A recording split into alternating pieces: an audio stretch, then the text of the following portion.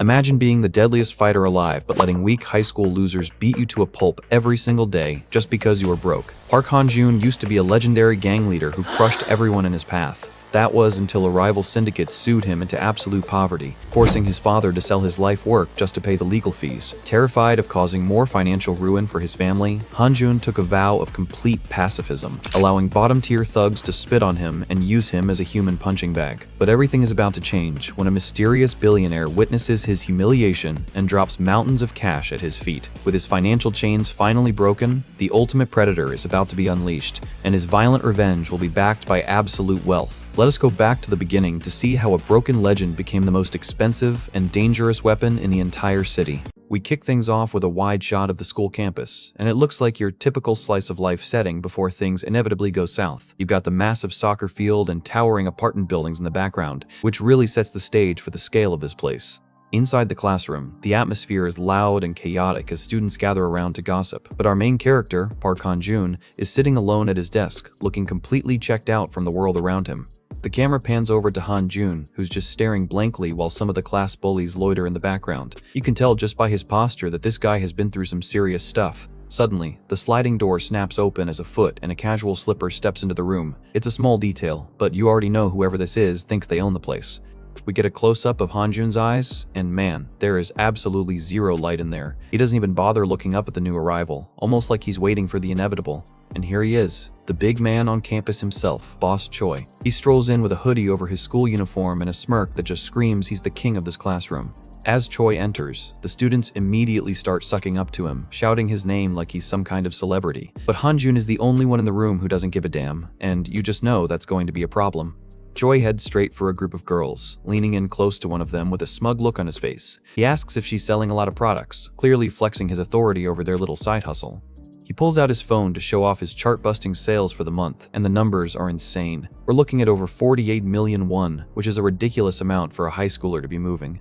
The girl is absolutely floored, holding his phone with trembling hands as she stares at the 48 million won figure. It's clear that money is the only thing that commands respect in this environment. The rest of Choi's lackeys start cheering, already planning a drinking session for Friday night on his dime. They're all riding his coattails, acting like his success is their own. The speech bubbles are filled with praise, calling Choi the real deal and the ultimate boss. It's a massive ego fest, but Choi's expression starts to shift as he looks toward the back of the room. His smile disappears and turns into a sharp, predatory look as he says there's a problem. You can practically hear the boss music starting to fade in. We cut back to Han-joon, who still hasn't moved an inch, but he clearly senses the change in the room's vibe. The shadow over his face makes him look even more isolated from the cheering crowd. Choi walks right up to Han-joon's desk, standing over him like a giant while his lackeys watch from the sidelines. He casually mentions that he's got some business to take care of before the party starts. Without any warning, Choi reaches down and grabs Han-joon by the hair, forcing his head up. He calls out his name with total contempt, finally breaking the silence between them.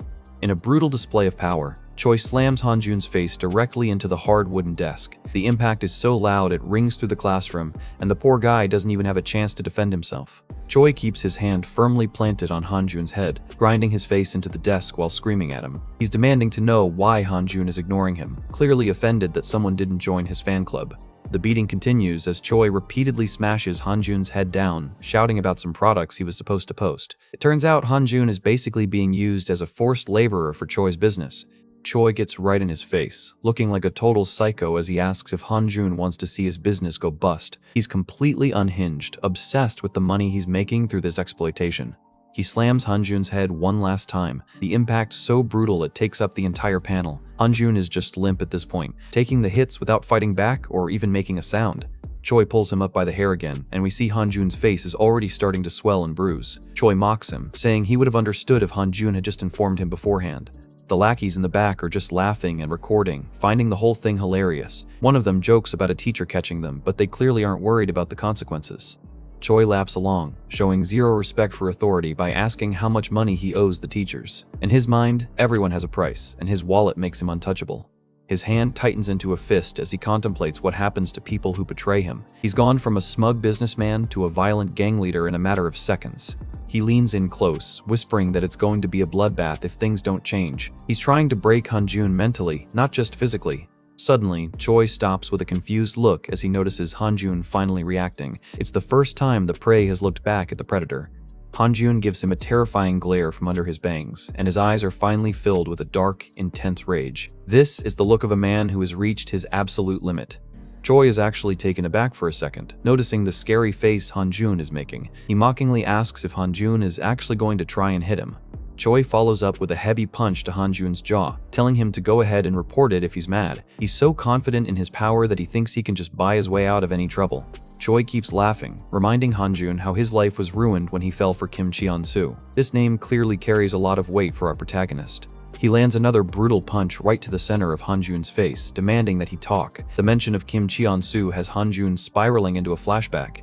We get a glimpse into the past, where a massive nationwide gang of high schoolers called Nexus ruled the streets. Standing at the front is a white-haired guy, the infamous Kim Cheon-soo. A close-up shows a hand wearing a distinctive ring while holding a phone. The text reveals a shocking truth. Hanjun wasn't just some victim in the past. Hanjun confesses that he was actually the leader of that entire group of delinquents. He's the one who went to war against Kim Cheon-soo in the first place. We see Hanjun standing alone in the pouring rain, surrounded by dozens of unconscious bodies. He won the physical war, but the cost was much higher than he expected. The narration tells us that just when he thought he won, the Nexus members turned around and sued him. This is the moment everything started to fall apart. We see a courtroom scene where Hanjun is sitting as the defendant. Nexus used false testimony and fabricated evidence to paint him as the sole aggressor in the conflict. Hanjun lost the trial and was ordered to pay a massive indemnity. The system he tried to fight against used its own rules to crush him once and for all. The financial burden was so great that Hanjun's father had to sell the MMA gym he had devoted his entire life to. Seeing the for sale signs on the building is just heart-wrenching. A close-up of his father shows the deep emotional toll this took on their family. Hanjun took a vow that day to never fight again, blaming his own fists for their ruin. Hanjun stands in the empty gym, bowing to his father in a deeply emotional apology. He thinks that by giving up his strength, he can somehow make up for the damage he's caused. His father pulls him into a tight embrace, the grip showing how much pain they're both in. It's a heavy moment that explains why Hanjun has been taking so much abuse at school without fighting back. His father tells him that a grown man shouldn't be crying, but the lesson is bitter. If you don't have money, you lose even when you win, a harsh reality check that defines this series. The scene transitions to a beautiful sunset over the city, signaling a shift in the story's timeline. Things are about to go from bad to worse as Hanjun tries to live a quiet life. We see Hanjun's sneakers hitting the pavement as he walks alone through the streets at night. He's trying to keep his head down and stay out of trouble, just like he promised. He happens to walk past a group of low-level thugs hanging out in an alley. They're laughing and talking about going to a PC room, completely unaware of who just walked by. Wait, one of them recognizes him. The guy in the black shirt turns around with a nasty smirk, realizing that the infamous bastard is right in front of them. Hanjun tries to keep walking, but the lead bully, a guy with a buzz cut, steps into his path. The tension in the air is thick enough to cut with a knife. The thugs start mocking him, calling him an idiot who lost his mind after the fight with Nexus. They've heard the rumors and think Hanjun is nothing but a shell of his former self. The bald guy looks incredibly cocky as he steps forward, eager to test his luck against a fallen legend. He's got that classic overconfident bully vibe that usually ends in a hospital visit. Hanjun stands there with his eyes shadowed, just taking the insults without a word. He's desperately trying to hold on to his vow, even as these losers get in his personal space. The bald guy points to his own ring, mocking Hanjun by asking if he remembers what it represents. It's a direct reference to his past as a leader, intended to rub salt in the wound. Hanjun looks up, his face covered in bruises from the beating earlier in class. He looks absolutely exhausted, like he's just waiting for the next hit to land. The bullies aren't holding back, and the sounds of impacts echo through the narrow alley. Hanjun is just a punching bag at this point, refusing to raise his hands. We get a close-up of a punch connecting with Hanjun's face, spraying blood into the air. He looks completely defeated, his eyes glazed over as he takes the abuse. He falls to the ground, and the bald guy stands over him, laughing about how he's just a dork who couldn't possibly have fought Nexus. The disrespect is reaching peak levels here. The bald guy starts kicking Hanjun while he's down, mocking his supposed reputation. He thinks he's found the easiest target in the world.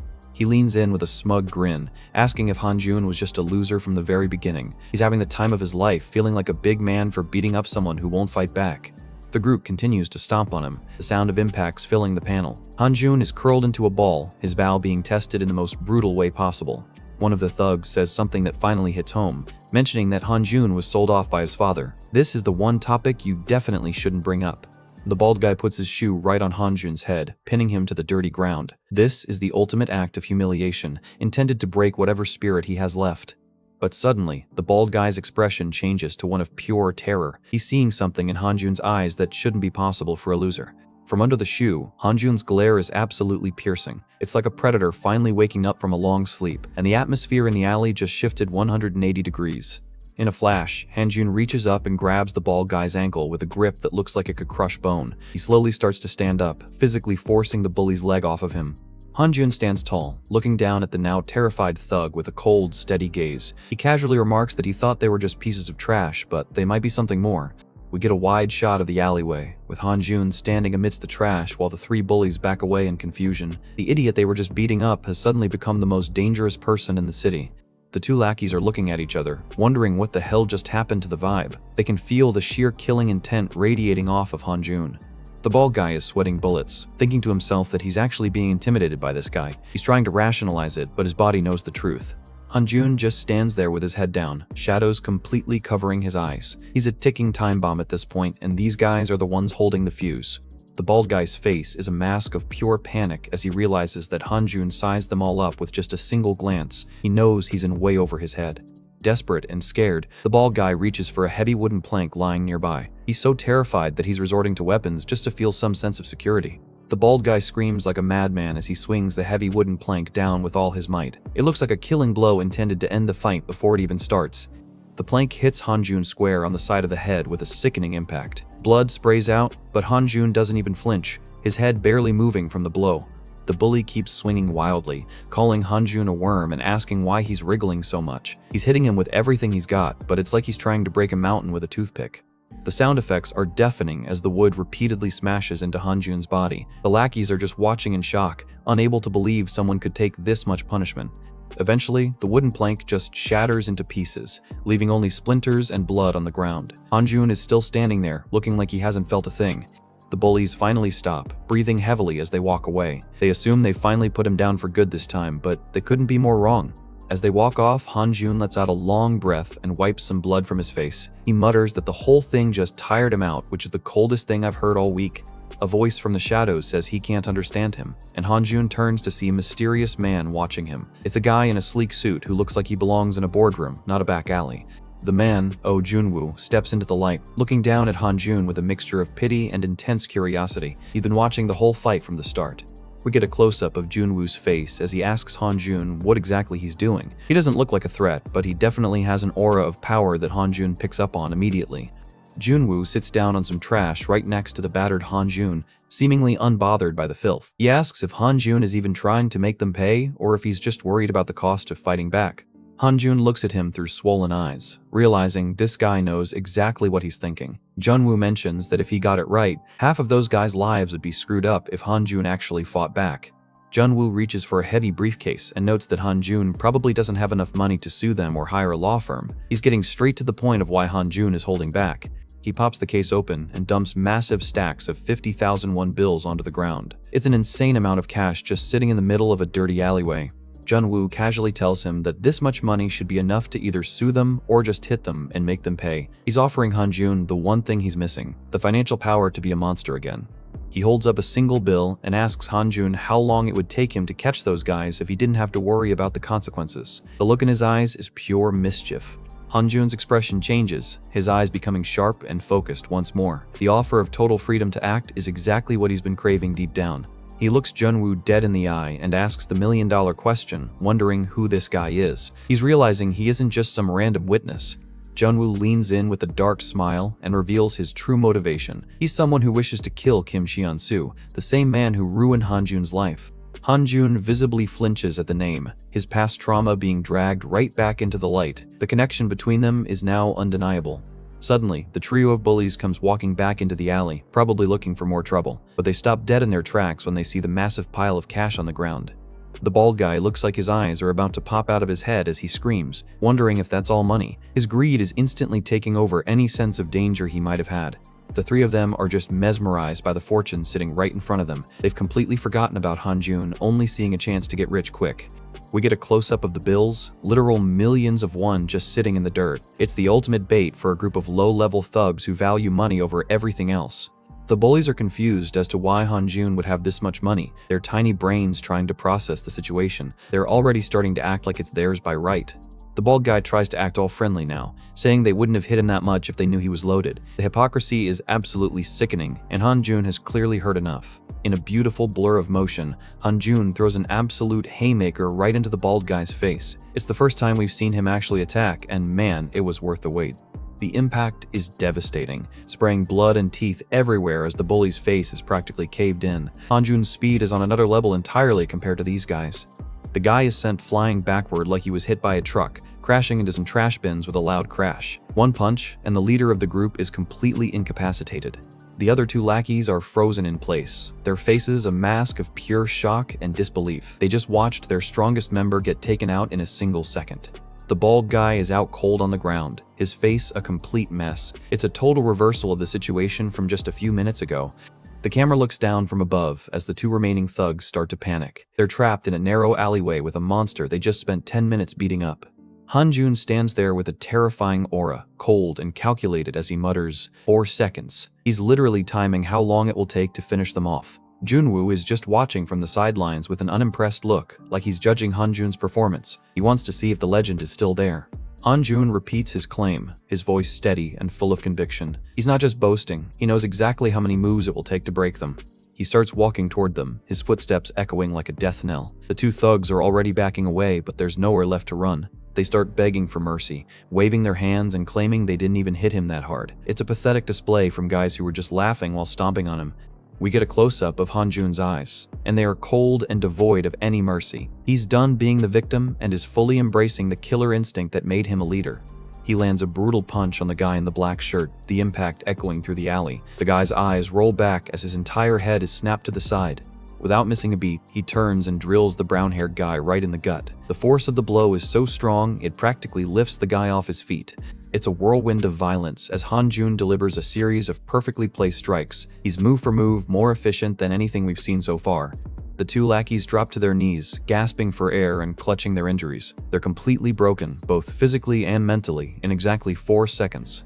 The overhead shot shows the aftermath, 3 bullies scattered across the ground and Han-jun standing in the middle like nothing happened. The power dynamic has been permanently reset. Han-jun looks down at the defeated thugs and calmly states that there is no one listening to them anymore. He's officially entered a world where his fists do the talking again. Junwoo steps forward, looking genuinely impressed now. He asks Han-jun who he really is, recognizing that he's found something truly special in this alleyway. The scene shifts to a breathtaking shot of Seoul at night, the city lights reflecting the high-stakes world where Junwoo resides. The scale of the story is about to get a whole lot bigger.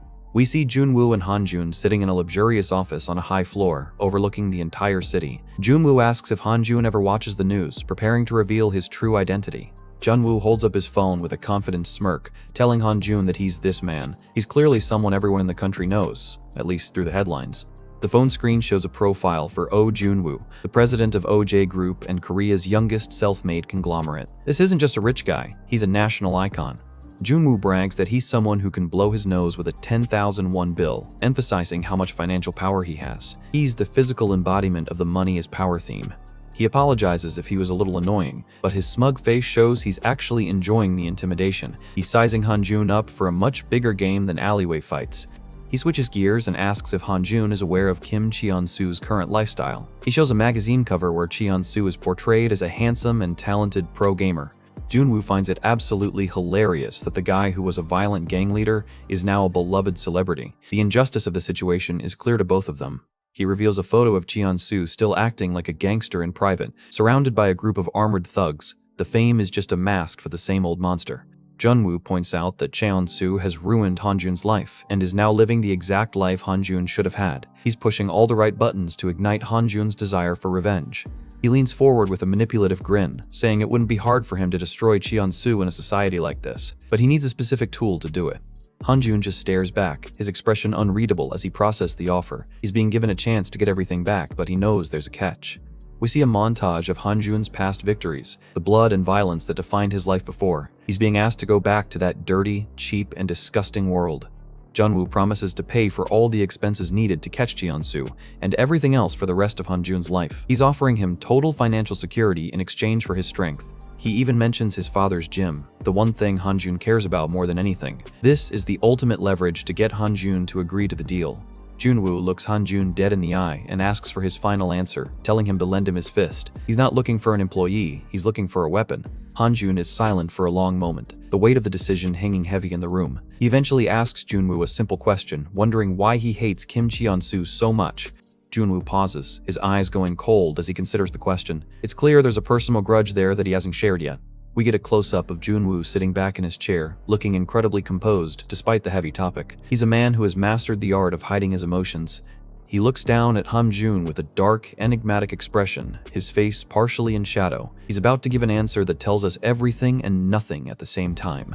He asks if the reason is really important, suggesting that as long as they have the same enemy, the details don't matter. He's focused purely on the result. As Hanjun walks through the hallway of the massive OJ Group building, he thinks to himself that the reason will be revealed soon enough. He's officially entered into a pact with the devil. Back at school, the situation has returned to the status quo, with Boss Choi smoking in the classroom. He's still talking about how he has the money while the others only have their fists.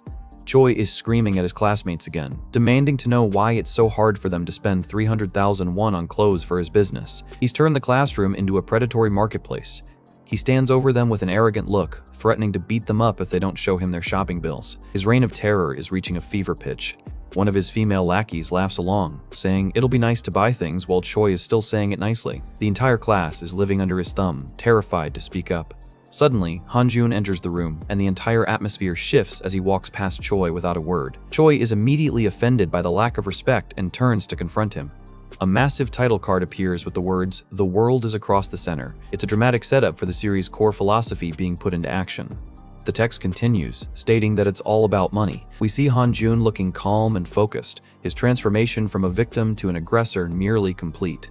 Choi is screaming, asking what the hell he's staring at. He's trying to re-establish his dominance, completely unaware that the man in front of him is no longer the same loser he beat up yesterday. The next screen lists things like honor, human relations, and quality of life as things that people think are important, but the story has a different take on reality.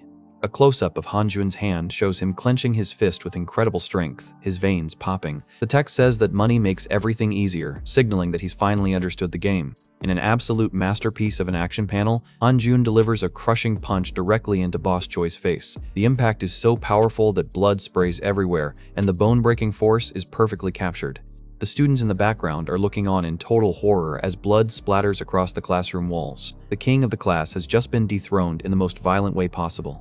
The entire class is in shock, with papers flying everywhere and eyes bulging out. The silence that follows is even louder than the punch itself. Boss Choi is sent reeling, his face a complete mess of blood and twisted features. He tries to sputter out the word money, but he can't even finish the sentence. The final panel shows Hanjun standing tall with his bloodied fist clenched, his eyes filled with a terrifying, absolute authority. The final text drops the truth: money is status. This is just the beginning of his climb back to the top. Boss Choi takes us back to a time when he thought he was untouchable. He's landing a heavy right hook in a flashback, clearly relishing the days when he was the one throwing the punches. He stands triumphantly over a pile of defeated opponents, convinced that nobody in the world was more powerful than him. The spotlight is all on him as he basks in his own ego. With a smug grin, Choi mocks his victims, completely unaware that his reign was about to end. Everything changed the second he crossed paths with the wrong person. And that person was Park Hanjun. We see an action shot of Hanjun moving like a blur, throwing a punch that looks like it's backed by pure, unadulterated force. Hanjun connects with a devastating blow to the head, and Choi admits he felt the impact with every single one of his senses. This wasn't just a fight, it was a total reality check.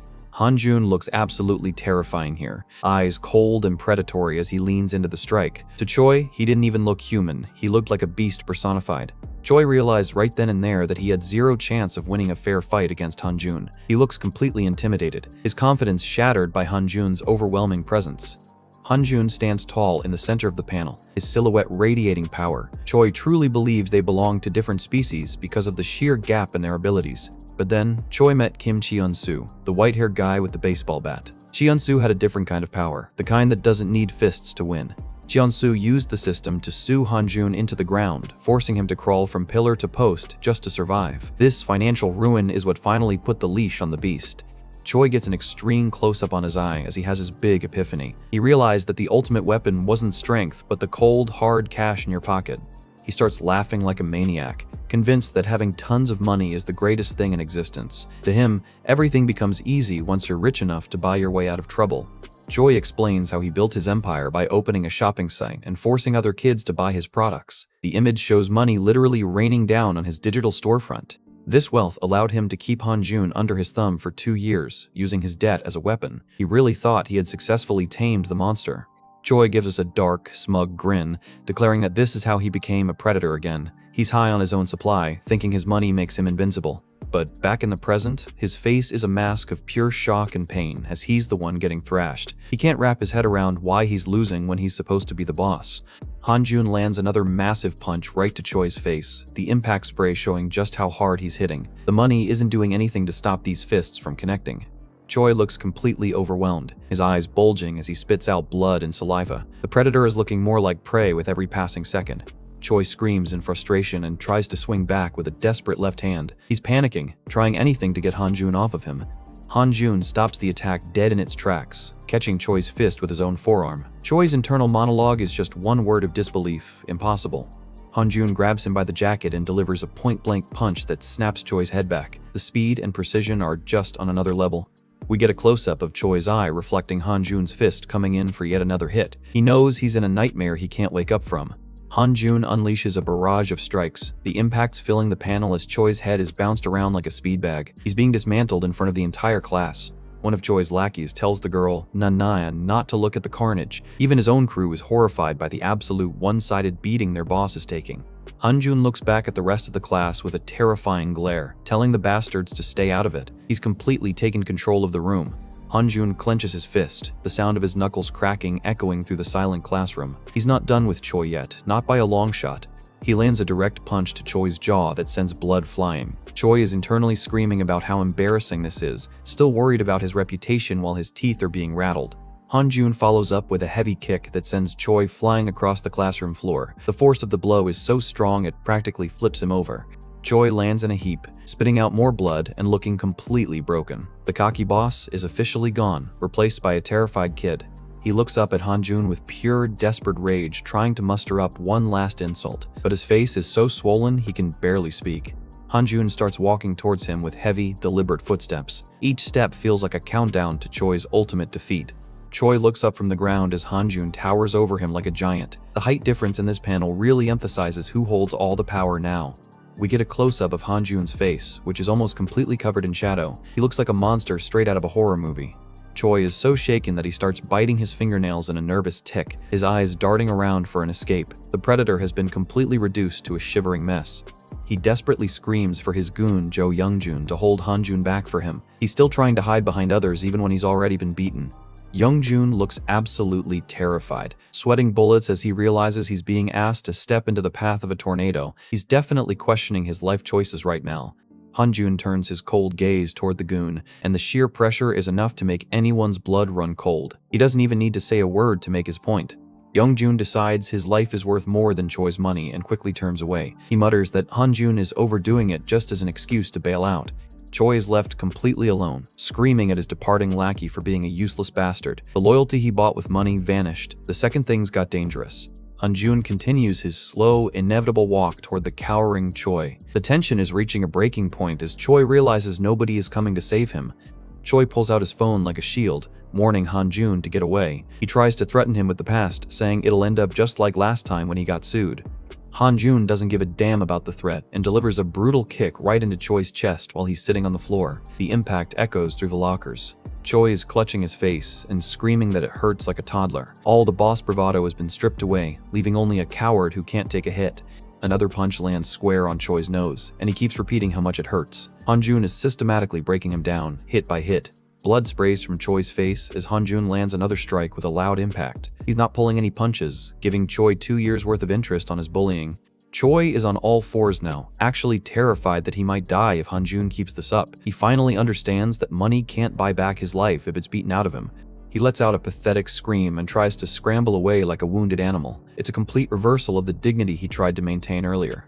He's crawling through the classroom, desperate to get to the door while muttering that he can't die like this. The entire class is watching the king beg for his life. Choi is a total mess, sweating and grinding his teeth as he tries to calm himself down. He's desperately trying to remember that he's Boss Choi, but the fear is winning. Hanjun follows him with that same steady, predatory walk. He thinks to himself that it's been 2 years of him crawling around instead of using his fists. We see the sign for classroom 38 as Choi tries to think of any way out. He realizes that if he's going to stop Hanjun, he needs someone who's an actual athlete. He bursts into the weight room, screaming for Park Sewong to save him. Sewong is in the middle of a set with a heavy dumbbell, looking completely unbothered by the chaos. Sewong stops his workout, looking at Choi's mangled face with a look of pure confusion. He asks what happened to his face while Choi looks like he's about to have a heart attack. Choi is frantic, literally begging Sewong to save him. He's completely lost all sense of shame, willing to do anything to stop the monster chasing him. Hanjun appears in the doorway, his silhouette casting a long, dark shadow over the room. The transition from the bright hall to the shadowed room makes him look even more menacing. Choi offers Sewong $1,000,000 on the spot to do something about that bastard. He's still trying to use his wallet as a shield, even after it failed him in the classroom. Sewong looks over at Hanjun, repeating the offer to make sure he heard right. He asks if Choi will really give him $1,000,000 if he beats him. He's definitely interested in the payday. Sewong lets out a thoughtful sound while eyeing Hanjun. He looks like he's sizing him up for a challenge, not realizing he's about to step into a meat grinder. Choi is still sweating and cursing, hoping that Sewong will just get rid of Hanjun. He's calling Hanjun a mugging bastard in his head, projecting his own greed onto others. A massive title card appears, stating that he's sure of his fist. Choi is betting everything on the idea that an athlete can take down the former gang leader. Sewong starts taunting Hanjun, mentioning how expensive entrance exams can be. He's trying to establish dominance before the fight even starts. Hanjun just stands there in total silence, giving Sewong a cold stare that should have been his first warning to back off. He's completely unfazed by the trash talk. Sewong asks if Hanjun needs the money himself, reaching into his pocket as if he's going to offer him a handout. He's being incredibly condescending. Sewong lets out a confused sound as Hanjun reaches into his own pocket and pulls something out. The tables are about to turn in the most hilarious way. Hanjun pulls out a thick stack of 50,000 won bills, making Sewong's $1,000,000 look like pocket change. He tells him there's no need for him to be involved in this matter. He tells Sewong that he'll give him this money, so he needs to move away. Hanjun literally just outbid Choi for his own protection. It's a total power move. We get a close-up of Sewong's eyes, and you can see the dollar signs forming. He's never seen that much cash in his life, and his loyalty is already gone. Sewong is all smiles now, holding the cash and thanking Hanjun for the favor. He tells him he'll use it well, while Choi stands in the background looking like his soul just left his body. Choi screams about the double-crossing bastard as he realizes his last hope just took a bribe to step aside. Money really doesn't buy friends, only temporary service. Hanjun starts walking toward Choi again, his steady pace echoing through the room. Choi is completely trapped now with no more cards to play.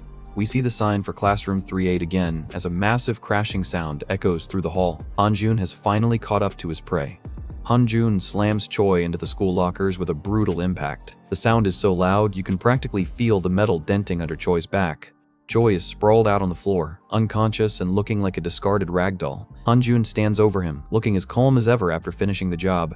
A teacher or principal bursts onto the scene, his face a mask of total horror. He's staring at the wreckage of Choi like he can't believe his eyes. He screams, asking what's going on here at the top of his lungs, his eyes bulging as he looks between the battered Choi and the stoic Hanjun.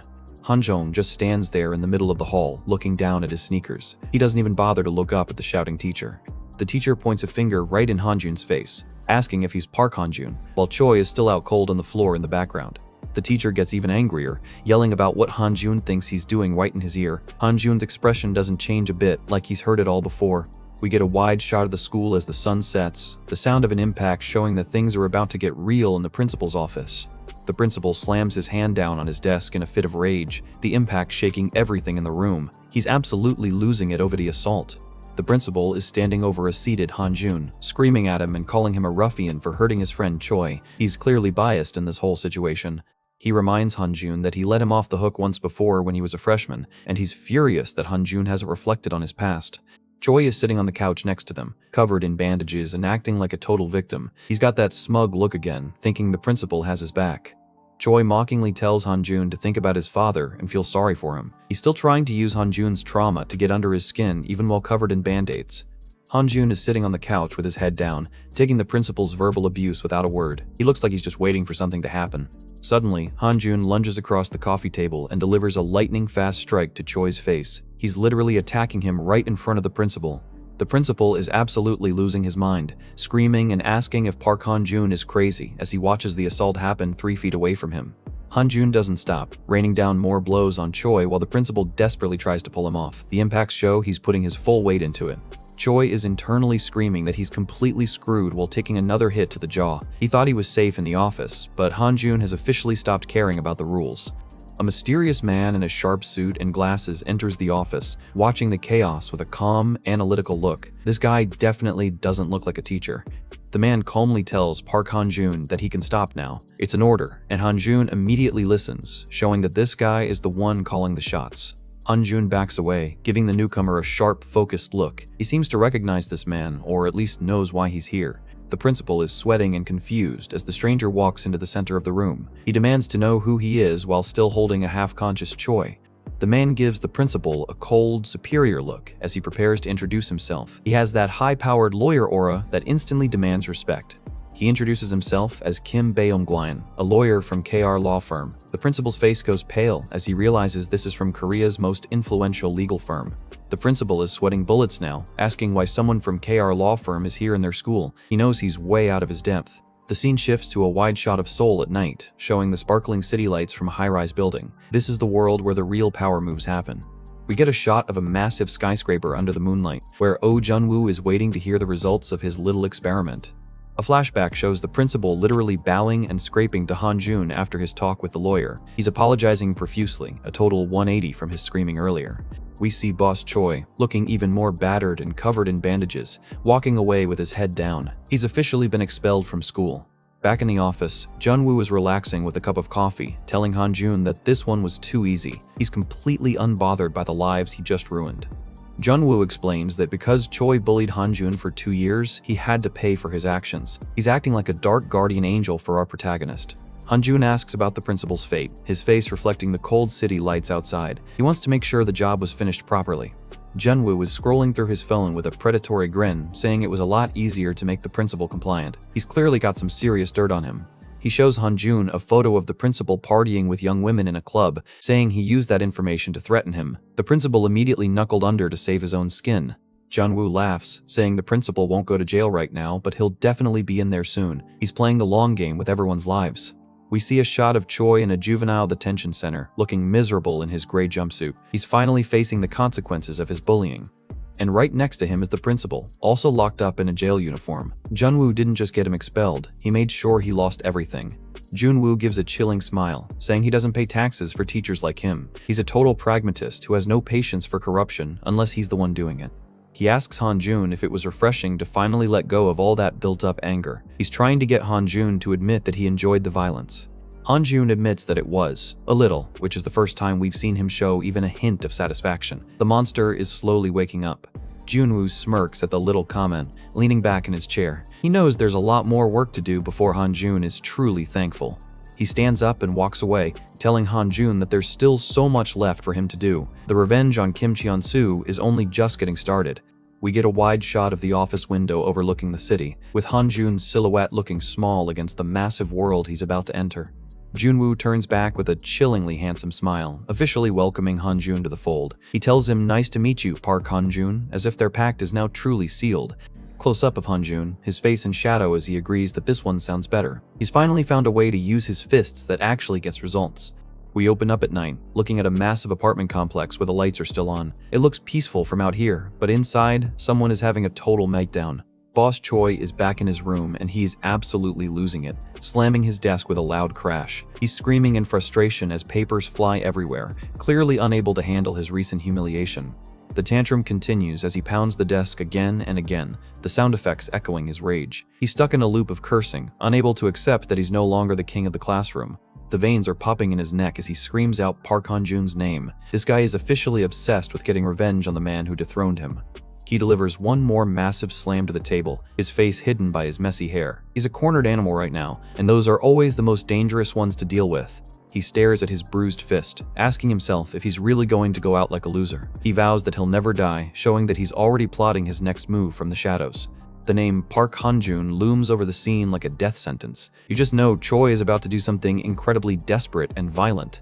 Choi looks absolutely deranged as he declares that he's going to kill him. The bandages on his face just make his vengeful expression look even more twisted. The next morning is a total contrast, looking like a bright, sunny day over the city's residential district. But down in those narrow streets, a hit is already being planned. Choi is walking through an alley, hiding his face under a hoodie and a baseball cap. He's trying to stay low profile while he heads into the territory of some very shady people. He reaches his destination, a plain-looking apartment building that served as a hideout for local delinquents. He's stepping into a world where schoolyard rules don't apply anymore. He stands in front of the door, taking a deep breath and ringing the bell. He's about to put his life, and a lot of money, in the hands of professionals. A guy peeks through the door crack, eyeing Choi with total suspicion. He asks who he is, not exactly welcoming guests with open arms. Choi keeps it professional, introducing himself as President Choi and stating he's there to check on a request. He's trying to sound like a big shot, even though he's just a desperate high schooler. The guy on the other side lets out a confused sound, repeating President Choi's name. He doesn't seem impressed by the title, just staring at Choi with a dead-eyed look. We get a creepy close-up of the guy's eye through the door crack, adding to the unsettling vibe of the hideout. These aren't just bullies, they're hardened runaways. A blonde guy named Jin-sung opens the door fully with a wide, fake smile. He tells Choi he's just on time, ushering him into their den of chaos. Jin-sung calls out into the room, letting everyone know that President Choi has arrived. In the background, you can already see some serious violence going down. The scene inside is brutal, with two guys mercilessly beating a victim with wooden clubs. Choi has definitely come to the right place if he wants to hire some muscle. We finally meet the boss of this runaway crew, Hwang Jin-sung. He's sitting calmly on a couch with a baton in his hand, looking like a man who knows exactly how to handle requests. The victim on the floor is a bloody mess, gasping out a warning that this is just the beginning. Even while being tortured, he knows that bringing Choi into this is a bad idea. One of the crew members shuts him up with a brutal punch right to the face. The blood spray is nasty, and Choi is forced to watch just how efficient these guys are at hurting people. Jin-sung casually tells his guys to clean this up since they have a guest. He treats a human life like a piece of trash that needs to be taken out. Choi looks on, trying to keep his cool despite the carnage in front of him. He mutters that he's sure of it too, fully committing himself to this dark path. Jin-sung acts like the violence was just a minor distraction, asking Choi what's going on. He's way too cheerful for someone who just oversaw a torture session. Jin-sung notes that Choi never comes by himself, immediately sensing that this isn't just a social call. He's sizing up his client, waiting for the pitch. Choi gets straight to the point, telling them he has a big request today. He's ready to spend a fortune just to see Han-jun suffer. Jin-sung finds the idea of a big request amusing, while Jin-sung asks exactly how big it is. They're already mentally counting the cash before Choi even says a number. Choi drops the hammer, offering 10 million won. That's a life-changing amount of money for a high school hit, and it catches both thugs off guard. Jin-sung's jaw practically hits the floor while Jin-sung looks genuinely surprised behind his glasses. They realize President Choi isn't playing around anymore and has tons of money. Jin-sung tries to rush the deal, telling Jin-sung they should just sign it right away, but he makes the big mistake of interrupting his boss during a negotiation. Without warning, Jin-sung swings his baton and cracks Jin-sung right in the head. The impact is sudden and violent, showing that Jin-sung doesn't tolerate any disrespect from his underlings. Choi is completely stunned, his eyes wide with shock. He's realizing that the man he's trying to hire is a complete psychopath who treats his own crew like garbage. Jin-sung looks down at his bleeding subordinate and tells Choi that 10 million won is actually too cheap for him. He's raising the stakes and asserting his dominance in one move. He stands over Jin-sung, threatening to beat him like a dog in front of the customer if he speaks out of turn again. The power dynamic in this room is terrifying. Jin-sung turns his intense gaze back to Choi, noting that he doesn't seem like a normal guy given how much money he's throwing around. He's trying to figure out what Choi's real angle is. Choi is sweating now, looking a lot less like a president and more like a terrified kid who's in over his head. Jin-sung adjusts his glasses, his eyes sharp and calculating. He's weighing the risk of the job against the massive payout Choi is offering. Jin-sung asks him point blank if he's crazy, shocked that someone would pay that much just to bully a classmate. He's a mercenary, but even he thinks Choi is taking things a bit too far. He continues to grill Choi, asking if paying 10 million to beat up Han-jun is really what he wants. He's mocking Choi's petty revenge while he prepares to take his money. Choi clarifies that the 10 million is just the deposit. He's got even more cash waiting if they actually manage to finish the job. He promises to double the amount if they succeed, bringing the total to a staggering 20 million won. He's literally betting his entire future on this one hit. Jin-sung's eyes are hidden behind the glare of his glasses as he considers the offer. 20 million is too much to pass up, even for a weird request like this. He gives a sinister grin and simply says, "Deal." The contract is signed in blood and greed, and Han-jun's life is officially on the line. We cut to a shot of a traditional building surrounded by modern skyscrapers. This is where Han-jun lives, a humble place right in the middle of the corporate jungle. Jun-woo is seen walking into the building, looking completely out of place in his expensive suit. He's heading somewhere personal, far away from his OJ Group empire. He enters Hanjun's apartment with a cheerful, "I'm home," acting like he's part of the family. He's carrying a bag of fried chicken, a small gesture that carries a lot of history. He mentions that Hanjun's father once made him delicious fried chicken, showing a deep connection that goes back years. He's not just a business partner, he has a history here. He sits on the couch, reminiscing about the taste while Hanjun listens. It's a rare moment of peace for them, but there's an underlying sadness to the conversation. The camera lingers on a funeral photo of Hanjun's father with a white flower in front of it. It's a heart-wrenching reveal that the man Junwoo is talking about is actually dead. Junwoo looks down at the chicken, admitting that it's been 2 years since he's eaten it. He's clearly grieving in his own quiet way. He repeats 2 years, the exact amount of time since everything went wrong for both of them. This shared trauma is what keeps them bound together in this war. A massive text bubble says it still feels like yesterday, capturing the fresh pain that neither of them can truly escape. Their revenge is personal. Junwoo stands up abruptly, stating he has to go. He's finished his moment of reflection and is ready to get back to the plan he's been building. He puts on his shoes, mentioning he might not be back for a while. He's preparing for a major move in his chess match against Kim Cheonsu. He tells Hanjun he thinks he'll be busier in the future, signaling that the passive part of their deal is over. The gears of their revenge are finally in motion. He has a dark, determined look as he notes that things are finally progressing. He's a man who has been waiting 2 years for this moment. Junwoo meets his lawyer outside a building cordoned off with police tape. He's already working on the next stage of dismantling Choi's life. The lawyer informs him that President Choi has made a move and asks if they should deal with it. Junwoo has been anticipating this exact reaction from the kid. Junwoo looks as cold as ice, ready to crush any resistance Choi tries to put up. He's not just going to win, he's going to annihilate him. Junwoo and his lawyer walk away from the scene, with Junwoo reminding him that he knows his way of doing things. He's not interested in half measures or playing nice. He adds that he doesn't do things neatly, implying that the fallout from their actions is going to be messy and brutal. He's embracing his role as a dark manipulator. The lawyer just smirks, noting that it's all up to the employer's discretion. He's clearly being paid well enough to ignore any moral concerns about their methods. We cut back to Hanjun's apartment building at night, with the word scouting appearing. Junwoo's influence is starting to manifest in Hanjun's personal life in a big way. Wait, Hanjun's father is alive? He's on the phone looking shocked while Hanjun sits nearby. It turns out the funeral photo from earlier must have been a fake out or for a different relative. Hanjun's dad is absolutely ecstatic on the phone, repeatedly agreeing to the offer. He looks like he just won the lottery, completely oblivious to Junwoo's hand in it. He hangs up and sits there in stunned silence for a second, trying to process the good news. The luck of the family is finally starting to change for the better. He grabs Hanjun and gives him an excited head rub, shouting that he finally got a job. It's a pure, wholesome moment that makes you realize exactly what Hanjun is fighting for. He asks why things are going so well all of a sudden, already dreaming of them becoming rich. He has no idea that his son's fists are the reason for this sudden turnaround. Hanjun stands up to go work out, trying to stay focused while his dad is celebrating. His father tells him to come in early tomorrow for a big meal together.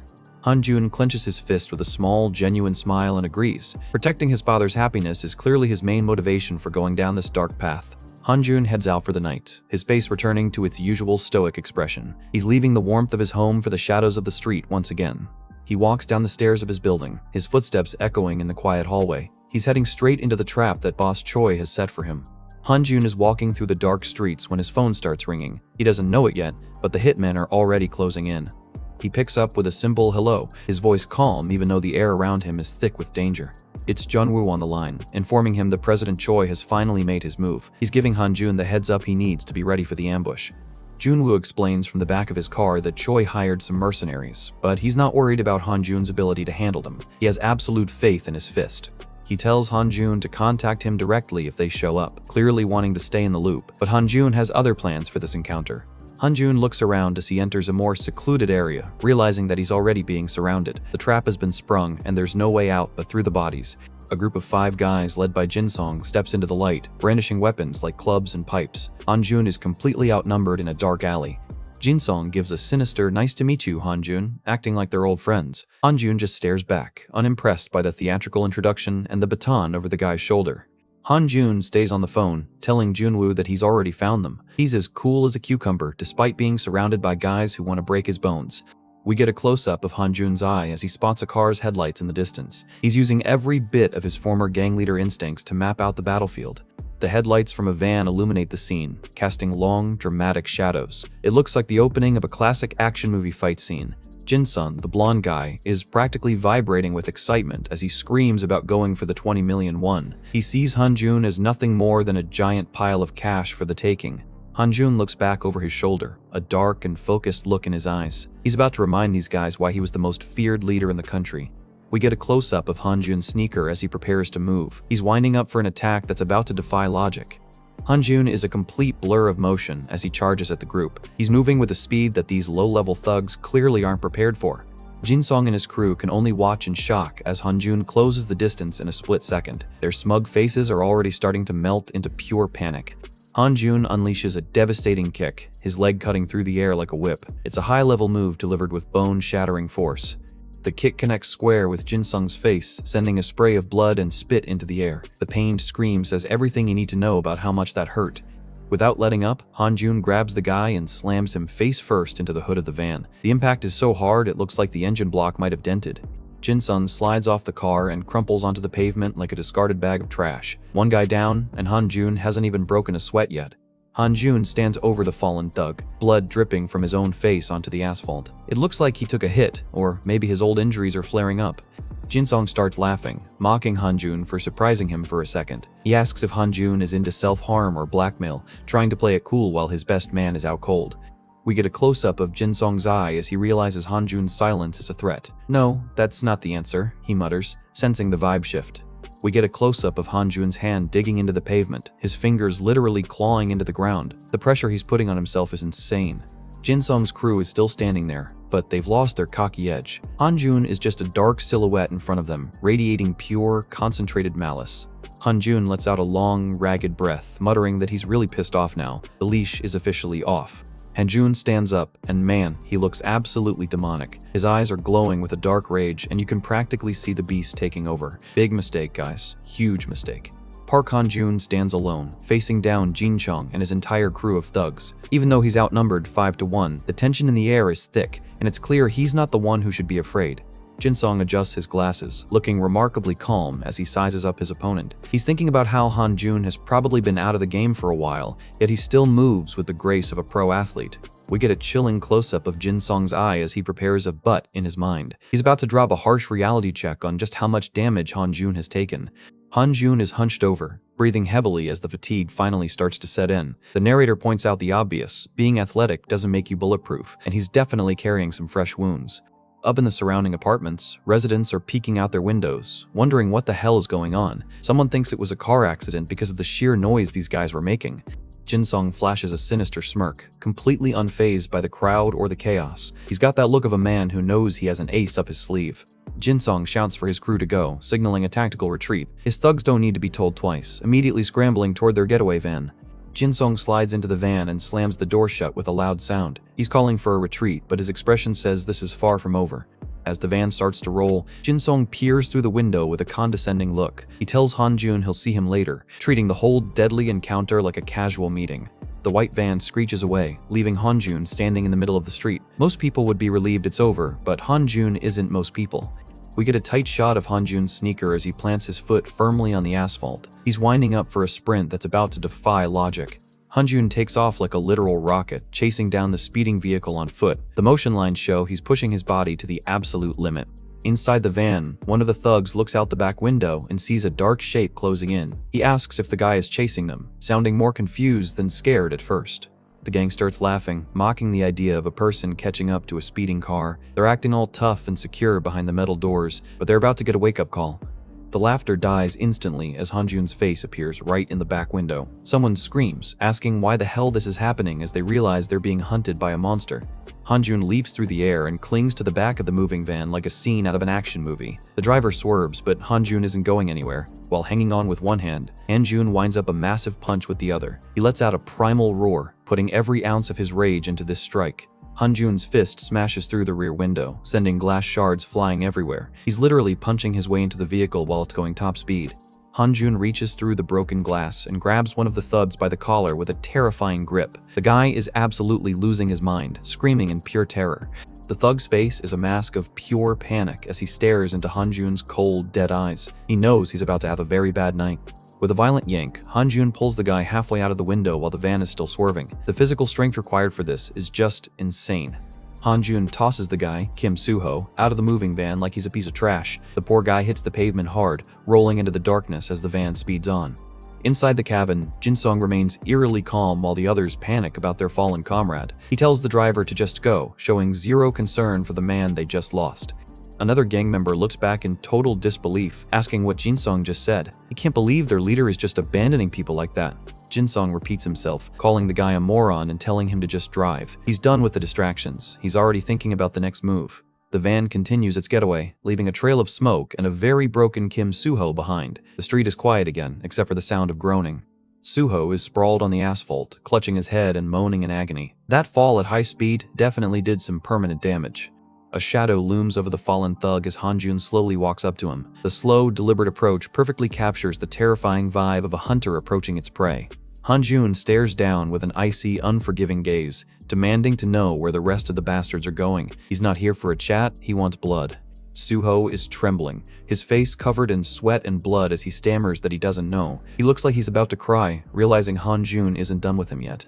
Hanjun delivers a brutal punch to the guy's face to help loosen his tongue. The impact is so hard, it sounds like a bone breaking.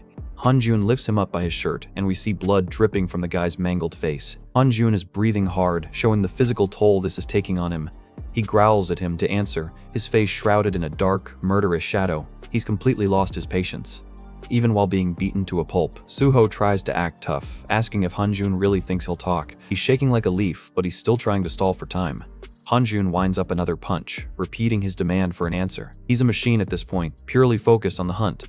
He slams his fist down with a final, heavy impact that likely puts the guy out for good. Hanjun doesn't have time for games when he's got a whole gang to hunt. We cut to a quiet apartment building later that night, with lights glowing warmly in one of the windows. It looks peaceful, but the people inside are anything but. Inside, glasses of beer and bottles of soju clink together in a celebratory toast. The gang is trying to drink away the fear of what just happened. Most of the crew is cheering and drinking heavily, acting like they've already won. They're making enough noise to wake the dead, completely oblivious to the danger. Jinsung and Boss Choi are sitting apart from the loud group, looking much more serious. Jinsung tells the boys to take it easy on the booze, playing the role of the responsible leader. Boss Choi is brooding, his face still covered in bandages from his earlier beating. He looks like he's chewing on glass, clearly not in a partying mood. Suddenly, a glass is slammed onto the table with a loud sound, cutting through the celebration. The tension in the room just spiked.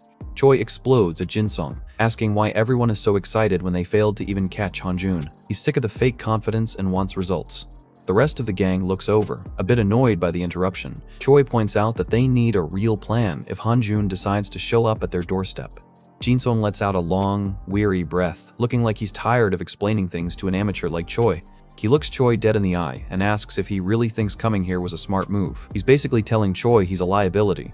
Jinsung puts an arm around Choi in a fake friendly gesture, telling him not to get angry over such a small thing. He's clearly manipulating the younger guy. He starts a weird metaphor, saying there are knives for killing chickens and knives for killing oxen. He's trying to sound deep while hiding how much of a psycho he really is. Jinsung smashes a glass directly onto the table, shattering it into a million pieces. He's using the violence to punctuate his point about needing the right tools for the job. The screen goes dark with a text bubble, asking if Choi hasn't already ordered them to catch a tiger. It's a chilling reminder of who they're really dealing with. Jinsung explains that you can't catch a tiger with a simple knife. He's basically admitting that Hanjun is on a level that their current tactics can't touch.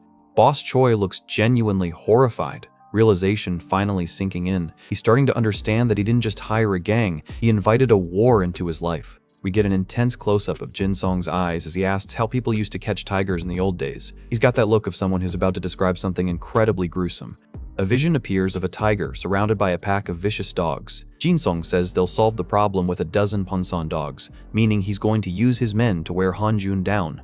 The narration promises that Hanjun will be tortured for months until he wishes for death. It's a dark, systematic approach to revenge that's way beyond simple bullying. Jinsung flashes a wide, terrifying grin and declares his intent to kill Hanjun. He looks like a total maniac under the office lights.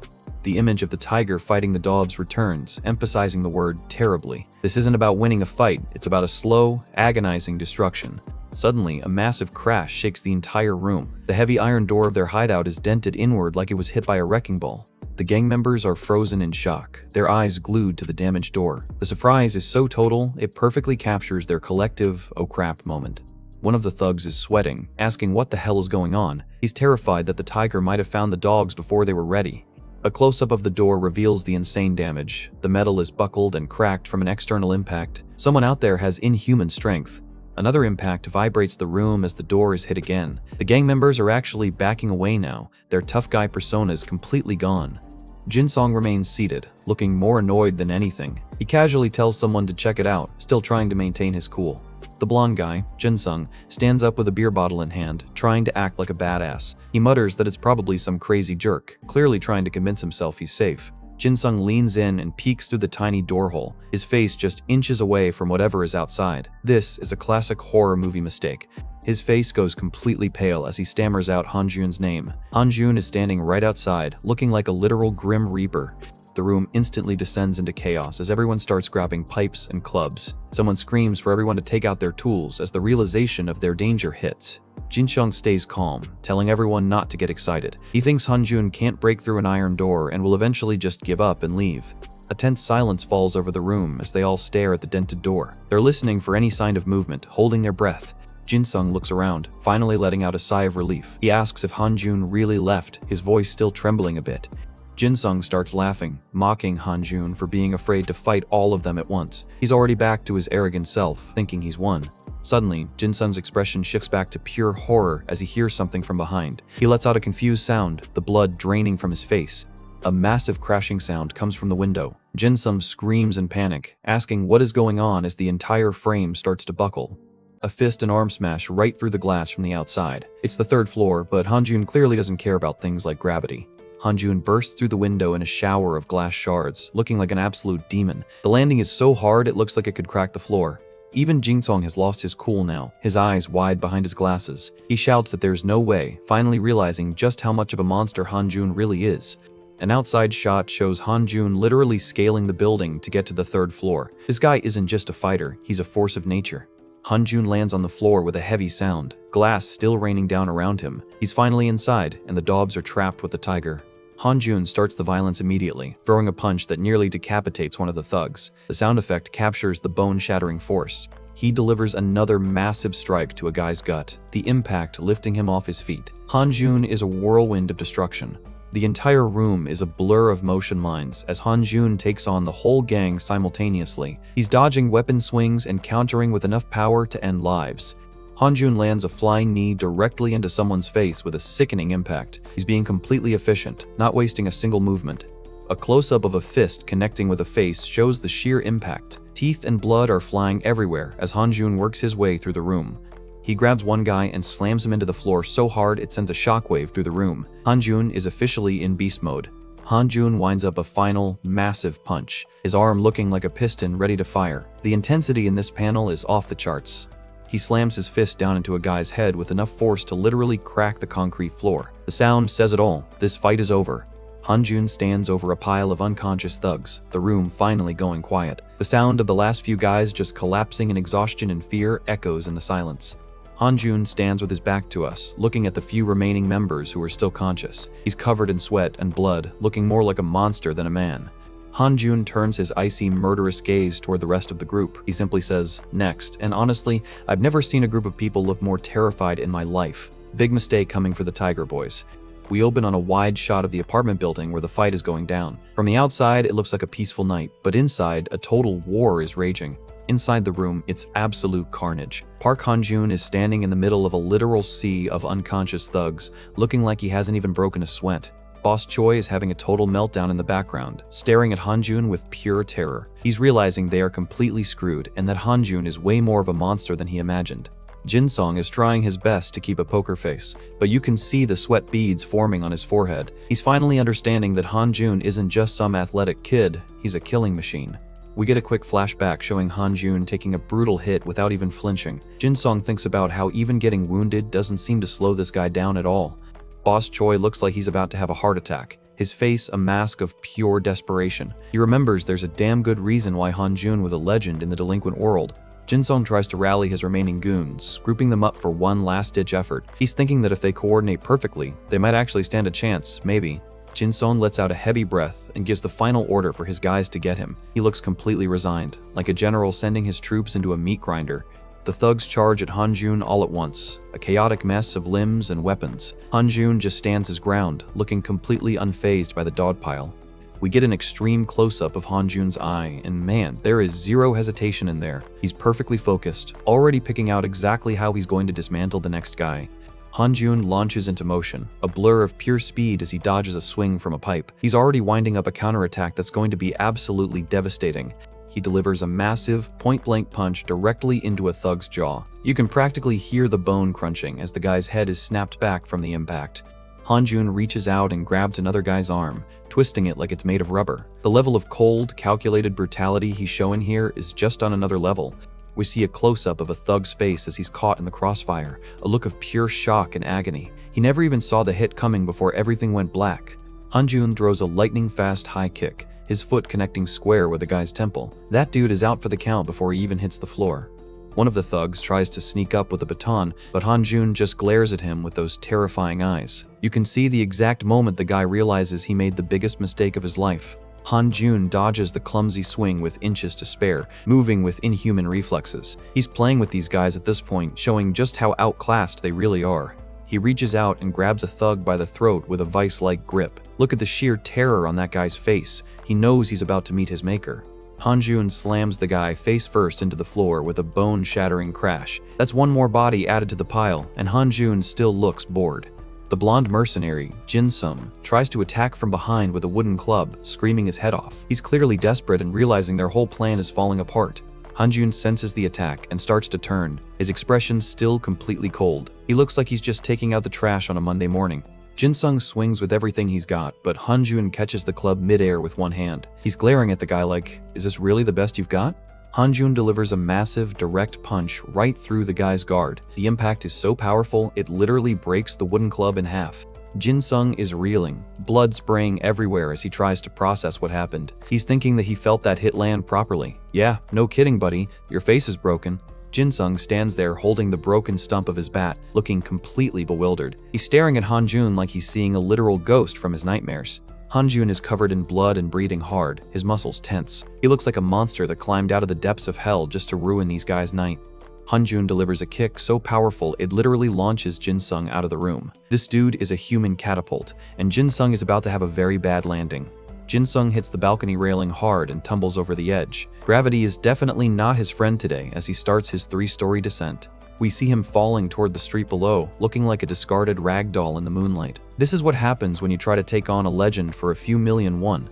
Down on the street, a mysterious girl on a neon green motorcycle is watching the whole show. She pulls off her helmet and looks completely unimpressed by the body falling from the sky. The girl smiles, looking up at the apartment with a mischievous look. She says it's so scary, clearly enjoying the chaos Hanjun is causing. Jin-sung is sprawled on the pavement, groaning in absolute agony. He's alive, but he's definitely not going to be walking away from this one anytime soon. Jin-sung is hallucinating, thinking his life is over as he looks up at the girl. He literally asks if he's dead because he thinks he's seeing an angel. He's staring up at her, totally dazed and bloody. He stammers in confusion, thinking he's in heaven, completely disconnected from the reality of his situation. The girl just smiles down at him, leaning in close. She's not an angel, but she's definitely the prettiest thing this guy has seen all night. Jin-sung, being the absolute idiot he is, actually tries to hit on her while he's dying on the asphalt. He's blushing and asks for her number. Man, talk about having your priorities skewed. The girl just laughs and delivers a solid kick right to his head. That's one way to say no to a date, I guess. She gets on her phone and calls someone, looking casual as ever. She mentions that Park Hanjun is going on a rampage and destroying someone's house, and asks what she should do. On the other end of the line, Oh Jun-woo is sitting in the back of his limo, looking stressed. He asks where he is, wanting to stay on top of the situation. The girl on the motorcycle starts teasing him, acting all playful while Jun-woo is clearly losing his patience. She says she has something else she'd like to know as well. She's blushing and scrolling through her phone, asking which of 2 new bags she should buy. Seriously? People are getting their faces smashed in and she's shopping for accessories. Jun-woo is absolutely losing it, rubbing his eyes in frustration. He's so stressed out by her games that he can barely function, groaning into the phone. Jun-woo must have sent the money instantly, because she's all smiles now. She thanks CEO. Oh, clearly getting exactly what she wanted. She finally gives up the location, looking up at the apartment where Hanjun is still working. Jun-woo is about to arrive and see the disaster for himself. Inside the apartment, Hanjun is facing off with Jin-sung. The place is a total disaster zone, with broken furniture and bodies everywhere. Boss Choi is leaning against the wall, his face a swollen, bloody mess. He finally admits defeat, muttering that he gets it now while looking like he's about to pass out. Jinsong adjusts his glasses and says he'll apologize because they lost. He's trying to act all dignified even though his whole crew was just decimated. He starts acting all smug again, asking Hanjun why he's still standing there now that they've surrendered. He really thinks he can just walk away from this. Jinsong starts offering Hanjun money or manpower, thinking he can buy his way out of the beating. He asks if there's something he needs, reaching for his wallet. Hanjun just stands there, staring at him with those terrifying, cold eyes. He gives a simple nope that sends a chill through the whole room. Suddenly, Hanjun reaches out and grabs Jinsong's throat with a lightning-fast grip. He's not looking for a payout, he's looking for blood. Hanjun lifts Jinsong clean off the floor with one hand. He growls that he's going to beat him up a ton, finally letting out all that pent-up rage. We get an extreme close-up of Hanjun's terrifying face, his eyes glowing with dark energy. He looks like a demon that's about to eat the guy alive. Jinsong is choking, desperately trying to pull Hanjun's hand off his neck. He screams in panic, finally realizing that no amount of money can save him now. Hanjun starts pummeling him against the wall, the sound effects filling the panel. He's letting out 2 years of suppressed anger in every single strike. We see a close-up of Hanjun's hand as he winds up another punch, his knuckles already covered in blood. He's being completely methodical about the destruction. He lands a massive hook that sends Jinsong's glasses flying across the room. This is pure, unadulterated catharsis for our protagonist. Jinsong is slumped against the wall, looking completely out of it and broken. He can only groan as his world spins. Hanjun isn't done yet, pulling back his fist for one more final, devastating punch. He's going to make sure this guy never thinks about bullying anyone ever again. He slams his fist right into Jinsong's face with a deafening crash. That wall is definitely going to need some serious structural repair after this. Hanjun keeps the beating going, punch after punch, his face a mask of pure intensity. He's not just fighting a guy, he's fighting his own past. In the background, the poor guy who actually lives here is watching his home crumble. He's trembling as the sounds of impacts echo through the apartment. He's literally holding his head in his hands, crying as he watches his walls get destroyed. He can't believe this nightmare is happening in his own living room. The apartment owner finally snaps and grabs Hanjun's arm, tears streaming down his face. He screams at the guy to stop already, desperate to save what's left of his house. Hanjun looks back at him, blood dripping from his face and a dark look in his eyes. He looks like a demon, but surprisingly, he actually stops the assault. The owner is sobbing now, begging Hanjun to please stop destroying his home. He looks completely broken, just a regular guy caught in the middle of a war. He starts screaming at both of them to just go outside if they want to fight. He mentions how hard it is for him to live there alone without his parents, adding another layer of sadness to the scene. Hanjun just stands there in the middle of the wreckage, watching the guy cry. For a second, you can see a hint of guilt on his face, but only a hint. The owner is in a full-blown meltdown, screaming about why they're doing this to him. Honestly, you can't help but feel bad for the guy. He lets out a massive sigh, looking at the bodies scattered all over his floor. It's a total mess, and he's the one who's gonna have to clean it up. Suddenly, the door opens and Oh Junwoo strolls in like he owns the place. He looks at the disaster zone and asks what the hell they did to mess the house up like this. Junwoo looks over at Hanjun with a smug, teasing grin. He says Hanjun is so scary, clearly enjoying the fact that his tool is so effective. The house owner is totally confused, pointing at Junwoo and asking if he's the one who asked Hanjun to destroy the house. He's ready to fight another person if he has to. Junwoo introduces himself as the CEO of OJ Group and acts all polite, saying he's truly sorry for the mess. He asks how much it'll cost to repair everything, looking for a way to buy his way out. The owner's eyes go wide with shock. He stammers out the company's name, realizing he's talking to one of the richest and most powerful men in the country. Junwoo offers to compensate him 5 times the repair amount on the spot. The owner's face goes from anger to pure greed in a heartbeat. He asks if Junwoo really has tons of money. The owner gets a creepy, happy look and asks for 10 million won. Junwoo just laughs and hands him a check for 50 million won. Talk about the power of money.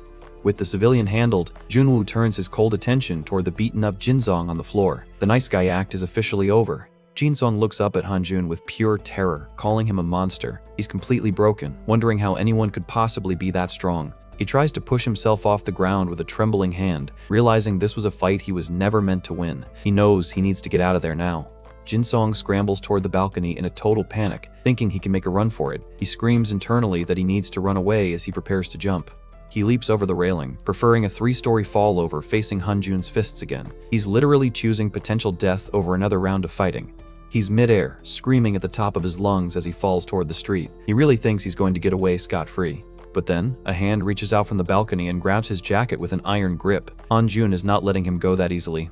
We get a close-up of Jinsong's face, looking completely paralyzed with fear as he's held dangling over the edge. His heart must be about to burst out of his chest. Han-jun is just holding him out there by one arm, looking down with a completely cold, inhuman expression. He's got that Terminator vibe going strong. Han-jun stares him down, his face bloody but completely calm. He says he's not done with him yet. Oh man, it's about to get even worse for Jinsong. Stay tuned.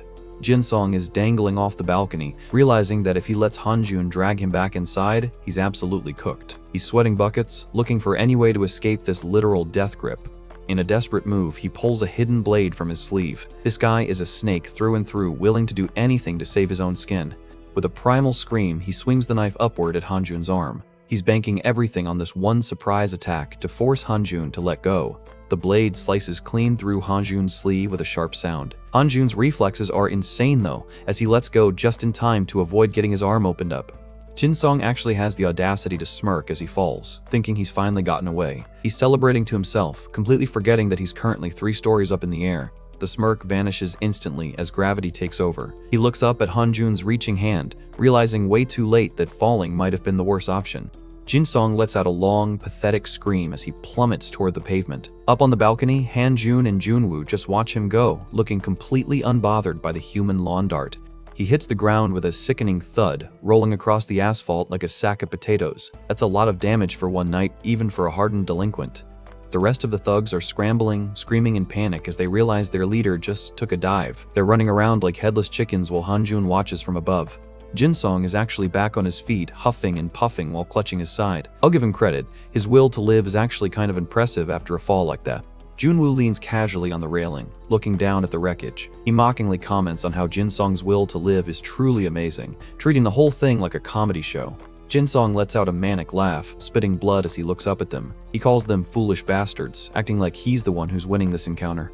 He gives them a nasty, bloodied grin, telling them they've just gotten themselves into deep trouble. He's got that look of a guy who's about to call his big brother to the playground. Han-jun and Junwoo just stare down with total confusion. They've beaten this guy to a pulp and dropped him off a building, yet he's still acting like the big man on campus. Jinsong slumps against a wall, clutching his ribs, and asks if they really don't know who he belongs to. He's revealing that he and his crew are just gophers for someone much scarier. He reveals his trump card. His father is the CEO of PJ Haewoon. He gives them a terrifying look, reminding them that fishermen are the last people you want to mess with in this city.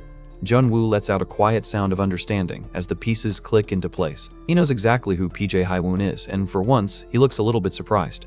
Junwoo suddenly breaks into a wide, dark smirk. He asks if that's really bad for them, but his tone is pure sarcasm. He's clearly already thinking 5 steps ahead. We cut to a shot of a massive, glowing skyscraper against the night sky. This is the headquarters of PJ Haewoon, the lair of the beast Jinsong just threatened to unleash. A battered and limping Jinsong stumbles into a luxurious office, calling out for his father. He looks like a kicked puppy returning to its master after a fight. A man with his hair tied back, Hwang Hae-young, the CEO, looks up from his work with a cold, unimpressed expression. He doesn't exactly look like the warm, welcoming type of dad.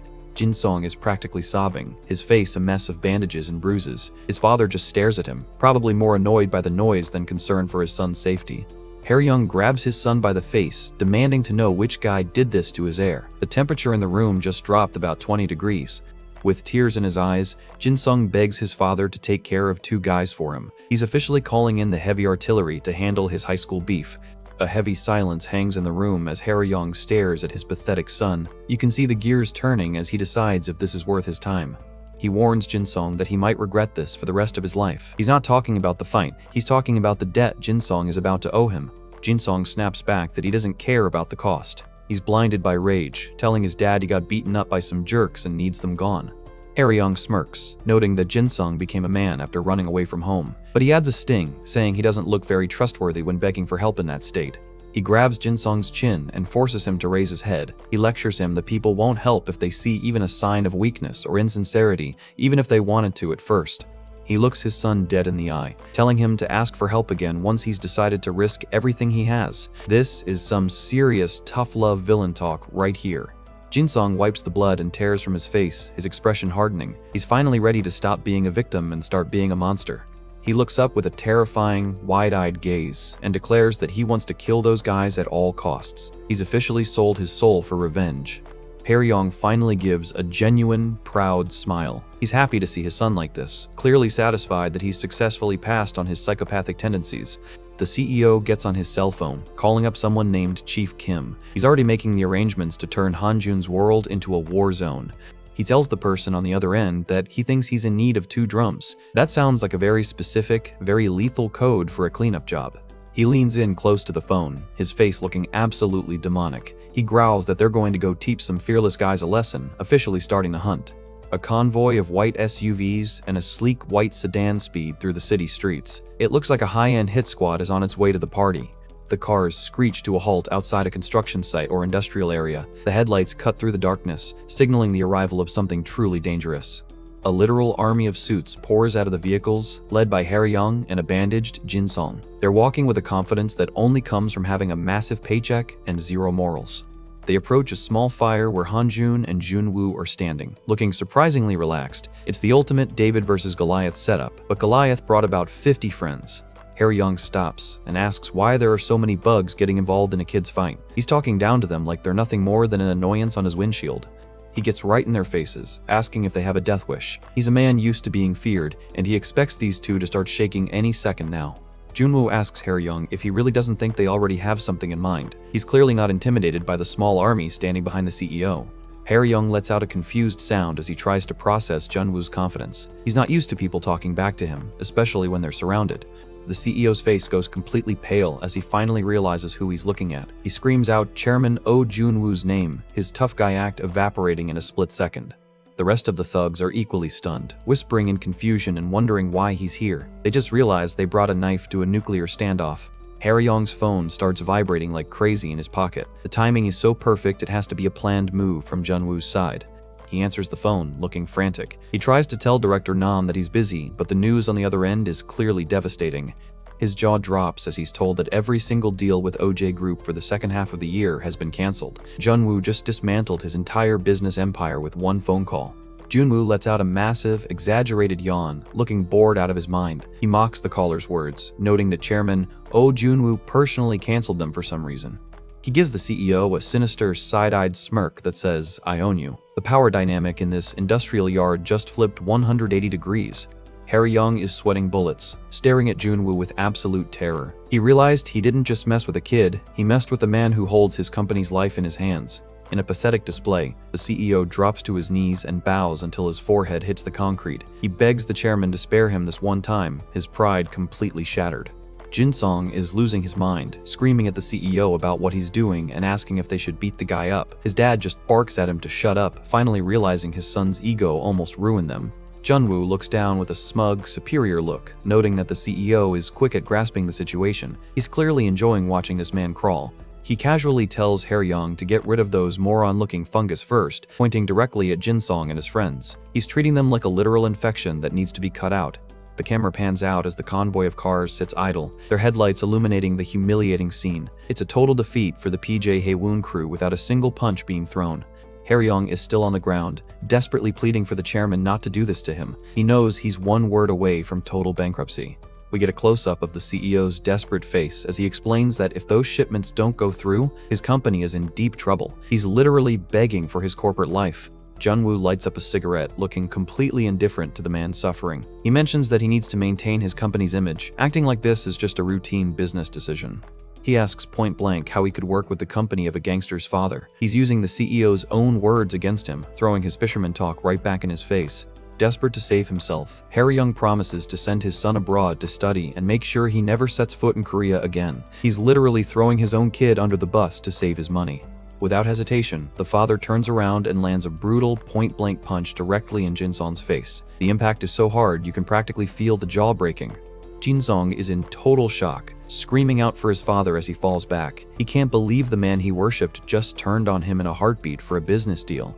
Hae-ryung keeps the beating going, raining down punches on his own bandaged son while screaming at the piece of trash to shut up. Talk about a toxic family dynamic. Junwoo just watches the whole teaching moment with a satisfied laugh. He finds the father-son violence absolutely hilarious, which honestly makes him the scariest person in this panel. He points at the duo and says that no wonder that kid lives his life like that. He's basically roasting their entire family tree while they beat each other up.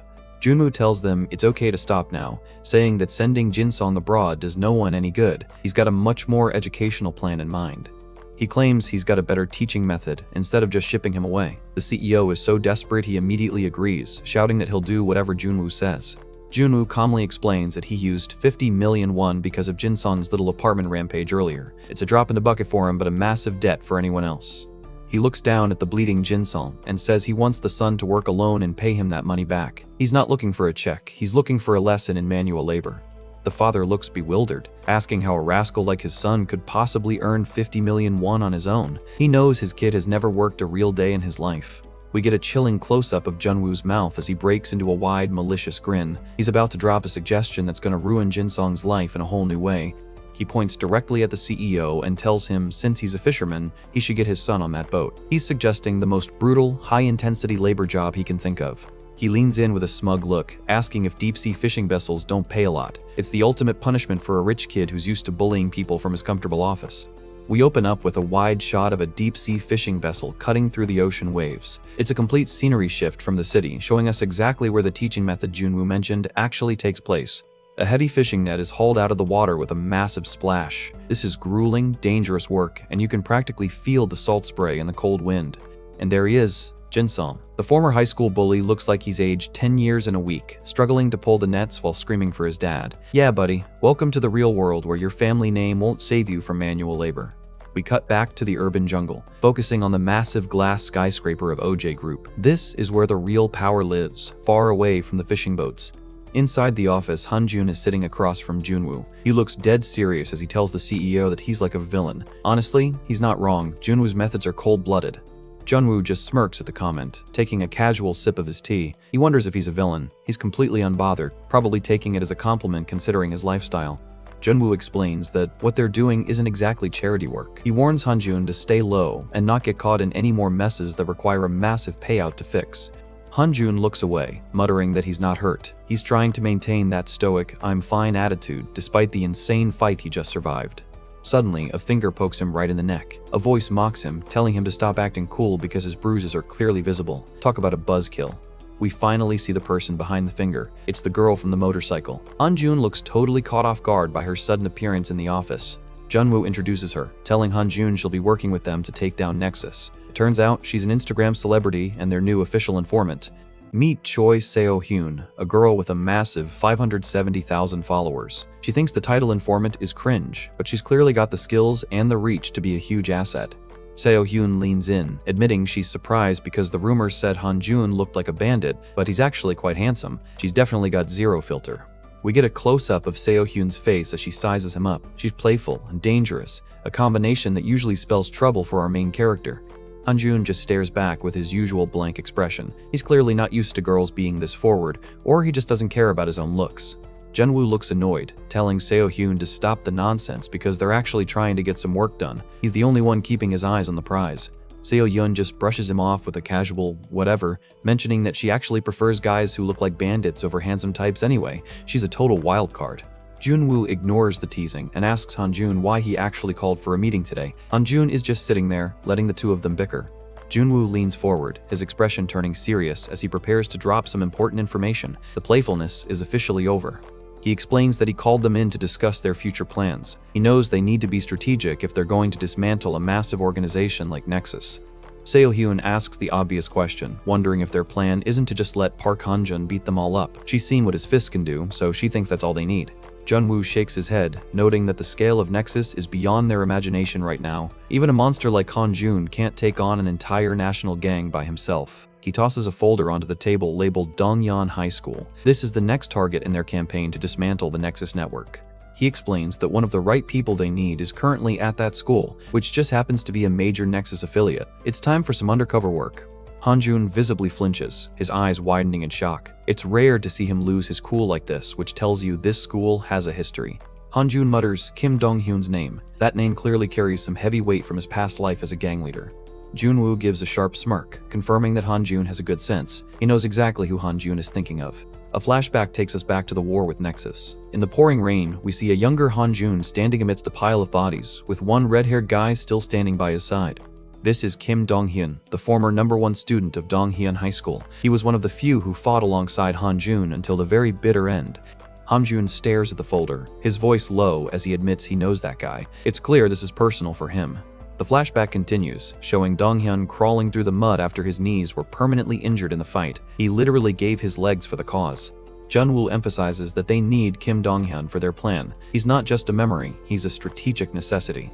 Han-jun goes silent, his face shadowed as he processes the idea of dragging his old comrade back into the violence. Jun-woo tells him to relax his expression because it's becoming awkward. He reminds him that work is work, regardless of personal feelings.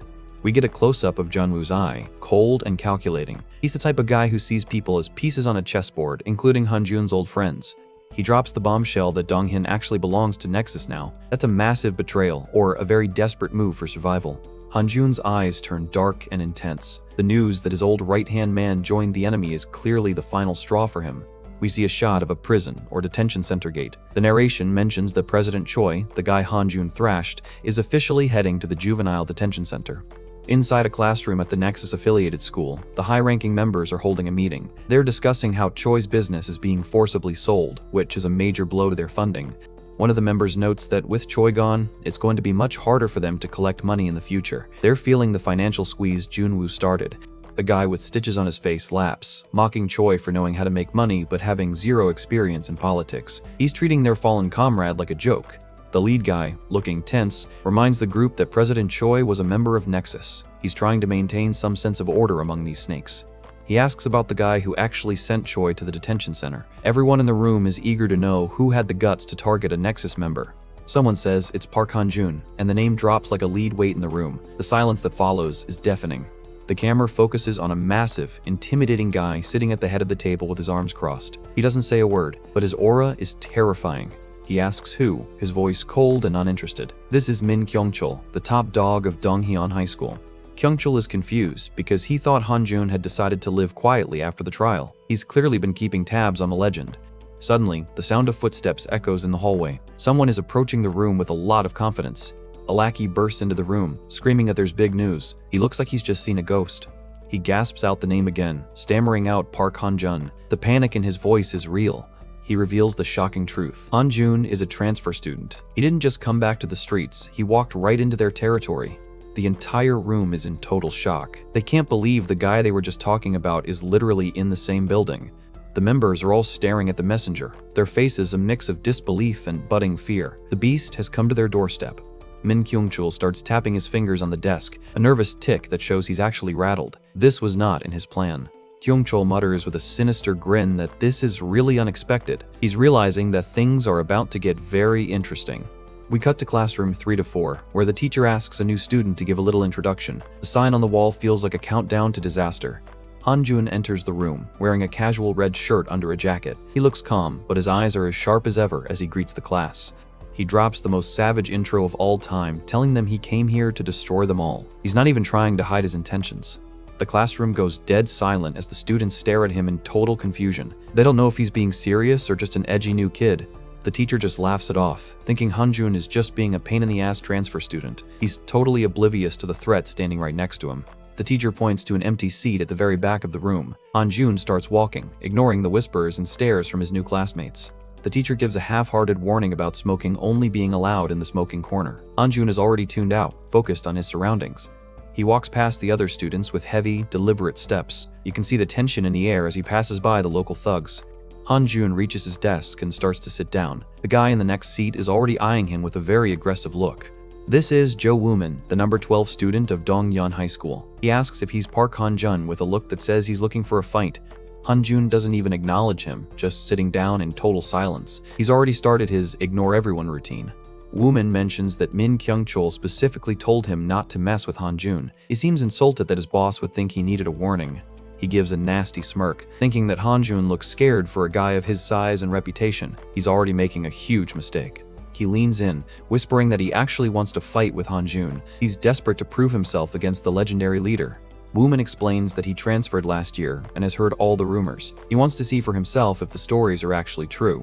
He suggests they just ignore the others and fight one-on-one right here. He's trying to be honorable in the weirdest way possible. Hanjun continues to stare straight ahead, giving the guy absolutely zero attention. It's driving Wooman crazy. Wooman asks with a confused tone if he's being ignored, his voice dripping with venom. He's not used to being treated like he's invisible. He asks if Hanjun is the type that only moves when people pick a fight with him. He's literally poking the bear with a short stick. Finally, Wooman reaches out and grabs Hanjun's shoulder, calling him a moron. He just crossed the line and there's no going back. Without even standing up or looking back, Hanjun throws a lightning-fast back fist. The sound of the counter is pure speed. The hit connects square with Wooman's face, sending him flying backward into the lockers with a massive crash. That's the number 12 student down in half a second. The entire class is frozen in shock, their eyes bulging as they watch their classmates slide down the lockers. They just realize the "destroy you all" comment wasn't a joke. Hanjun doesn't even stand up. He just leans forward and puts his head down on his desk, looking like he's already bored with this school. He mutters from under his arm not to wake him up. Absolute legend behavior. He just took out a top-tier fighter and went back to his nap. Welcome to the new era. We open up at a baseball batting cage, the sharp sound of a bat hitting a ball echoing through the air. It's a rhythmic, mechanical sound that sets a surprisingly intense mood for a casual hangout. Choi Seo-hyun, our resident influencer informant, is leaning against the fence while scrolling through her phone. She looks completely skeptical, admitting she's honestly unsure why they should bother recruiting Kim Dong-hyun.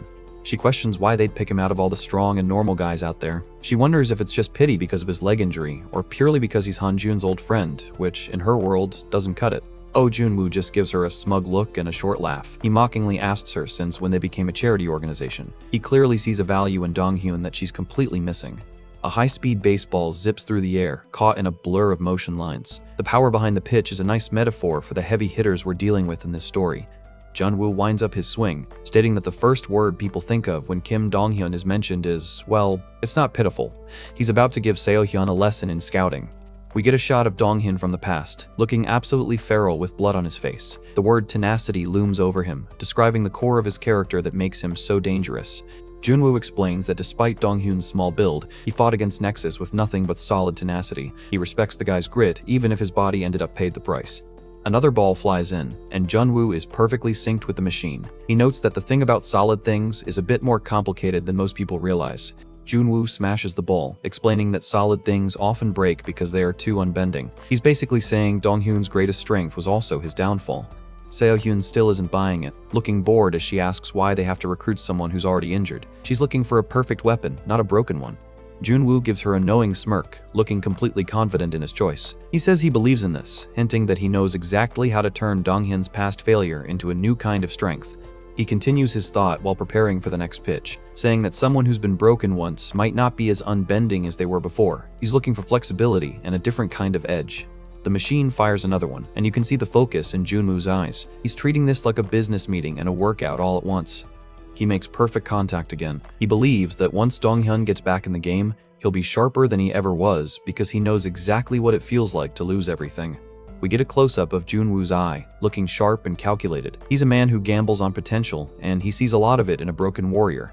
He stands there holding his bat like a spear, looking like a scholar who just solved a complex equation. He's convinced that Dong-hyun is the missing piece they need. A baseball sits on the floor, completely mangled and shredded from the force of Junwoo's hits. It's a pretty grim reminder of what happens to things, or people, that cross his path. Seo-hyun just stares at him in silence, probably realizing that arguing with a billionaire about his hobbies is a losing battle. She's just going to have to trust his scholar instincts for now. The scene transitions back to the school, the batting cage in the background as the sun starts to set. The mood is shifting from planning to action as we head into the lion's den. We get a wide shot of Dongyeon High School, looking gray and ominous under the overcast sky. This place is basically a fortress for Nexus, and our boy Hanjun just walked right through the front door. Hanjun's sneakers hit the floor with a steady pace as he walks through the hallways. He's projecting a "don't mess with me" energy that's physically felt by everyone he passes. The camera follows him from behind as he strolls down the corridor. You can see the students in the background already starting to stop and stare, sensing that a major predator has entered their territory. Two tough-looking students watch him walk by, their expressions a mix of curiosity and aggression. They've heard the rumors and they're already sizing up the new guy. We get a side profile of Hanjun, his gaze cold and fixed forward. He's not here to make friends or blend in, he's here on a mission. Behind him, the hallways are packed with delinquents, some smoking and others just loitering. It's a total contrast to a normal school environment. This place is a breeding ground for thugs. Hanjun stops at the top of a hallway, looking down at a scene unfolding below. He's looking for someone specific, and it looks like he's found them. A close-up of Hanjun shows him looking unimpressed by the standard high school bullying happening in front of him. He's seen much worse, but he's still tracking the players. Further down the hall, we see a red-haired student getting pushed around by a group of thugs. The guy looks familiar, and the red hair is a total giveaway. It's Kim Dong-hyun, but man, he looks different. He looks exhausted and defeated, his eyes lacking the fire we saw in the flashbacks. He's currently just a punching bag for these losers. Hanjun watches with a blank expression, seeing his former right-hand man reduced to this. The contrast between their current statuses is staggering. One of the bullies kicks Dong-hyun in the gut, screaming at the bastard. They're treating a former legend like total garbage because they know he can't, or won't, fight back. Dong-hyun is sent sprawling onto the floor, his belongings scattering everywhere. He doesn't even try to block the fall, looking like he's just given up on defending his dignity. The lead bully turns to Hanjun, asking if he came late on purpose. They're already trying to establish dominance over the new transfer student, completely unaware of the mistake they're making. The bullies surround Dong-hyun, mocking him for losing all his money on a bet. They're blaming him for their own gambling losses, using it as an excuse to keep the physical abuse going. A heavy punch lands square on Dong-hyun's head while he's still on the ground. The sound effect is brutal, and you can see the spray of spit as his head is snapped to the side. The bullies are having a laugh, telling each other to keep hitting him because he's already retarded enough. The level of cruelty in this school is honestly hard to watch. One of the students is recording the whole thing on his phone, laughing about how Dong-hyun's legs might become totally useless if he tries to run. They're mocking his permanent injury to his face. The main bully grabs Dong-hyun by his messy red hair, lifting his head up. He says that Dong-hyun just needs to become more scared of him than of his legs becoming useless. Pure psychological torture. He delivers another vicious punch to Dong-hyun's face, shouting insults. The guy is just taking the hits, his spirit looking completely broken. The beating continues as they stomp on him, the impacts filling the panel. Hanjun is just a dark silhouette in the background, watching the whole thing without moving a muscle. We get a close-up of Hanjun's face as he watches the assault. His eyes are cold, but there's a flicker of something in there. Maybe disgust, maybe a plan. He's definitely not just a bystander. Back in the OJ Group office, Seo-hyun is lounging in a chair, finally admitting she gets why Junwoo wants to recruit Dong-hyun. She's coming around to his way of thinking, at least a little bit. But she adds a caveat. She doesn't think Hanjun is the kind that's good to work with. She sees him as a ticking time bomb, even if he's their most powerful asset. She suggests it might be better to just solve things with money instead of these complicated recruiting schemes. To her, a checkbook is a much cleaner tool than a broken warrior. Junwoo looks over some documents, considering her point. He admits it would be easy if Kim Dong-hyun was someone who could be easily moved with money, but he knows better. He asks if she knows why Dong-hyun fought with Nexus back then. The silhouette of the two friends standing together shows that their bond was built on something much deeper than cash. He explains it was simply because Hanjun fought. Dong-hyun didn't care about the cause, he cared about his friend. That kind of loyalty is priceless and can't be bought. Junwoo chuckles, noting that others might think it strange that someone would fight to the extent of losing their leg for someone else. He's a man of logic, but he recognizes the power of irrational loyalty. He taps a finger on Dong-hyun's file, stating that the guy he discovered is the kind that fights alongside his friend. That's the specific type of soldier he needs for his war. He gives a sinister smile, explaining that Dong-hyun treats his friend getting hit as if it were him getting hit. He's essentially a human shield with a vengeance, and that's a terrifying weapon. We cut back to a wide shot of the school building as rain starts to fall. The gloomy atmosphere perfectly matches the state of the two former legends as they prepare to meet. Dong-hyun is sitting alone on a park bench outside, looking completely worn out. He's trying to light a cigarette with trembling hands, the click of the lighter echoing his own frustration. He stares at his hands, muttering a sigh of frustration. He looks like a man who's reached his absolute breaking point, living in the shadow of who he used to be. He lets out another heavy sigh and tosses his lighter onto the ground with a thud. He looks like he's just done with everything today, maybe forever. A sneaker suddenly stops right next to the lighter. Hanjun has arrived, stepping into Dong-hyun's small world of misery without a sound. Dong-hyun looks up, his face covered in fresh bruises and cuts from the beating earlier. He looks totally startled, like he's seeing a ghost from his past. Hanjun stands over him, his face in shadow. The two of them just stare at each other for a long moment, years of shared trauma and history hanging in the air between them. The silence continues, with Dong-hyun looking up at Hanjun with a mix of shock and maybe a tiny bit of hope. It's a heavy, emotional reunion that doesn't need many words. Hanjun says, "Nice to meet you, Kim Dong-hyun." His voice is calm as ever. It's a simple greeting, but coming from him, it's a declaration that the game has officially restarted. Dong-hyun asks if it's true that Hanjun is here to destroy this school. He's heard the rumors, but can't believe Hanjun would actually walk back into this nightmare. Hanjun asks a simple, chilling question, wondering if Dong-hyun thinks that's possible. He's testing Dong-hyun, looking for a spark of the old warrior inside the broken man. Donghyun looks away, sighing about how Nexus has become way stronger than they used to be. He's lost his confidence, thinking their manpower and capital make them invincible now. Donghyun mutters that they've lost and that's the end of things, his voice full of defeat. He's already accepted his role as a victim in this new world. Hanjun says no, his expression sharpening. He's not here to wallow in the past, he's here to rewrite the future. Hanjun stands tall, looking absolutely determined as he declares that they'll win this time round. The fire is back in his eyes and it's infectious. Donghyun stares at him in total disbelief. He knows the cost of fighting Hanjun's wars and he's not sure he has anything left to lose. Hanjun starts walking away with a steady pace. He mentions that he wouldn't have fought previously if he thought he'd lose. He's always been a winner, even when the system cheated him. Donghyun reminds him that he became a cripple because of that winning attitude. He's bitter, using his injury as a shield to keep from getting dragged back into the fight. Hanjun keeps walking, not even looking back. His silence is more of a challenge than any speech could be. He's giving Donghyun a choice, stay broken or stand up. He stops for a second, telling Donghyun to just wait and see. He's officially declaring war on the school, and he's giving his old friend a front row seat to the carnage. Up in a classroom window, Min Kyung-chul is watching them from above. He looks down at the two legends, wondering what kind of trouble Hanjun is about to stir up.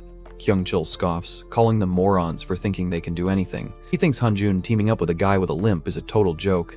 He turns away from the window with a look of pure contempt. He's the top dog of this school, and he's not about to let a couple of has-beens threaten his kingdom. The final shot shows Kyung-chul walking through the hall with his massive crew behind him. He orders his guys to prepare to beat up Park Han-jun. It's officially on. The legends of the past are about to clash with the monsters of the present. We cut to a hospital building under a gloomy night sky. You just know the news coming out of this place isn't going to be good. Kim Dong-hyun is sitting in a doctor's office, looking completely drained. The doctor starts off by saying it's good he's been working hard on his physiotherapy, but there's a heavy but hanging in the air. The doctor leans across his desk, looking dead serious. He warns Dong-hyun that physio isn't enough. The longer he pushes back his surgery, the lower his chances of a full recovery become. Dong-hyun stares blankly as the doctor urges him to go to a bigger hospital quickly. He acknowledges that Dong-hyun is in a difficult situation, which is code for being broke, but emphasizes that anything is better than losing the use of his legs entirely. Dong-hyun goes silent, his face shadowed by despair. He's caught between a medical emergency and a total lack of funds, and you can see the weight of it crushing him. Dong-hyun mutters his agreement as he drags himself out of the office. The scraping sound of his injured leg as he walks away perfectly captures his heavy mood. An overhead shot shows Dong-hyun standing alone in the middle of a dark, rain-slicked alley. The pouring rain perfectly mirrors his mental state, completely cold and isolated. A shoe steps into the frame as a voice calls out to Kim Dong-hyun. The hunter has found its prey in the darkness. Dong-hyun looks up, water dripping from his red hair. He looks completely exhausted, but he still manages to give a sharp, defensive look to the newcomer. It's Min Kyung-chul, looking smug as he hides under his umbrella. He casually asks what the doctor said, as if he actually cares about the answer. Kyung-chul gives a nasty, condescending grin, asking if Dong-hyun has gotten a bit better. He's clearly here to rub salt in the wound while his victim is at his lowest. Dong-hyun doesn't play along with the small talk, keeping his head down. He tells him to state his purpose, knowing Kyung-chul only shows up when he wants to break someone. Kyung-chul laughs, mocking Dong-hyun's battered face and saying he's still his friend but is a bit sad to see him like this. This guy is the definition of a fake friend. We get a chilling close-up of Kyung-chul's eye as his expression turns predatory. The friend act is officially over. Kyung-chul stands tall, stating he's here to check on the condition of the ex-Dong-hyun high leader's leg. He's essentially assessing the damage he caused to make sure his victim is still crippled. He mentions that Dong-hyun had a nice chat with Park Han-jun earlier. It's a terrifying reminder that Nexus is always watching, even in Han-jun's private moments. Kyung-chul gives a dark, twisted smirk and drops a horrifying threat, promising that if Dong-hyun has recovered, he will smash it again. He's literally promising to break Dong-hyun's leg all over again. Dong-hyun stands there in the pouring rain, looking down at the ground. He asks Kyung-chul a simple question, wondering why he came alone. Kyung-chul scoffs, telling Dong-hyun it would be impossible for him to do anything even if his leg was 100% better. He's asserting absolute dominance, making it clear that Dong-hyun is no longer a threat. Close-up of Kyung-chul's face, his eyes fixed on his target like a hungry wolf. He's done talking. Kyung-chul launches a brutal sidekick right into Dong-hyun's face. The bone-shattering force of the blow is perfectly captured. Dong-hyun is sent flying backward, his body skipping across the wet asphalt like a stone on a pond. He hits the ground hard. Kyung-chul stands over him, laughing while Dong-hyun struggles to even breathe. He's having the time of his life bullying a guy who can't fight back. He gives a cruel, satisfied smile and calls Dong-hyun a son of a bitch. The disrespect is reaching peak levels here. Donghyun grits his teeth, glaring up from the ground. Kyungchul mocks him, asking if he still thinks he's his underling from the old days. Kyungchul tells him not to have hollow thoughts of rebellion. He asks if Donghyun remembers when Park Han-joon was forced to kneel down. He's trying to break Donghyun's spirit by using his friend's trauma. Donghyun is on all fours, trembling in the rain. Kyungchul coldly states that Donghyun will end up the same way as his fallen leader. He mocks Donghyun for trying to be loyal only to end up as a cripple. To Kyungchul, loyalty is just a weakness that leads to ruin. A low-angle shot of Kyungchul standing over the defeated Donghyun. He looks like a giant compared to the broken man on the ground. Donghyun looks up with pure, concentrated hatred. He spits out the truth, saying Kyungchul betrayed him and Park Han-joon by entering Nexus. He's calling Kyungchul exactly what he is, a traitor. Kyungchul just laughs it off, asking if Donghyun is talking like he's some kind of real bad guy. He has zero remorse for his betrayal. Donghyun stares him dead in the eye and asks if he isn't. He's refusing to let Kyungchul hide behind his smug attitude. Kyungchul lets out a long breath, a cold smirk playing on his lips. He's clearly amused by Donghyun's stubbornness. He starts to walk away, telling Donghyun to think as he likes. He doesn't care about Donghyun's opinion because he's already won. He sarcastically encourages Donghyun to keep on being the cool guy who stayed loyal to his friend. He's mocking the very concept of friendship. Kyungchul gives one last chilling grin, stating he'd rather be a jerk than a cripple. It's a brutal dismissal of everything Donghyun sacrificed. Donghyun is left alone on the wet ground, completely crushed. Kyungchul's voice echoes in his head, doubting if he can keep his loyalty up this time.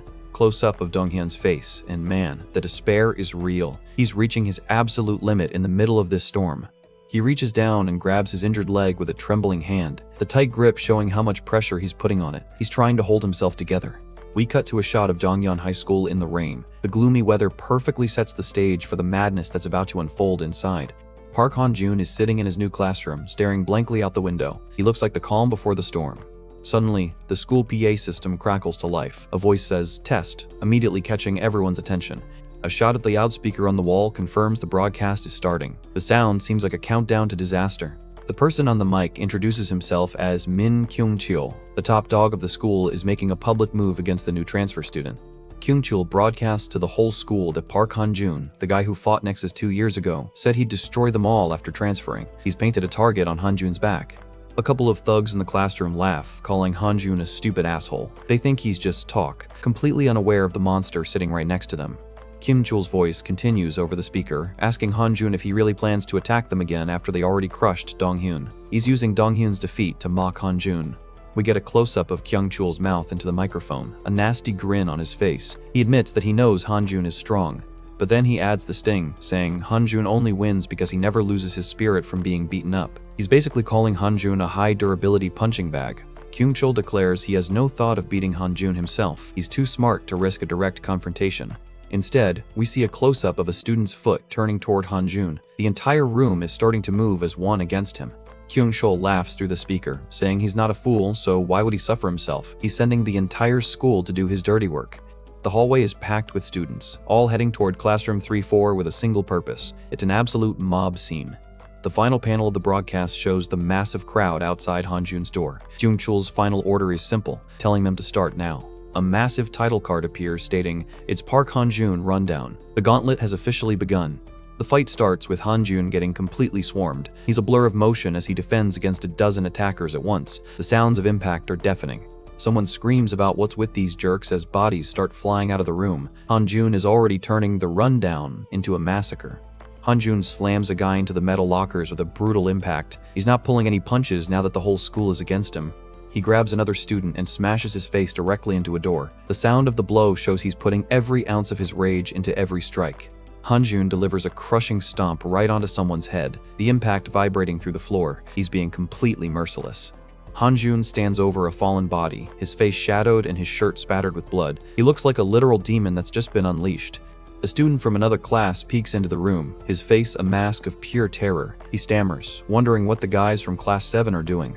He looks inside and sees a literal mountain of unconscious students piled up on the floor. It's an absolute graveyard. The narration asks in shock if he wiped them all out in the meantime. Han-joon just took out an entire class in a matter of seconds. We get a close-up of Han-joon's jaw, his breathing heavy but steady. He's just getting warmed up. Han-joon walks out into the hallway, stepping over the piles of bodies like they're just trash. Someone mutters about Donghyun High in disbelief. Hanjun looks up at the dozens of students still waiting in the hall. He challenges them to see who's the predator, his voice dripping with menace. A massive group of students charges at him, screaming at the top of their lungs. They're relying on pure numbers to take down the beast. Hanjun dives right into the middle of the crowd, looking like a one-man army. Someone screams for him to die, but they're the ones in danger. He lands a brutal elbow to a guy's jaw, the impact showing he's not losing any power despite the crowd. Hanjun delivers a powerful knee strike directly into another student's face. He's moving with perfect technical precision through the chaotic mob. We cut back to a quiet, empty classroom where Donghyun is sitting with his head down. He's completely isolated from the war happening just a few floors away. A final shot of Hanjun in the middle of the fight, his face covered in blood and sweat. He looks absolutely unstoppable. But then we see Donghyun slowly looking up, and man, there's a new fire in his eyes. He's done being the victim. The legendary duo is about to reunite. Stay tuned for more. The rain is pouring down on Dongyan High, and the gray, overcast sky really sets a grim mood for what's about to go down inside those walls. Park Hanjun is currently a one-man wrecking ball in the hallway, sending students flying with every strike. These guys are screaming in terror as they realize they're trapped in a corridor with a literal beast. Hanjun lands a crushing punch right to a guy's jaw, the impact so loud it echoes over the sounds of the brawl. This isn't a school fight, it's a systematic dismantling. We get a close-up of Hanjun's footwork as he plants his sneaker firmly on the tile. He's using his environment to generate maximum power, and the floor is practically cracking under the pressure. Hanjun delivers a massive kick to a student's face, blood spraying into the air. He's moving with a speed that these low-level thugs can't even hope to track. The students are starting to back away, one of them calling Hanjun a monster in pure disbelief. They finally understand that being reckless is the last thing Hanjun is. He's a professional. Hanjun glares at the crowd, his face spattered with blood and sweat. One of the bullies realizes with a sinking feeling that Hanjun really intends to defeat every single one of them. A few desperate students shout for the others not to get scared, telling everyone to grab Hanjun at once. They think they can win if they can just pin him down by sheer weight of numbers. Two guys lunge forward and manage to grab Hanjun's arms, thinking they finally caught him. Hanjun's expression doesn't change, he's just waiting for them to get closer. He's being swarmed from all sides now, with arms wrapping around his waist and shoulders. The mob is piling on, trying to crush him under a human dog pile. Hanjun looks down at the guy holding his waist with a terrifying, cold smirk. He tells them to go on, giving them a false sense of security before he unleashes hell. He starts raining down short, powerful punches on the guys holding him, the impacts showing he's not losing any force even in a grapple. These guys are getting their ribs broken while they're trying to hold him. Hanjun delivers a sharp elbow directly into the face of a guy trying to pin his arms. He's systematically breaking the grapple using point-blank strikes.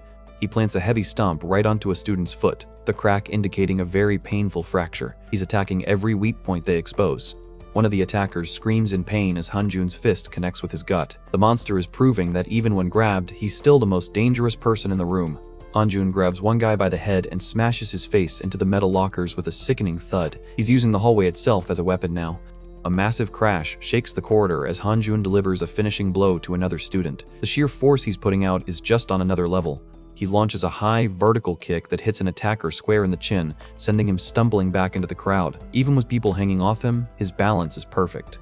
One of the bullies screams in panic as Hanjun's fist connects with his nose, spraying blood everywhere. They're starting to realize that numbers don't matter if you can't actually land a hit. Hanjun spins and delivers a powerful hook to another guy's temple. He's like a whirlwind of violence, moving from one target to the next without a second of hesitation. A voice in the back screams at the other students, asking how they can all let one guy beat them up. The morale of the mob is rapidly crumbling as the bodies pile up. Hanjun finishes off another student with a crushing stomp that echoes through the quiet parts of the hall. He's officially cleared out the immediate area. He stares down the next wave of students, his eyes glowing with an intense, murderous light. He's fully embraced the beast role now, and no one wants to be the first to step forward. Hanjun unleashes a flurry of rapid-fire strikes, taking out 3 more guys in the blink of an eye. His hands are moving so fast, they're just a blur in the air. The 3 thugs are sent flying back in a spray of blood and spit. Hanjun hasn't taken a single step back since the fight started. The hallway is a total war zone, littered with the bodies of the students who thought they could take him. The remaining few are just staring in horror at the carnage. Hanjun charges forward again, his silhouette dark against the fluorescent lights. He's not waiting for them to come to him. He's taking the fight to the next floor. He slams another student onto the floor with a heavy thud, blood staining the white tiles. The hallway is becoming more of a graveyard with every passing minute. We get a close-up of Hanjun's hand, and man, his knuckles are absolutely shredded and dripping with blood. He's pushed his body far past its limits, but he's still standing. Han-jun continues his walk down the hallway, stepping over the piles of unconscious bodies like they're just obstacles in his way. He looks like a force of nature that can't be stopped. Han-jun is leaning against the wall, breathing heavily. He's covered in sweat and blood, showing that even a monster has a breaking point. A shadow falls over him as the next wave of Nexus members arrives. This is a much tougher-looking group than the guys he just plowed through. Min Kyung-chul, the top dog of the school, mocks Han-jun from the top of the stairs. He asks if Han-jun is tired already with a smug, superior grin. Kyung-chul looks down at Han-jun with total contempt, acting like the 100 bodies Han-jun just laid out are nothing special. He's clearly been waiting for Han-jun to wear himself out. Kyung-chul spits on the floor right in front of Han-jun, a final act of disrespect before the real fight begins. He's trying to goad Han-jun into making a reckless move. He claims that the fight hasn't even started yet, looking completely relaxed while his school's being torn apart. This dude is a total sociopath. Han-jun glares up at him, his eyes filled with a weary but deadly determination. He knows he's in for a hell of a fight, but he's not backing down now. We cut back to the classroom where Kim Dong-hyun is sitting alone, looking out the window. He can hear the chaos in the halls, and you can see the conflict on his face. Dong-hyun mutters that Han-jun is a fool. He thinks his friend is being suicidal for taking on the whole school alone. He wonders why Han-jun is doing this all over again, especially after what happened 2 years ago. The past is clearly weighing heavy on him. Suddenly, a stylish boot steps into the classroom. Someone is here to visit our red-haired friend while the world burns outside. Seo-hyun, the influencer informant, leans in and asks Dong-hyun if it's really okay for him to just sit there like nothing's happening while his friend is fighting for his life. She greets him with a cheerful hello, looking completely out of place in this dreary school. Dong-hyun just stares at her, asking who the hell she is. Seo-hyun introduces herself as one of Han-jun's colleagues, tapping her chin thoughtfully. She's definitely got that dangerously charming vibe going. Dong-hyun looks at her with a mix of suspicion and exhaustion. He's had enough drama for one lifetime and isn't in the mood for games.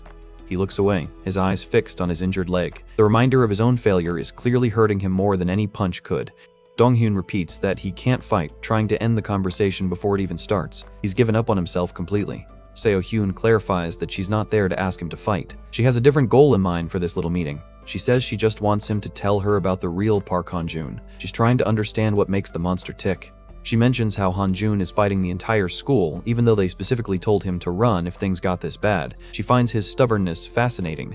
We get a quick flashback of Han-jun and Junwoo talking in the luxury car. It's a contrast between the rich world and the violent reality Han-jun chose. Seo-hyun asks Dong-hyun if he knows why Han-jun refuses to walk away. She's digging for the core of their friendship. Dong-hyun remembers Han-jun saying he wanted to prove that this time round he can win. It was a promise made to both of them. Dong-hyun's face is a mask of pure agony as he thinks about that promise. He feels like he's betrayed that hope by giving up. A flashback of Han-jun standing tall appears, his face full of determination. He said he'll win this time, and he's currently dying to prove it. Dong-hyun looks down, his face hidden in shadow. The guilt is clearly eating him alive right now. He hears Kyung-chul's voice mocking him in his head, calling his loyalty useless. The psychological damage from that betrayal is still fresh. He sees a vision of himself broken and bleeding on the ground in the rain, a cripple abandoned by his pride. It's a dark, depressing memory.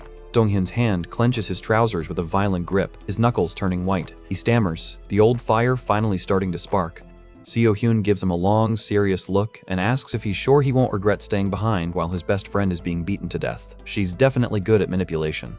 Dong-hyun sits in total silence, the weight of the decision hanging heavy in the room. This is the turning point for his character. We cut back to Han-jun, his face a mess of grit and blood. He looks like he's about to collapse, but his eyes are still fixed on the enemy. He lands a desperate, heavy kick on another student, the impact showing he's still got some power left in those legs. He slams a guy into the classroom door with a final, brutal impact. He's taking them down one by one, even as his own strength fades. Han-jun is panting hard, sweat and blood dripping from his chin. He looks completely spent, like a candle that's burned all its wax. An overhead shot shows the hallway filled with the bodies of the fallen. Han-jun stands in the middle of it all, a lone survivor in a sea of his own making. Suddenly, a slow, rhythmic clapping echoes through the corridor. It's the ultimate condescending move from a guy who hasn't lifted a finger. Han-jun glares up at the sound, his face looking absolutely demonic under the hallway lights. He knows exactly who's clapping. Min Kyung-chul is walking down the stairs, clapping sarcastically. He sneers, saying as expected of Park Han-jun, looking completely fresh and unbothered. He mockingly asks how many people Han-jun actually took down alone. He's treating the entire massacre like a game with a high score. He gives a sinister smile and tells Han-jun that that's it for him. He's ready to bring in the big guns to finish off the exhausted legend. Kyungchul introduces the elite rankers of Dongyeon High. Number 5, Jo Soo-yeon and number 4 Choi Min-wook step forward, looking like complete professionals compared to the mob. Then come the heavy hitters, number 4 Kang Tae-hoon, number 3 Dae-gil, and finally the second in command, Jeom Boseok. They've got Han-jun completely surrounded. Kyungchul sits down casually on the stairs, telling Han-jun that from now on, each one of these guys is like a monster. He's literally going to watch them tear Han-jun apart. Han-jun stands in the middle of the hallway, looking small and fragile, surrounded by the 5 top-tier fighters. He's breathing hard, and you can see he's in real trouble now. Han-jun clenches his fists and gets back into a fighting stance, refusing to go down without a fight. His will to live is truly as amazing as Junwoo said. Kyungchul just laughs, calling Han-jun a moron for still trying to resist. He thinks the outcome is already decided. The elite rankers charge all at once, their faces masks of pure aggression. They're not looking to brawl, they're looking to end him. It's a blur of high-level martial arts as Han-jun tries to weave through their attacks. The sound of their strikes shows their speed. We get a tight close-up of Han-jun's eyes, and man, the focus is still there. He's looking for a way out of a 5-way ambush. Han-jun narrowly dodges a strike from a kendo stick that smashes into the wall where his head was a second ago. These guys aren't holding back anything. He manages to land a solid counterpunch on one of the rankers, but he's immediately hit from the side by another. He's taking a lot of damage now. Han-jun suddenly stops and looks back down the hallway, sensing something new approaching. The look of surprise on his face says it all.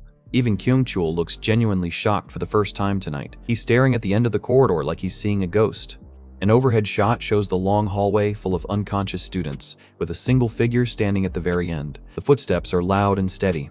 A side profile shows the new arrival calling out Han-jun's name. The voice is familiar, and it's dripping with a new kind of intensity. The voice says Han-jun is so annoying. We get a close-up of a sharp, focused eye. It looks like someone just woke up from a long sleep.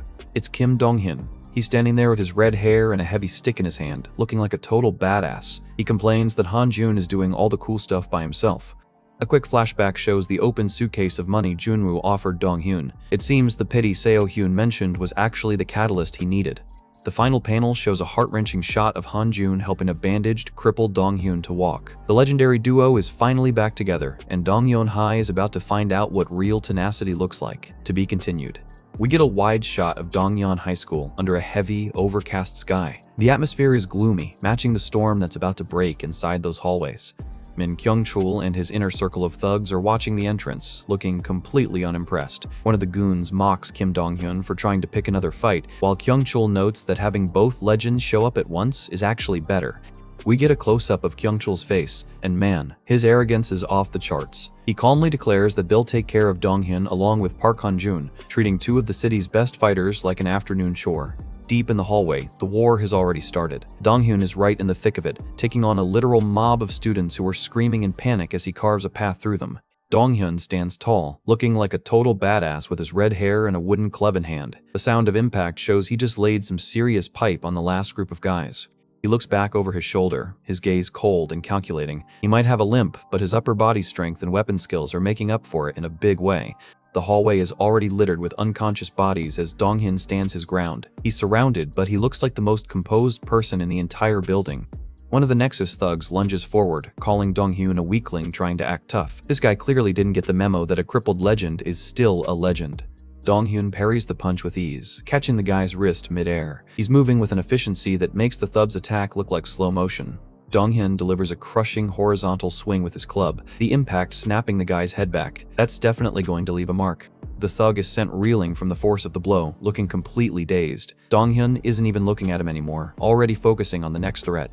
He follows up by grabbing the guy and slamming him face first into the tile floor with a brutal grip. This isn't a fight, it's an execution. Dong-hyun launches a powerful vertical kick while holding on to his current victim for balance. The sound effect shows he hasn't lost any of that legendary kicking power. Close-up of Dong-hyun's gritted teeth as he pushes his body to the limit. You can see the sheer effort it takes to fight like this with his injury, but his willpower is making it happen. He becomes a total blur of motion, spinning and swinging his weapon through a crowd of attackers. The impacts echo through the hall as he single-handedly holds off the mob. We get a shot of a massive, blood-stained fist. Han-jun is officially joining the party. The monster has finally arrived to help his friend. Han-jun, in his dark red shirt, is laying absolute waste to a group of thugs. The deafening impacts sound like he's literally punching people into the lockers. The 2 legends are finally fighting side by side, clearing the entire hallway of Nexus members. It's a terrifying display of synergy from 2 guys who have been to hell and back together.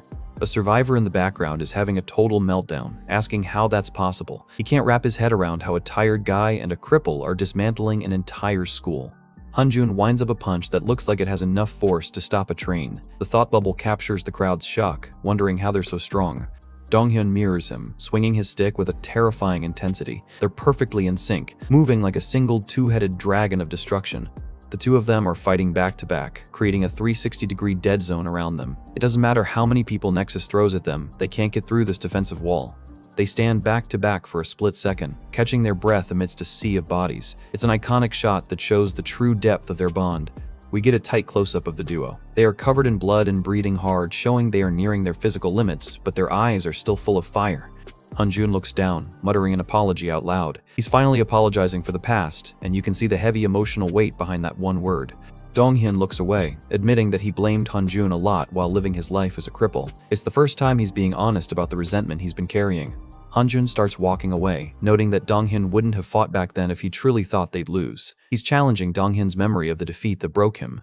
Hanjun looks down with a somber expression, acknowledging that Donghyun literally gave his legs for their cause. He's carrying the guilt of his friend's injury every single day. Donghyun gives him a weary look and clarifies that he knows it wasn't because of him. He's finally letting go of the anger and realizing they were both victims of the same system. He looks Hanjun in the eye and admits he just wanted to blame someone for it because the truth was too painful to handle. This is the moment their friendship is finally repaired. Hanjun lets out a tiny, rare smile after hearing Donghyun's confession. For a guy who always looks like he's at a funeral, this is a huge moment of emotional relief.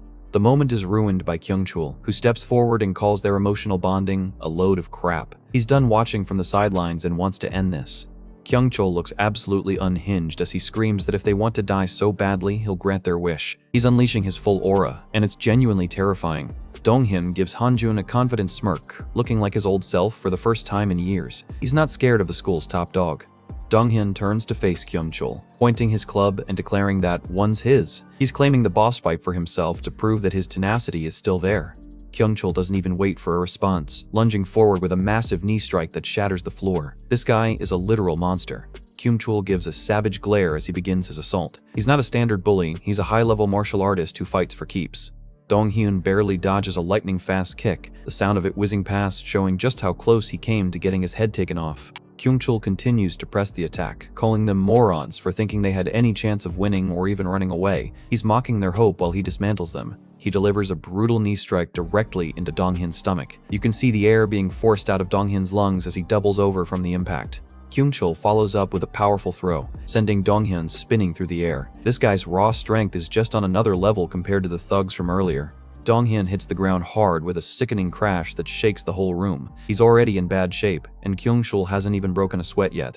Kyungchul stands over his fallen opponent, screaming in triumph. He's relishing the sight of the legendary Donghyun crawling in the dirt again. We get a close-up of a wide, terrified eye. It looks like Donghyun is realizing the sheer gap in power between them. This might be a fight he can't win. Donghyun is on all fours, gasping for air and looking completely broken. The light is fading from his eyes as he realizes his body just can't keep up with his spirit anymore. Hanjun is shown tightening a blue cloth wrap around his fist. He's seen enough, and he's not going to let his friend get crippled for a second time. Hanjun stands up, his shadow looming large over the room. He looks colder and more focused than we've ever seen him. He's officially locked in.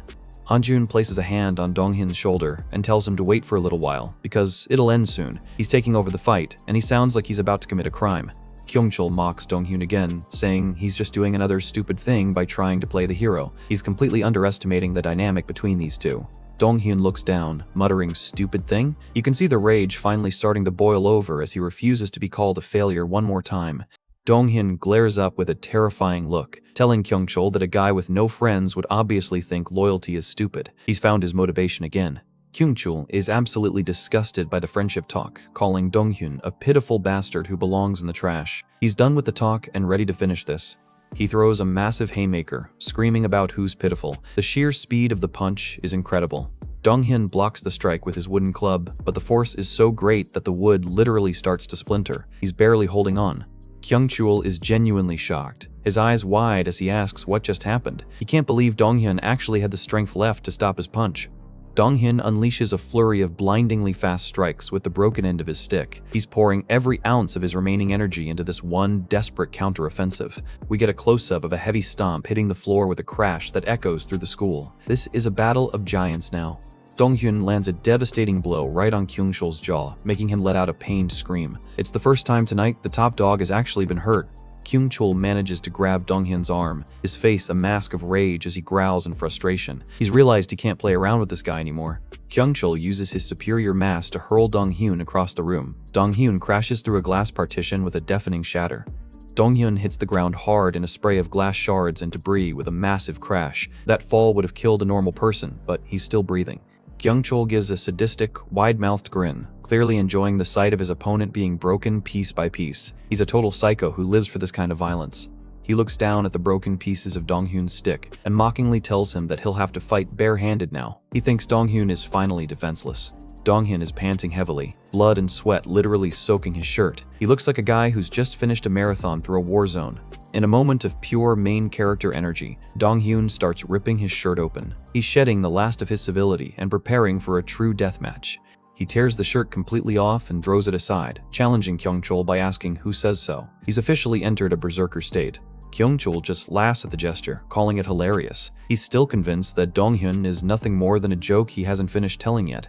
Donghyun charges forward again, his shirtless body a mass of bruises and grit. He's not a cripple anymore, he's a man who has nothing left to lose. He wraps his discarded dress shirt around his hand, improvising a makeshift glove. It's a classic Street Fighter move that shows just how desperate and focused he is. He winds up a massive punch, his muscles bulging as he prepares to land a blow that's backed by years of suppressed rage. Donghyun delivers a direct, heavy strike to Kyungchul's face. The bone-on-bone impact of the hit is intense. He doesn't stop, raining down a flurry of punches on the shocked Kyungchul while screaming for him to die. He's literally hitting him with everything he has left in his soul. Kyungchul manages to catch Donghyun's arm mid-swing with a loud crack. Even now, his physical strength is still enough to stall Donghyun's momentum. We get a close-up of Donghyun's face, looking completely stunned and exhausted. His all-or-nothing attack was just blocked by a guy who's still barely trying. Kyungchul delivers a crushing knee strike directly into Donghyun's stomach, the impact showing he's putting his full weight into it. That's probably game over. Donghyun is pinned against the lockers, Kyungchul's face right in his. He looks completely spent, his body finally giving out after the insane effort he just put in. Kyungchul mockingly tells him that both of them are no longer the same as they were in the past. He's the new king, and he's making sure the old one knows it. Kyungchul delivers a final, sickening headbutt that snaps Donghyun's head back with a loud crack. This is the ultimate insulting move to end the fight. Donghyun's eyes roll back in his head as he takes the hit. He groans in total agony before everything goes black. He truly gave it his all, but the gap was just too wide. Kyungchul is absolutely gasping for air, looking like he just ran a marathon through a meat grinder. Meanwhile, Donghyun is barely conscious on the floor, looking like a total goner after that brutal exchange. Kyungchul leans over, his face a mess of blood and bruises, and drops a chilling warning. He tells Donghyun that the cost of what happened today is going to be insanely high. This dude is definitely a sore loser. The gorilla starts to walk away, his heavy footsteps echoing through the silent hallway. He thinks he's finished the job, leaving the broken warrior behind in the dirt. But suddenly, Donghyun calls out from the floor, his voice raspy but full of venom. He asks where the gorilla bastard is going. Honestly, the trash talk even while dying is legendary. Kyungchul stops dead in his tracks, his eyes wide with shock and pure rage. He turns back, calling Donghyun a ghastly bastard for still being able to talk after a beating like that. Then we get the massive title drop. It's not over yet. You can practically hear the boss music ramping back up for round 2. Kyungchul loses his mind and launches a brutal punch right into Donghyun's face with a massive crash. He screams that the not over yet talk is absolute nonsense. He keeps the assault going, landing another heavy blow while mocking Donghyun's helplessness. He's demanding to know what a guy in that state could possibly do against him. Despite the pummeling, Donghyun pulls himself into a kneeling position, blood dripping from his chin. He stares at the floor and repeats those 3 terrifying words, "It's not yet." Kyungchul delivers a point-blank strike that looks like it should have snapped Donghyun's neck. The sheer stubbornness on display here is actually terrifying. The impact is so huge, it sends Donghyun spinning through the air in a blur of motion. Kyungchul is putting his entire weight into making sure this guy stays down for good. Donghyun hits the ground with a sickening thud, sprawled out face first on the cold tiles. It really looks like the end of the line for our red-haired friend this time. We get a close-up of Donghyun's face against the floor, his eyes glazed over as he struggles to even stay conscious. He's been pushed way past the breaking point.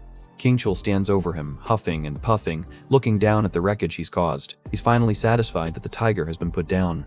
He spits out one last insult, calling Donghyun a bastard with a look of pure contempt. He's completely drained but believes he's finally won the war. Kyungchul turns around and starts walking away again, his heavy footsteps signaling that he's done with this. But then, a voice from the floor stops him cold. Donghyun asks where the hell he thinks he's going, his voice sounding more like a growl from a basement than a human being. The guy is literally refusing to stay down. Kyungchul freezes, his back to the camera, looking like he just saw a ghost. The sheer disbelief coming off him in this panel is palpable. Donghyun is actually pushing himself back up, his face covered in blood but his eyes full of an insane, unyielding fire. This dude's tenacity is genuinely making me nervous. We get a shot of his hand clawing at the floor tiles, literally dragging himself back into the fight. He repeats that it's not over yet with a level of conviction that's honestly inspiring. Kyungchul turns his head, and man, he looks absolutely rattled. He's starting to realize that he's not fighting a man but a literal force of nature that doesn't understand the concept of losing. Kyungchul screams for him to just stop as he lunges forward for one final, desperate punch. He's panicking now, trying to shut Donghyun up before the vibe shifts completely. Donghyun lets out a primal roar as he prepares to meet the charge. He's not even dodging, he's leaning into the violence for one last all-or-nothing move. In an absolute masterpiece of an action panel, Donghyun lands a devastating jumping punch that connects square with Kyungchul's jaw. Blood and spit spray everywhere as the gorilla is sent flying. Kyungchul is in total shock as he's knocked back, thinking to himself that he got cut. He can't believe a guy who was just a rug a second ago could hit this hard. We get a close-up of Donghyun's bloodied hand as he pulls it back. He's not just punching, he's carving his way through the enemy.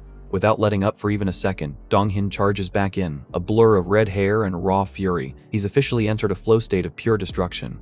His face is a mask of blood and sweat as he declares he's doing this up until the end. For that bastard, referring to his promise to Hanjun. That's real loyalty right there.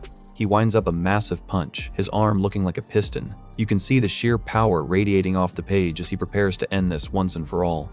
Donghyun grabs Kyungchul by the collar and tells him that someone like him could never know, that he can't ever lose when his friend's pride is on the line. He gets right in Kyungchul's face, his expression absolutely terrifying. He admits that if he loses here, he can't make himself look decent in front of Park Hanjun. Donghyun delivers a brutal, bone-crushing headbutt that sends a shockwave through both of them. This is as raw and dirty as street fighting gets. Kyungchul is completely dazed, his head snapped back and his eyes starting to roll. He's thinking about Hanjun's focus and realizing he's seeing that same insane drive in Donghyun. Donghyun pulls his fist back for the final strike, the narration repeating about his focus. He's locked onto his target with 100% precision. The hit connects perfectly with Kyungchul's face. It's a clean, heavy strike that signals the end of the main event. Kyungchul is sent reeling, blood spraying from his nose as he tries to process that he's actually being dismantled. The king of the school is officially falling. We get a close-up of Kyungchul's eye as his consciousness starts to fade. He's realizing that the man in front of him is truly dangerous in a way he never anticipated. A montage shows the history of Donghyun, his broken leg, the rain, the mockery, and how all of that pain is being channeled into this single moment of victory. Donghyun's eye is filled with an intense, almost inhuman light. He's completely gone past his limits, fueled by nothing but the desire to keep his promise. He clenches his fist one more time, his knuckles looking like they're made of steel. He's winding up for a blow that's backed by every single loss he's ever taken. Donghyun delivers the ultimate finishing punch, the impact ringing out like a gunshot through the hallway. We get a sickeningly detailed close-up of Kyungchul's face as it collapses under the force of the blow. That's not just a knockout, that's a complete system reboot. Kyungchul is sent flying backward with a massive thud, hitting the floor like a pile of bricks. The legendary number 1 has been officially dethroned. Donghyun stands over the body, breathing hard with his head down. He's absolutely battered, covered in blood and sweat, but he's the one still standing. We get a shot of his legs, one of them clearly his injured one, shaking from the strain. He pushed a crippled body to do the impossible, and it worked. Close-up of Donghyun's face as he tries to catch his breath. He looks completely spent, like a man who just gave away the last of his soul for a win. He hears a noise from behind and starts to turn, his guard still up even though he's barely standing. He's ready to keep fighting if he has to. It's Park Hanjun. The protagonist finally reaches his friend, his expression as intense and determined as ever after his own gauntlet. Hanjun looks at Donghyun with a mix of pride and worry. He's seen the aftermath and knows exactly what it cost his friend to pull off that win. The hallway is a total graveyard of Nexus members, with Hanjun standing among the bodies. He looks like a grim reaper who just finished his harvest. Donghyun starts to stumble, his strength finally failing him now that the adrenaline is wearing off. He mutters about what a crazy man Hanjun is for actually winning before his legs give out. Hanjun is there instantly, catching Donghyun with a firm grip before he can hit the floor. This is the moment their partnership is truly cemented. Donghyun leans his weight on Hanjun, both of them breathing hard in the quiet hallway. They're broken and bleeding, but they've officially taken back their school. Hanjun gives a tiny, tired smirk. It's the first time we've seen him show any kind of emotion, and man, it's a well-deserved one. He jokingly calls Donghyun a crippled bastard and asks why he's smiling. Donghyun just grins back through the blood, happy to finally be useful to his friend again. The two of them start to walk away down the long, body-filled hallway, limping together. They're leaving a literal trail of destruction behind them as they head for the exit. A screen with white clouds and the words, "Good job," appears, giving us a rare moment of peace after all that violence. They really did earn it. But the peace is short-lived. A new character, Lee Se-jang, the actual 34-year-old boss of the school's gang, enters the scene. He looks at the carnage and sarcastically asks, "What's with this mess?" He asks if Kyung-chul was the one who did this, or if it was really Park Han-jun. He's clearly heard the name and is intrigued by the rumors. Se-jang looks over the wreckage of the classroom, mockingly commenting on how the school became this pretty just because of one guy. He's taking the massive loss with a disturbing amount of chill. He lets out a long, dark sigh of frustration and gives a sinister smile. You can tell he's not the type to let a public humiliation like this slide without some serious payback. He orders his elite suits to go catch Hanjun and break only 3 parts of his body. He's being terrifyingly specific about the punishment he wants to inflict. Sejong starts to walk, his footsteps sounding heavy and authoritative. He casually tells someone not to do that, probably stopping one of his guys from being too eager. He stops and looks confused as another group approaches from the opposite direction. The hallway is getting crowded with high-ranking players. A man in a sharp suit and glasses, Junwoo's official lawyer, steps into the light. He suggests that they let the kids talk to each other while the adults handle their own business. The lawyer looks completely composed, suggesting a ceasefire for the children. Lee Se-jang stares at him, realizing that Hanjun has some very powerful legal and financial backing. Sejong gives the lawyer a long, hard look, his expression unreadable. He's weighing the risk of messing with someone who can hire a top-tier law firm. We cut to a shot of the quiet, empty hallway, the calm after the storm being replaced by a high-stakes corporate standoff. Sejong notes that it seems Hanjun has a lot of money. He's realizing that the battlefield has just shifted from fists to bank accounts.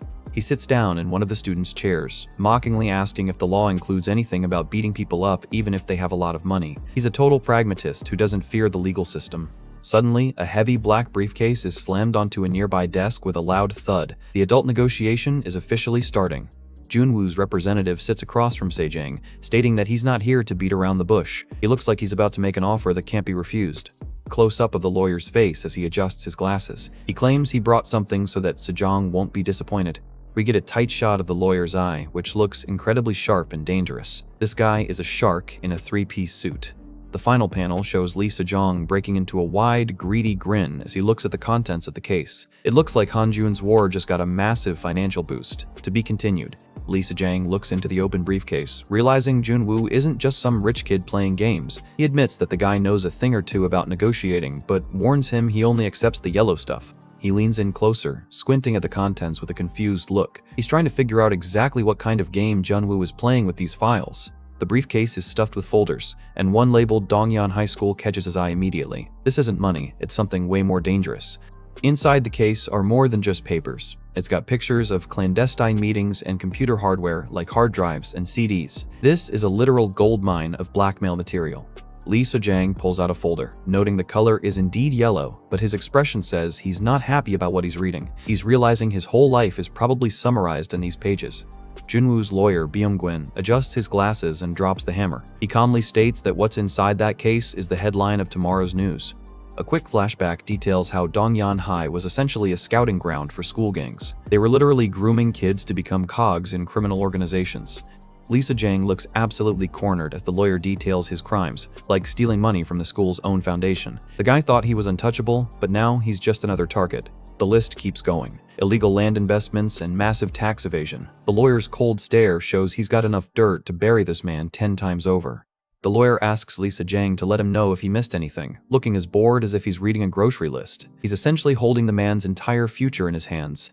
Lee Se-jang is slumped in his chair, head down, muttering in pure defeat. He realized he didn't bring enough backup for a legal ambush of this scale. He looks up at the lawyer, calling out to him with a gaze that's sharpened back into a weapon. He's realizing that if he can't win the legal battle, he might have to resort to older methods. Suddenly, the goons surround the lawyer with knives, with Lee Se-jong threatening that he could literally die for trying this. He's making one last-ditch effort to intimidate his way out of the blackmail. Baeum Guyen doesn't even flinch, asking if the boss thinks he has 9 lives. His absolute lack of fear is making the goons look like amateurs.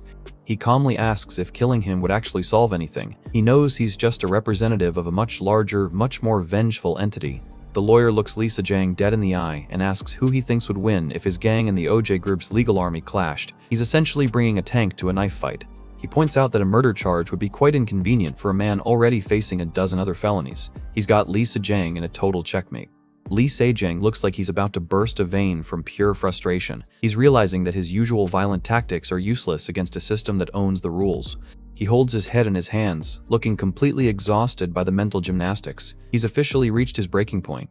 The goons back away, sensing their boss has given up. The lawyer remains seated, looking as composed as ever while the tension in the room slowly dissipates. Lee Se-jong lets out a final, heavy sigh of resignation. He knows there's no way out of this without giving Junwoo exactly what he wants. He finally asks what it is they actually want from him. He's ready to sign his life away just to keep himself out of a jail cell. The lawyer gives a cold, predatory smile and simply says nothing much. You know whatever follows is going to be the exact opposite of that. His final demand is for Lee Se-jong to hand over the entire school. They aren't just taking his money, they're taking his entire base of operations. Lee Se-jong looks up with a gaze that's completely hollowed out. He just lost everything he worked for in a single afternoon. We cut to a wide shot of a massive hospital building on a clear day. The chaos of the school battle is finally over, but the recovery is just beginning. Han-jun is sitting on a bench in the hallway, looking battered but still upright. Seo-yoon walks up to him, calling his name with a look of pure concern. She looks at him in total disbelief, asking if he's really a human or just some kind of robot. After what he went through, she expected him to be in a coma at least. She asks why he looks so fine after taking on the entire population of Dongyeonhai by himself. She's practically shouting at him for being too tough for his own good. Han-jun finally breaks his stoic mask for a second, looking down at his bandaged arm and muttering that he's not fine. It's a rare moment of vulnerability from our monster. The surgery room doors swing open with a sharp sound, cutting through their conversation. Both of them turn their attention to the coming news. The doctor steps out, looking exhausted but professional. Han-jun and Seo-hyun stand there waiting for the verdict on their friend's life. The doctor sighs, commenting on how it's absolutely amazing that Dong-hyun endured that level of pain for so long. The guy really lived up to his tenacity nickname. A quick shot of Dong-hyun in the ICU shows him hooked up to an oxygen mask and monitors. The doctor admits he was in terrible shape when he arrived. But then he delivers the miracle. The surgery was a complete success. He expects a very high chance of a full recovery for his leg. Han-jun and Seo-hyun are both visibly relieved, the tension finally leaving their bodies. It's the first real win they've had since this whole mess started. Han-jun gives a small, satisfied look. He's kept his promise, and his friend is going to be okay. The scene shifts to a bright day over the city, the OJ Group building standing tall in the skyline. Everything is moving on to the next stage of Junwoo's grand plan. Junwoo is lounging in a high-end bar, casually checking his phone. He looks like a man who just successfully deleted his biggest headache. An interviewer is packing up her things, thanking Junwoo for taking the time to participate in her successful youth piece. She has no idea she was just part of a massive PR play. She hopes his words will help many students, but Junwoo just gives a polite reply. He's a pro at maintaining his public image while playing a very different game in private. As she leaves, Junwoo watches her go with a look that says he's already moved on to the next target. He's finished his part of the stage play. The news is already breaking about the reality of Dongyeonhai being a gangster school. Junwoo's media machine is systematically dismantling the opposition's legacy. He gives a small, satisfied smirk as he scrolls through the headlines on his phone. He's effectively used the truth to win a war that fists couldn't finish alone. The interviewer walks away while Junwoo prepares to stand up. But then, a new figure enters the bar, changing the atmosphere instantly. Junwoo notices a change in the room and realizes someone he didn't expect has arrived. He notes to himself that his management team would never have changed his schedule for a minor magazine. He turns to see Kim Cheon-soo, the silver-haired leader of Nexus, standing there with a cup. The white-haired legend has a smug grin on his face. Cheon-soo asks if today's interview was set up by President personally. He's clearly seen through the entire operation.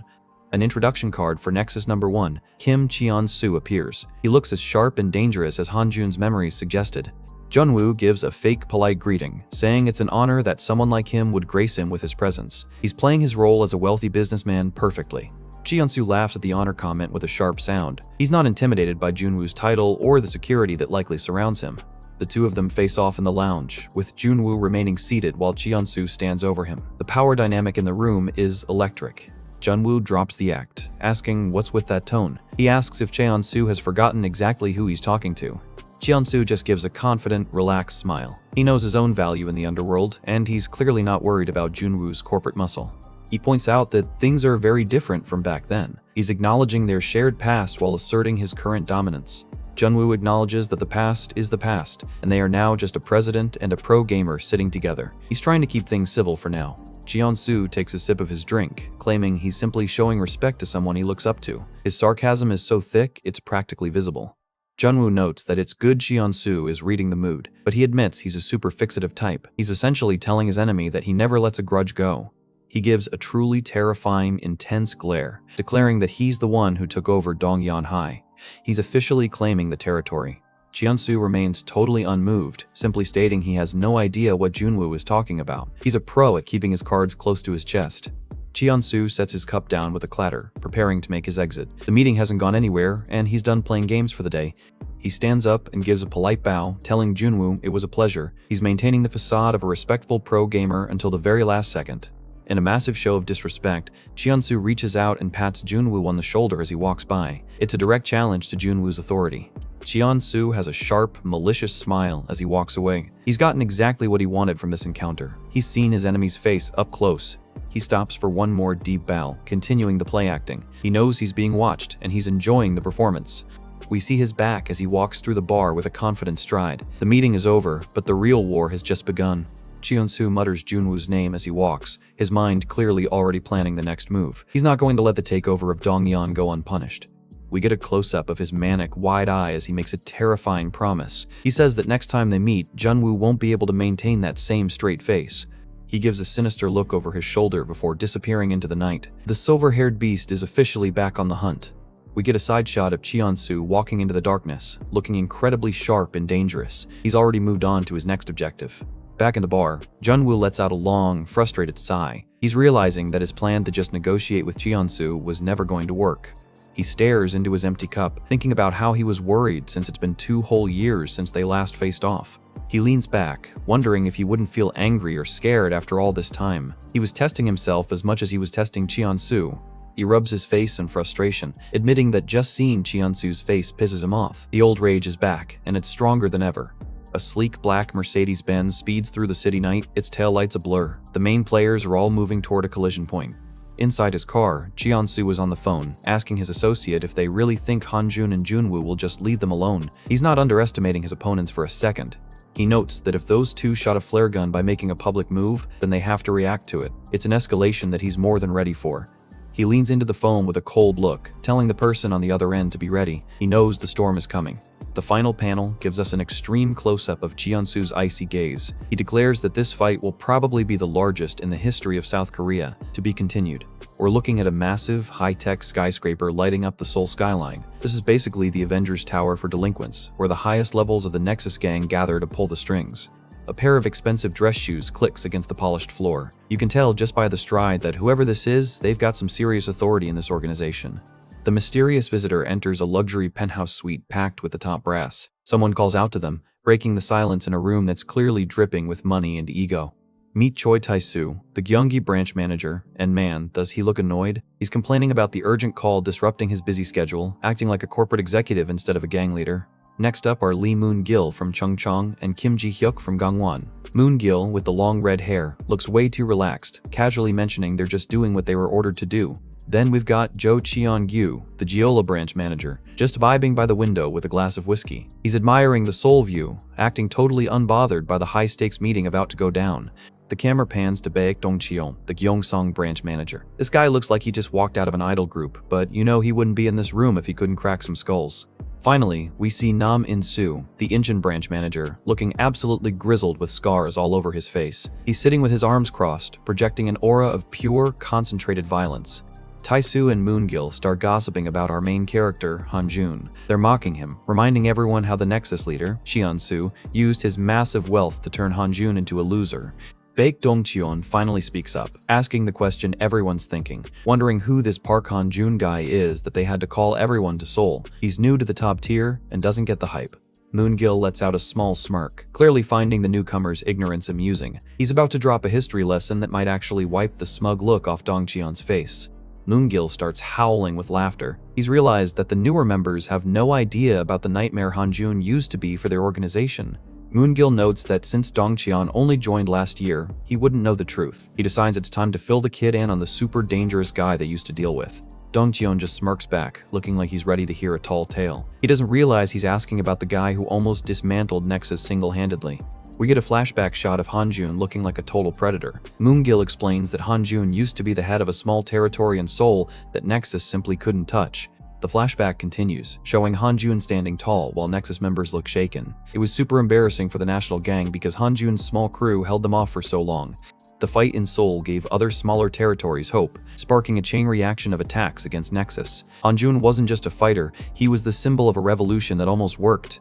Moongil leans in, his face going serious for once. He tells the group that if Hanjun had been taken care of back then, they wouldn't all be sitting in this room worrying today. Something happened that went completely beyond the gang's expectations. Even with the full weight of their organization, they couldn't find a clean way to put the beast down.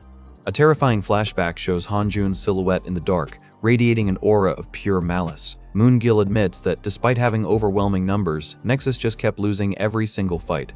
We see a shattered Nexus ring lying on the ground, a symbol of their crumbling authority. Moongil confesses that Nexus was literally teetering on the verge of total destruction because of one man. Dongqian looks genuinely shocked, his eyes widening as the scale of the threat sinks in. He's starting to realize that the loser they're talking about is our guy, certified legend. Moongil gives a dark, knowing smirk. He's clearly enjoying seeing the newcomer finally take the situation seriously.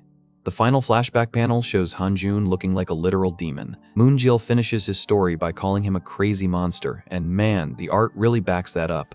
Dongqian looks down, letting out a small, condescending chuckle. He's trying to hide how rattled he actually is by acting like the stories are exaggerated. Moongil's expression goes cold as ice. He doesn't appreciate the new guy laughing at a threat that nearly cost them everything they built. Dongqian pushes it too far, mocking the veterans by asking if the stories just mean they were all weaklings back then. You can practically hear the record scratch in the room. The tension in the suite is so thick you could cut it with a knife. Dongqian is standing up, ready to challenge the older branch managers right there in the penthouse. Moongil gets right in his face with a murderous grin, telling him not to get cocky. He's basically one word away from showing the kid why he's a branch manager in the first place. A hand reaches out and grabs Moongil's shoulder, stopping the fight before it starts. The other managers are clearly tired of the internal dickering. Kim Ji-hyuk tells Moongil to leave it alone, saying that the newcomer actually has a point. He's trying to be the voice of reason in a room full of psychopaths. Choi Tae-soo agrees, looking bored with the whole drama. He just wants to get to the point so he can get back to his busy schedule. Tae-soo points out that the monster stories were from 2 years ago. He feels like Nexus is overreacting to someone as minor as Park Han-jun is now, which is a classic villain mistake. Nam In-soo, the scarred manager from Incheon, finally speaks up. He disagrees, stating that there's absolutely nothing wrong with being careful when dealing with a guy like Han-jun. We get a close-up of In-soo's hand gripping a glass of whiskey, his knuckles white. This dude is clearly taking the threat more seriously than anyone else in the room. In-soo leans back, looking incredibly menacing as he declares that today could become a day of great significance. He's sensing that the status quo is about to be shattered. An extreme close-up of In-soo shows the massive scar cutting through his face. He looks like a guy who's been to war and is just waiting for the next one to start. A new set of footsteps enters the room, and the aura in the penthouse shifts immediately. The big boss has finally decided to join the meeting. Kim Seon-soo, the Nexus #1, walks in with a bright, friendly smile that is 100% fake. He greets them all like he's seeing his best friends at a birthday party. Cheon-soo stands at the head of the lounge, looking down at his seated managers. He asks if this is everyone who could make it, maintaining that cheerful, terrifying energy. He sits down on the sofa, apologizing for the sudden call, but making it clear that a meal will be provided after they finish their business. He's a total professional manipulator. The smile disappears as he delivers the news, stating that Park Han-jun is on the move. He calmly says that he thinks war is the best choice, making it official. Cheon-soo notes that even though it's his decision to make, he thought it was common decency to include the other managers. He's essentially forcing them to be complicit in his next move. The managers listen in silence, the gravity of the situation finally hitting home. They know that when Cheon-soo says war, the streets are about to run red. Choi Tae-soo raises a hand and calls out to Cheon-soo, trying to interject. Even among high-ranking criminals, there are levels of authority you don't cross lightly.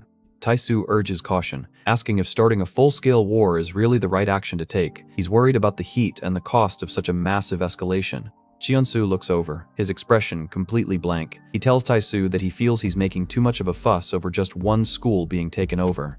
The wide shot shows Cheon-soo from behind, facing his dissenters. He looks like a king holding court, and you can tell he doesn't appreciate being questioned. We get a close-up of Cheon-soo's shadowed face and a very subtle, menacing smirk. This dude is definitely hiding a much darker intention than he's letting on. Choi Tae-soo is sweating bullets now, staring at Cheon-soo with wide-eyed terror. He realized too late that he just questioned the wrong man's judgment. The pressure in the room is rising so much that Tae-soo looks like he's about to have a panic attack. The absolute silence from the rest of the managers is the worst part. Cheon-soo stands up, the shadow making him look like a giant. He roars, asking if they think he's making a fuss, finally letting the mask of friendliness slip. Tae-soo is literally trembling in his seat as Cheon-soo's killing intent fills the room. It's a terrifying display of why Cheon-soo is the number one. Tae-soo hangs his head, sweat dripping off his chin. He's completely broken, unable to even look up at the monster he accidentally offended. Nam In-soo finally breaks the tension from the other side of the room. He calmly states that he doesn't think Cheon-soo is making a fuss at all. In-soo looks Cheon-soo dead in the eye and makes a bold offer, volunteering to take care of him. He's volunteering to be the vanguard in the war against Han-jun. Cheon-soo breaks into a genuine, malicious smirk. He loves it when his underlings are eager for a bloodbath, especially one as personal as this. Cheon-soo clasps his hands together, his Nexus leader ring prominent. He asks In-soo if he'll be fine, which is a loaded question considering their target. He warns In-soo that the legal method he used 2 years ago won't work this time. He knows Han-jun has a powerful benefactor now, and they need to be ready for anything. Nam In-soo touches the massive scar on his face with a terrifying look in his eyes. He asks if he's ready, implying that he's been waiting for this rematch for 2 long years. In-soo growls that there hasn't been a moment where he wasn't ready. He looks like a rabid animal that's finally been let off its leash. Cheon-soo acknowledges their history, saying he trusts In-soo to handle it because he's got a personal beef with Han-jun. He then asks the rest of the group for their votes on the war. Tae-soo and Cheon-gyu both vote in favor immediately, desperate to get back into Cheon-soo's good graces. They aren't taking any more risks tonight. Lee Moon-gil just shrugs and tells them to do as they like. He's in it for the chaos and doesn't really care about the politics as long as there's a fight. Even the newcomer, Dong Cheon, votes in favor with a cocky grin. He mockingly tells them to try their best, clearly underestimating the war he just signed up for. Cheon-soo officially declares the meeting over, assigning the Incheon branch to lead the charge. He dismisses them with a cheerful, "Good work, guys," back to his cheerful facade. Nam In-soo has a wide, manic grin as he walks out. He mutters, finally, clearly relishing the chance to settle his old score. Close-up of In-soo's eyes, and man, there is zero sanity left in there. He screams internally for Park Han-jun, ready to bring the entire city down on his head. We cut to a group of motorcycles speeding through the city at night. It looks like the Incheon vanguard is already on the move. The bikes are a blur of neon and headlights as they race through the industrial district. Nam In-soo isn't wasting a single second to start his revenge. The convoy screeches to a halt outside a lonely lighthouse on the edge of the city. This is the gathering point for the real monsters of the underworld. A massive crowd of bikers and thugs is already waiting by the lighthouse. The atmosphere is electric with aggression, looking like a scene straight out of Mad Max. Nam In-soo is sitting by a fire barrel, looking like a demonic general. He addresses his troops, telling them that the day has finally come for their big play. He looks up with a gaze that could kill, declaring that today is the day they finally get to kill Park Han-jun. The crowd goes absolutely wild. The shock ripples through the crowd. Most of these guys have only heard the legends of Han-jun, and they can't believe they're actually going to hunt him. A massive, obese thug in the front row stares in disbelief. He asks if he's for real, his eyes wide as he processes the news. The big guy breaks into a terrifying, toothy grin. He asks if they can really kill Park Han-jun, looking way too excited about the prospect of murder. This is the kind of psycho Han-jun is about to face. To be continued. Park Han-jun and Junwoo are strolling through the city, and the vibe is surprisingly calm for a couple of guys in the middle of a gang war. You can hear their footsteps echoing as they head toward their next move. Han-jun looks as stoic as ever, his face showing absolutely zero emotion despite everything that's happened. This guy really is the definition of unfazed. They walk past a building cordoned off with police tape, likely the aftermath of the rampage. The duo doesn't even spare it a glance, showing just how used they are to this level of destruction.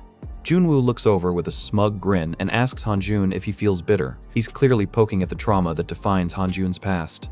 Junwoo admits that while he knows Han-jun's life story, he's basically a mystery in return. He's dangling the truth in front of him to keep him engaged. He mentions his massive wealth and his personal hatred for Kim Cheon-soo, the silver-haired leader of Nexus. It's the hook that finally gets Han-jun's attention. Han-jun stops in his tracks, clearly pondering the question. He's finally realizing that his partner is a complete enigma. He asks Junwoo if his goal is to use his resources for revenge. Hanjun is finally starting to question the motives behind the checkbook. Junwoo gives a welcoming gesture and says it's time for the truth. He's leading Hanjun into a more private space to spill the tea. They sit down in a modest kitchen, a total contrast to Junwoo's billionaire lifestyle. The atmosphere is heavy with anticipation for the backstory we're about to get. Junwoo drops a massive bombshell. The money funding this war doesn't actually belong to him. He's looking very serious as he begins his confession. Hanjun just stares back, his expression intensifying. He's clearly not expecting this kind of reveal from a man who acts like he owns the city.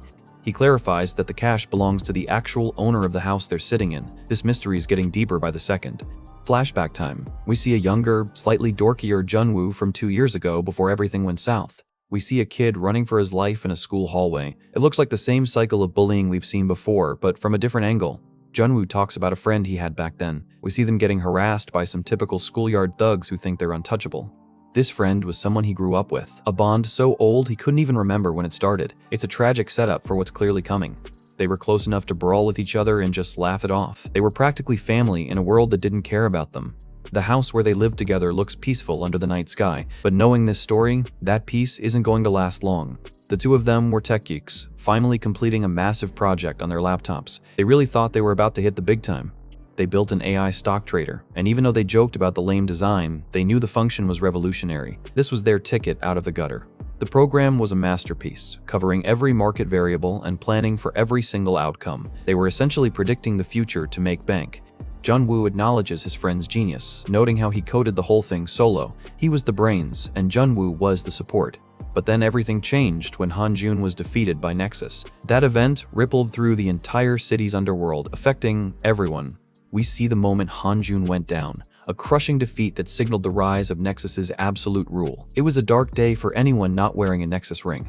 With the top guy out of the way, Nexus started preying on everyone else. The security Hanjun provided was gone, and the sharks moved in. A Nexus thug corners Junwoo's friend, demanding to know why he didn't follow their orders. They were forcing every unapproved group to bow down. And there's Kim Cheon-soo, the puppet master behind it all, watching the carnage with a bored expression. This guy really enjoys playing God with people's lives.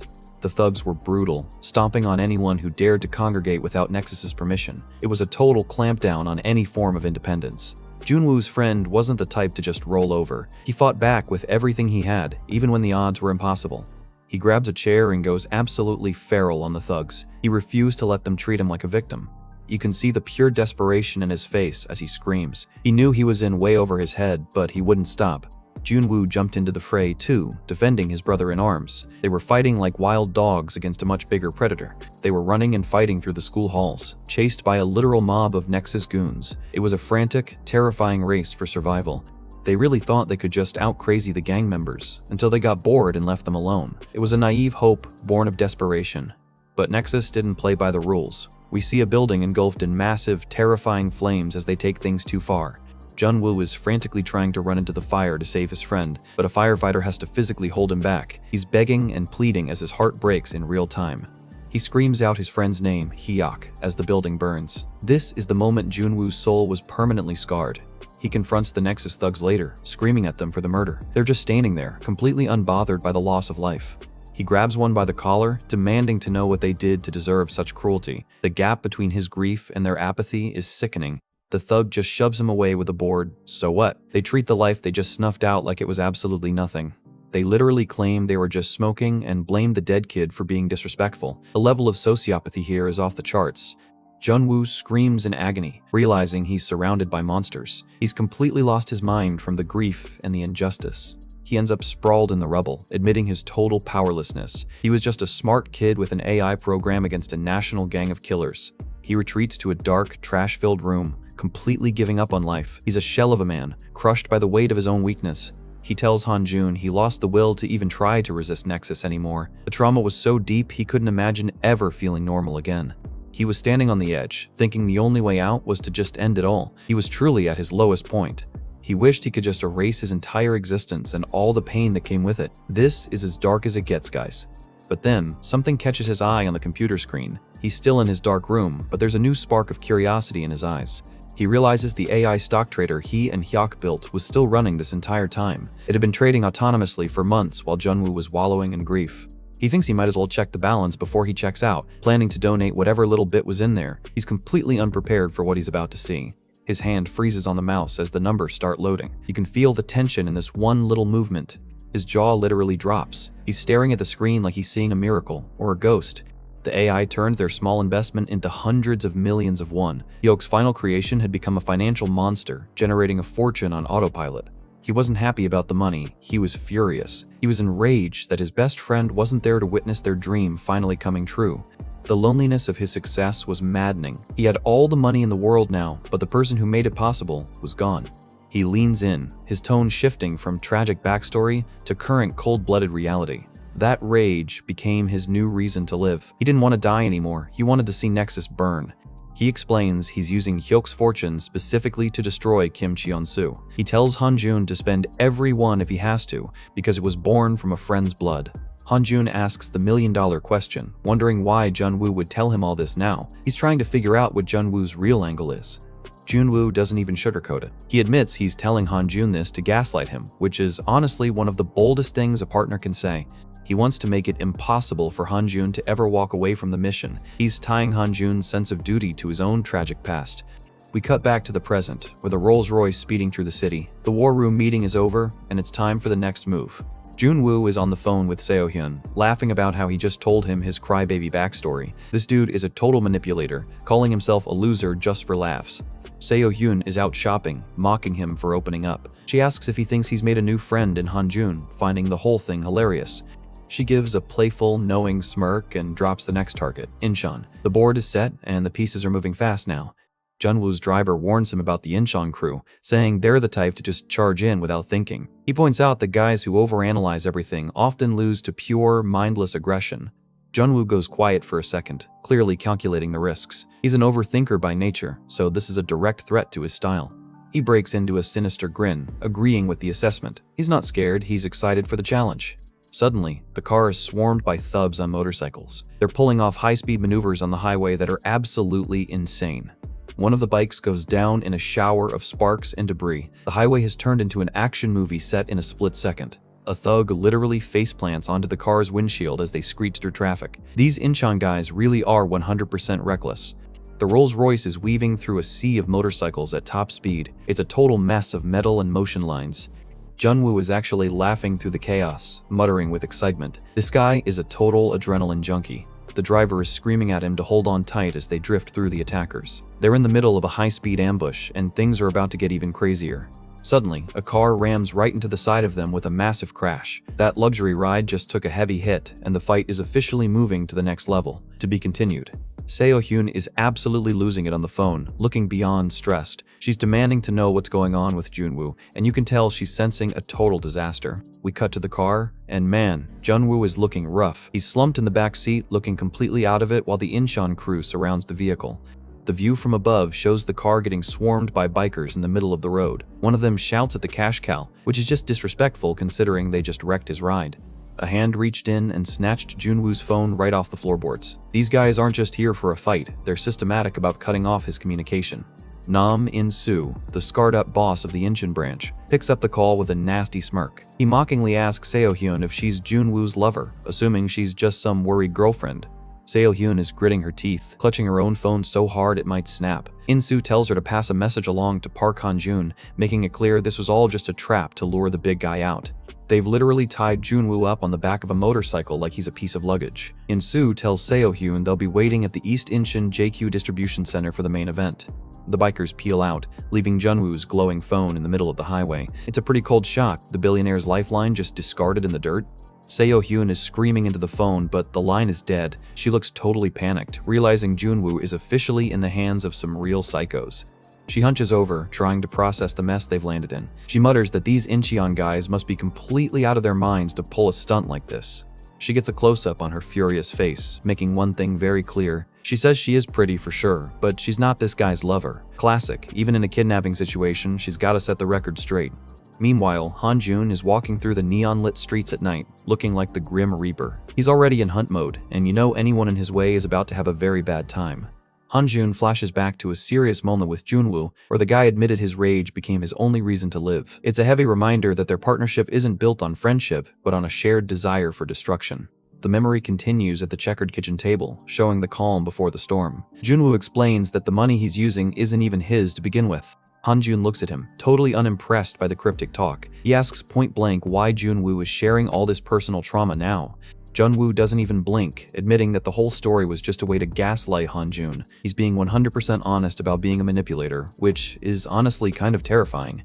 The text bubble spells it out. His goal is to make Hanjun physically unable to give up on destroying Nexus. He's basically building a human weapon fueled by his own spite. We get a shot of Hanjun's boots hitting the pavement as he finishes the thought. He's realized that Junwoo successfully made his point. Hanjun's face is a mask of pure, icy determination. He declares that he has zero intent to give up halfway, officially locking in his commitment to the war. He starts walking away, but someone screams his name from down the street. It's a total mood breaker for his big, cool guy exit. The shouting continues as Hanjun stops and turns his head slightly. Someone is really desperate to get his attention. Seo-hyun comes screeching in on her neon green bike, nearly taking Hanjun out. She looks frantic, and you know the news isn't gonna be good. She screams for him to get on, looking like an absolute badass on the motorcycle. She doesn't have time for a chat, they need to move right now. She drops the news that Junwoo got snatched by Incheon gangsters. Her face is a mix of worry and pure adrenaline as she waits for Hanjun to hop on. Hanjun repeats the name Incheon with a look that suggests he has some history with that particular crew. This just became personal for everyone involved. The scene shifts to the East Incheon JQ Distribution Center, a massive, lonely warehouse by the docks. It's the perfect place for a kidnapping or a murder. Junwoo slowly wakes up, squinting through one eye. He looks groggy and battered, but you can see his brain is already starting to analyze the room. He realizes he's tied to a chair in the middle of a vast, empty warehouse floor. He mutters, wondering where he is, feeling like he's in a low-budget action movie. The warehouse is packed with rows of shelves and crates, creating a maze of obstacles. It's a nightmare for anyone trying to escape or launch a rescue.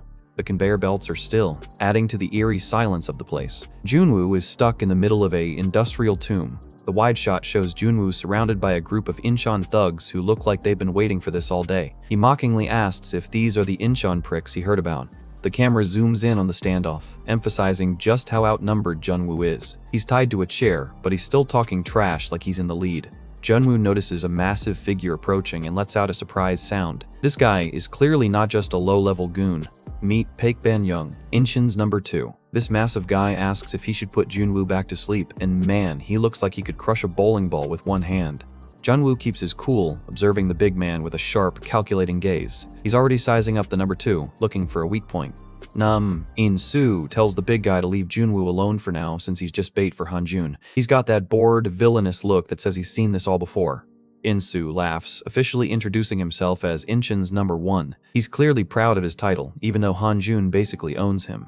Junwoo starts laughing right back, telling them they're idiots who don't think before they act. He's mocking them for kidnapping a major enterprise owner, pointing out the massive heat they just brought down on themselves. He gives a chillingly wide grin, telling them he'd hire them if he could because of how blindly loyal they are. He's treating his own kidnapping like a recruitment interview. In-soo is losing his patience, staring down at Junwoo with a look that says he's about to start breaking fingers. He doesn't appreciate the billionaire's commentary. Junwoo drops the hammer, calling the Incheon crew the weakest of the weak. He's really trying to get a rise out of them now. He reminds them of the past, specifically 2 years ago when they were all on their knees begging for mercy from Hanjun. That's a massive burn that definitely hit home. In-soo looks absolutely disgusted, muttering pathetic. He hates being reminded of the time Hanjun dismantled their entire reputation. Junwoo keeps poking the bear, asking if they really think they can handle Hanjun this time. The big guy, Ban-jung, looks like he's about to explode from rage. Ban-jung grabs Junwoo by the shoulder, his face turning red. He growls at the guy, with the translator intentionally keeping the typo to show how much this dude is fuming. In-soo pushes his subordinate aside, deciding to handle this personally. He says he'll do it, stepping into Junwoo's space with bad intentions. Junwoo looks up from his chair, unblinking as the boss towers over him. He's definitely got nerves of steel. In-soo notes that Junwoo seems to know a thing or two about Incheon. He's impressed by the knowledge, even if he wants to kill the guy. In-soo tries to rewrite history, claiming that Hanjun kneeled alone while Incheon did not kneel. Yeah, okay buddy, whatever helps you sleep at night. Junwoo laughs in his face, asking if they aren't all brothers. He's mocking the fake sense of honor these thugs try to cling to. Junwoo gets right in his head, revealing that the previous leader kneeled specifically to protect the rest of the crew. He's exposing the truth that their boss sacrificed his pride for their safety. Junwoo looks totally unfazed, even with his collar being yanked. He's winning the psychological war, and everyone in the room can feel it. The big guy, Ban Jung, has had enough and winds up a massive fist. He's tired of being insulted by a guy in a suit. He launches a huge punch, screaming that he'll kill Junwoo if he says one more word. It looks like a lights-out hit for our tied-up hero. Junwoo just looks up with a defiant smirk and says one more word. Absolute legend behavior. The man is literally asking for more. He doubles down with 2 more words. He's basically trolling these guys while his life is on the line. Ban Jung is screaming in pure, incoherent rage while he punches. He's completely lost his cool, which is exactly what Junwoo wanted. A scout bursts into the room, shouting for his boss. He delivers the news everyone was waiting for. Park Han-joon is on his way. In-soo turns his head, his gaze sharpening instantly. The bait finally worked, and the real war is about to start. Junwoo gives a subtle, satisfied smirk. His part in the plan is working perfectly, and he knows Han-joon is about to turn this warehouse into a hospital ward. Junwoo tells Ban Jung not to waste his strength on him and to save it for Han-joon instead. He's talking like he's their coach, which is just peak arrogance. The fat guy is shaking with anger, his face twisted into a mask of pure hate. He's never been insulted this badly in his entire life. He smashes his fist into a crate in frustration, screaming. He can't even touch Junwoo without In-soo's permission, and it's driving him insane. Ban Jung stomps away while Junwoo sits there tied to the chair, looking like he's having the time of his life. Junwoo's chair gets kicked over, leaving him lying on the floor. In-soo walks up to him, calling his name with total contempt. In-soo tells him that no matter what he says, Junwoo will just have a comeback, so he's not even going to bother arguing anymore. He admits that the past Incheon boss did kneel to Han-joon. He's finally acknowledging the truth that Junwoo threw in his face. He leans down, telling Junwoo that he's going to show him exactly how much Incheon has changed. He's promising a bloodbath to reclaim their lost bride. We cut to an empty highway at night, the calm before the storm. The silence in this panel is actually pretty eerie. Suddenly, a motorcycle roars into view with Han-joon and Seo-hyun on it. They're leaving bright light trails as they race toward the warehouse. They're weaving through the city at top speed, a blur of motion and neon. Han-joon looks like he's ready to jump off the bike and start swinging already. Close-up of Han-joon behind Seo-hyun, his face set in stone. He's not thinking about the danger, he's only thinking about the pricks who took his partner. Seo-hyun is shouting over the wind, asking if they really sent every biker in Incheon after them. She can see headlights closing in from behind. Suddenly, the road ahead clears out completely. She mutters in confusion, realizing the chase has taken a weird turn. She looks back at Han-joon, noting that the sudden silence is kind of a downer. She's starting to get a very bad feeling about this quiet stretch of road. Han-joon reaches around her, pointing straight ahead. He warns her about what's in front, his voice low and steady. Seo-hyun's face goes pale with shock as she looks forward. She finally sees what Han-joon was talking about, and it's a total oh crap moment. The entire road is blocked by a wall of massive, angry-looking thugs. They're standing their ground, waiting for the bike to reach them. At the front of the pack is the jumbo pork chop himself, Paik Ban Jung. He looks even bigger in person, and he's clearly the one in charge here. Han-joon hops off the bike, Seo-hyun right behind him. The thugs start screaming Han-joon's name and telling the others to get him as they prepare for a total dogpile. Han-joon just stands there, unbothered, giving them a cold look that should have been their first warning to run. He's completely outnumbered, but he looks like the predator. The fat guy's face is a mess of bulging veins and rage. He's been waiting all night for this moment to settle the score. Ban Jung actually starts walking away, telling Han-joon to just be quiet and follow him. He claims they want to kill him right now, but they aren't sissies and have a different plan in mind. He looks back over his shoulder with a chilling glare and drops the final rule, that fights in Incheon are one-on-one. Oh man, Han-joon is about to have a series of boss fights, to be continued. Han-joon and Seo-hyun are being led through the industrial area by a guy who is absolutely massive. This dude towers over them, looking like he eats boulders for breakfast while his footsteps echo through the yard. Seo-hyun can't help herself and starts commenting on the guy's insane physique, calling it a really big build. She even goes as far as saying he's probably the biggest person she's ever seen in her life. She actually reaches out and pokes the guy's arm, asking if he ever accidentally drank the wrong herbal meds to get that big. Seo-hyun has zero fear or personal space boundaries, even when dealing with a human mountain. The giant just keeps walking in total silence, ignoring her completely. Han-joon follows right behind him, keeping his eyes on the prize and ignoring the idle chatter. Seo-hyun's playful expression turns into a dark, annoyed look as she realizes she's being ghosted. She mutters, wondering if she's being ignored, clearly not used to being brushed off. She starts rambling about how much he must spend on meals and whether he needs custom-made clothes. The giant's face is a mask of pure irritation while she jokes about his shoes being 300 times larger than normal. The big guy finally snaps, looking back with a terrifying glare. He tells her to just shut up and follow him, but even his speech bubble has a lisp, showing he's struggling to maintain his tough guy act. Seo-hyun just smirks and twirls her hair, completely unfazed by the threat. She tells him she can't help it because she's just so curious, then prepares to ask one final, spicy question. A flashback panel appears showing a younger Han-jun standing tall while Incheon gangsters kneel before him. Seo-hyun asks if the whole crew didn't decide to kneel and give up 2 years ago. She leans in close, mockingly asking if he's still annoyed because he couldn't beat Han-jun back then. She caps it off by calling them all losers, which is basically the fastest way to get punched in this series. We get a shot of the back of the giant's head, and you can practically see the steam coming out of his ears. The silence is deafening, and you know a massive explosion is coming. The big guy turns around with a murderous look on his face, his lisp becoming even more prominent as he asks if she's provoking him. He's reaching his absolute limit with this girl's mouth. He looms over Seo-hyun, his massive frame blocking out the light as he asks if she wants to get beat up. He's finished being polite and is ready to crush someone. Han-jun looks over his shoulder, noticing that things are finally about to get violent. He looks completely bored, like he's just waiting for the giant to make the first mistake. Han-jun steps in and backs up Seo-hyun, simply stating that she's not wrong. He's basically throwing gasoline on a bonfire with that one line. Seo-hyun gives a mischievous side glance, clearly loving the drama she just started. She knows Han-jun is right there to handle the physical consequences of her words. The giant gets an extreme, shadowed close-up as he calls them out. His rage has officially transcended words, and he's preparing to unleash everything he's got. He reaches down and clenches his fist, his knuckles cracking with a loud sound. He's done talking and is ready to show them why they call him a monster. The big guy launches a massive punch at Han-jun, who just stands there with his hands in his pockets. He's offering a quick lesson before they go see the boss.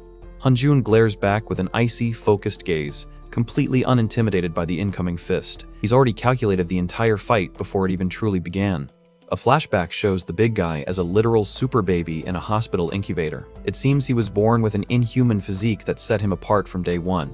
By the time he hit puberty, he reached 217 centimeters and 243 kilograms. We see him in a doctor's office, looking like a giant among men even as a teenager. He reveals his nickname was Donkatsu because of his sheer size and power. He stands in the dark, a human tank that has never known defeat.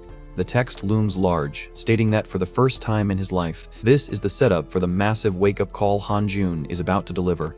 Han-jun lands a crushing right hook directly on Donkatsu's jaw. The impact is so violent it sprays blood and spit everywhere, silencing the giant instantly. Donkatsu is sent flying backward, his massive body spinning through the air. He thinks to himself in total shock that he's actually being launched. He hits the floor and slides across the industrial yard with an intense crash. The human tank just got totaled in a single hit. Donkatsu faceplants into the dirt, looking like a fallen statue. Han-jun didn't just beat him, he completely humbled him. The Inshin goons in the background are losing their minds, screaming in disbelief that Donkatsu was sent flying away. They can't believe their strongest member just got one-shotted. Han-jun starts walking away with a steady pace, looking back at the cowed thugs. He's done with the warm-up and ready for the main event. The remaining goons watch him with terrified expressions as he strolls deeper into the warehouse. They realize they are in the presence of a true apex predator. Han-jun and Seo-hyun stand together as they reach the center of the warehouse. A group of suited thugs is waiting for them, and you can practically feel the tension peaking. The leader of the suits tells his guys to get ready to attack once they come closer. They're trying to maintain their composure, but their eyes tell a different story. We get a wide shot of the standoff in the distribution center. Han-jun is totally surrounded, but he looks like the only one in control of the situation. Seo-hyun gives a confident smirk, mocking Inshin's one-on-one fighting rule. She's officially ready to see Han-jun dismantle the entire organization. Suddenly, a voice calls out to Park Han-jun. Han-jun looks down and sees Junwoo tied up and sprawled on the floor nearby. Junwoo is struggling against his ropes, telling Han-jun to hurry up and untie him because his legs are going numb. He's managed to maintain his annoyed personality even while kidnapped. A foot steps right next to Junwoo's head, and a cold voice tells all the goons to back off. The atmosphere in the room just got a whole lot more dangerous. The goons scramble away in a panic as Nam In-soo steps into the light. The mere presence of their boss is enough to send them running. In-soo casually shrubs off his leather jacket, revealing his toned, scarred physique. He's stripping down for the fight he's been waiting 2 years for. He rolls his shoulders and cracks his neck, looking like a professional athlete entering the ring. He's completely focused on the man standing in front of him. In-soo gives Han-jun a dark, murderous look and declares that that guy is his. He's officially claiming the right to take down the legend himself. The two fighters face off in the middle of the warehouse. In-soo notes that it's been a while, acknowledging their violent history as the tension reaches its breaking point. Hanjun looks back with a completely blank expression, simply asking if they've met. He doesn't even seem to remember the guy, which is the ultimate disrespect. We get a tight shot of Hanjun's face as he observes In-soo. He's looking for weaknesses, not memories. In-soo is visibly annoyed by Hanjun's lack of recognition. He asks if Hanjun remembers Nam Man-soo's brother, bringing up a personal grudge from their past war. Close up on In-soo's scarred face, and you can see a vein literally popping in his forehead. He's fuming, fueled by 2 years of pure, concentrated spite.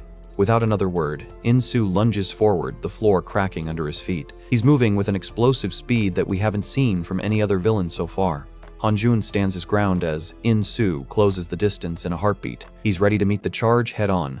In-soo manages to land a grazing blow, leaving a small cut on Hanjun's cheek. It's the first time we've seen Hanjun bleed in a fair fight, and it's a big deal. Seo-hyun is sitting right on top of the tied-up Junwoo, looking genuinely shocked. She shouts that he's bleeding, finally realizing that In-soo might actually be a threat. The Inshin goons burst into cheers, sensing that their boss is finally going to win. They're getting all hyped up seeing Hanjun actually take some damage. In-soo gets back into a fighting stance, telling Hanjun to stop talking nonsense and just fight. He's itching to finally land a knockout blow. In-soo plants his foot and launches himself forward again. He's not giving Hanjun any time to recover or think. He throws a massive straight punch, his fist cutting through the air with a loud whoosh. He's putting every bit of his hatred into this one strike.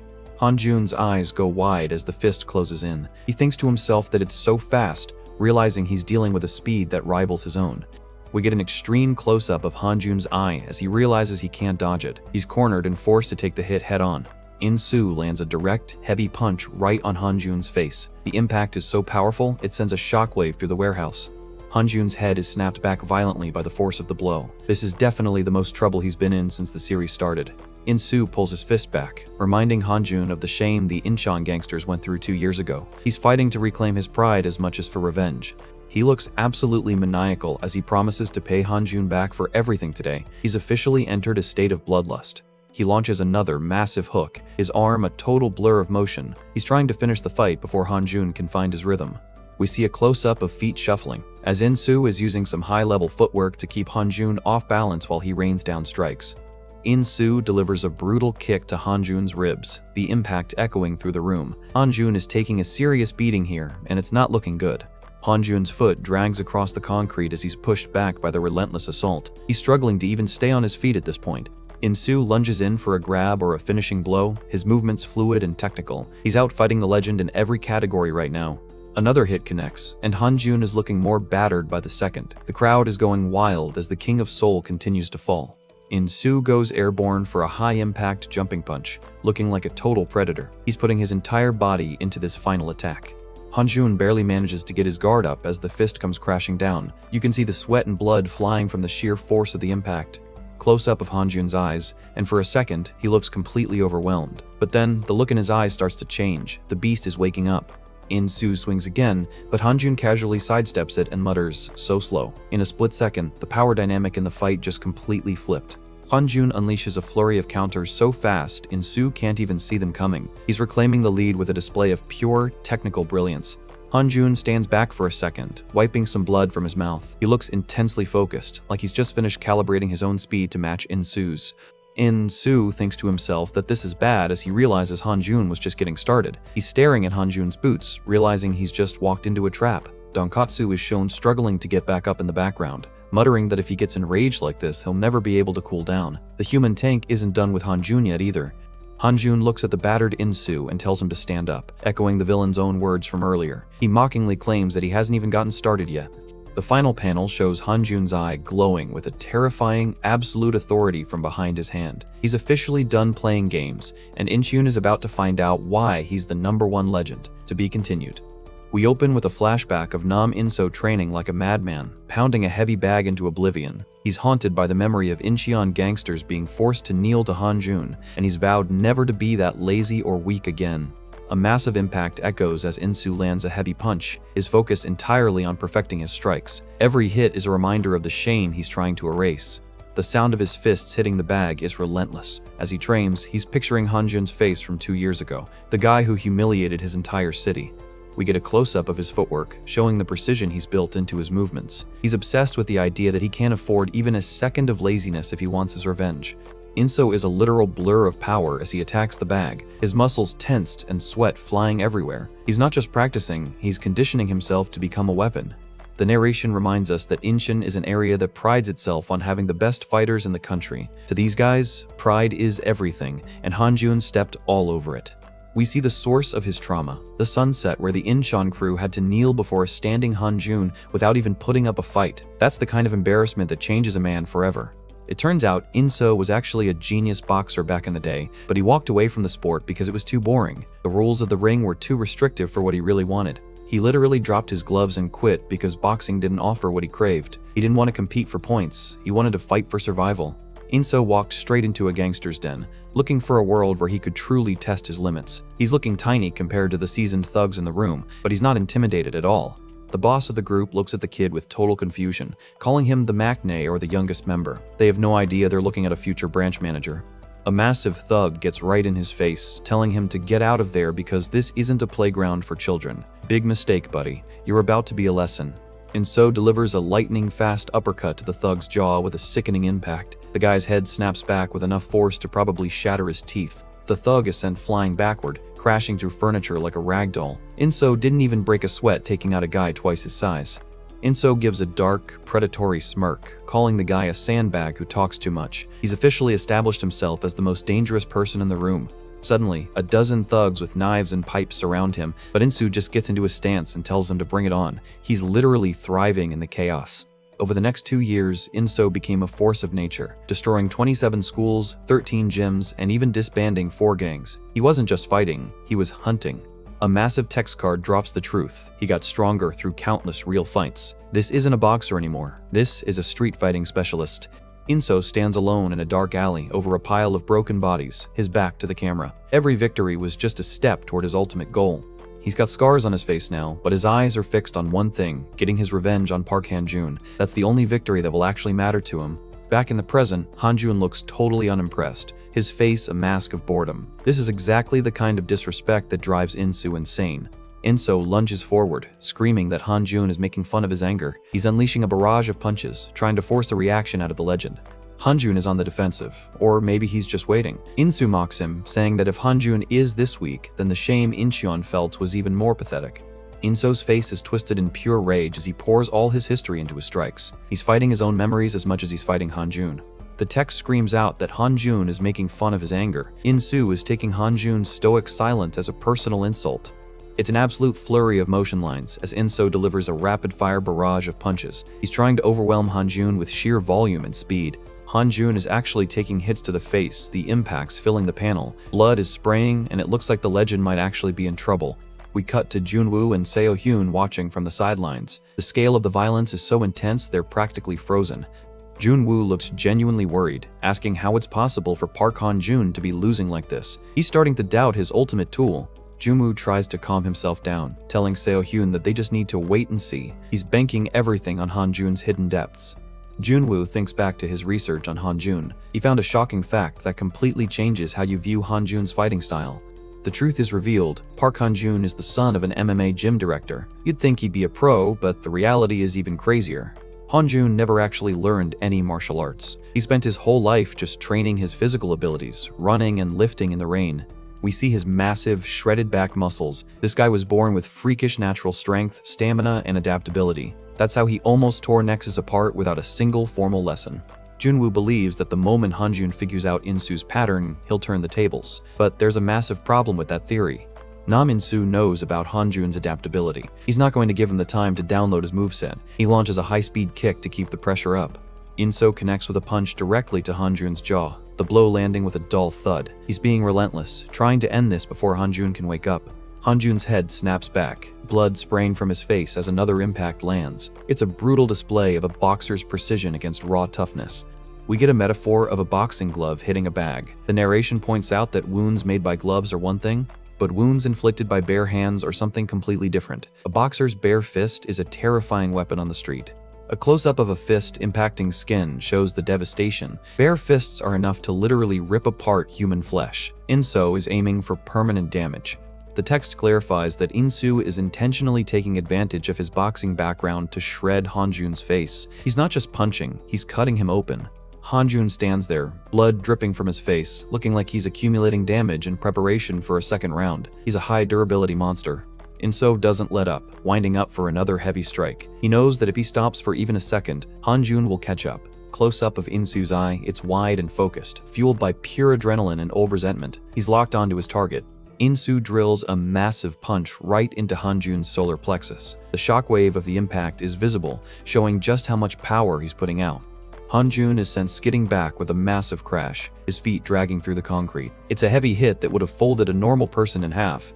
We get a close-up of Hanjun's eye, and man, the light is finally starting to change in there. He's processing the damage and getting serious.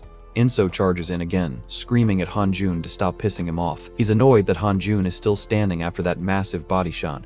Another impact lands as Insu lands a hit, but Hanjun is already moving. He stopped just taking the hits and is starting to initiate his own plan. Hanjun drops low, muttering the word ground as he prepares to change the dynamic of the fight. He's shifting from a stand-up brawl to something much grittier. Hanjun lunges forward, tackling Insu around the waist with a desperate grip. Insu looks down, asking what he's doing. Inso mocks him, asking if Hanjun really thinks he can win just by bringing a boxer to the ground. He thinks Hanjun is acting out of desperation. Hanjun is gritting his teeth, his arms locked around Insu in a tight grip. He's using his raw core strength to pin the street fighter. Inso's feet start to slide back, the sound of his shoes on the floor showing Hanjun is actually pushing him. This is the freakish natural strength Junwoo was talking about.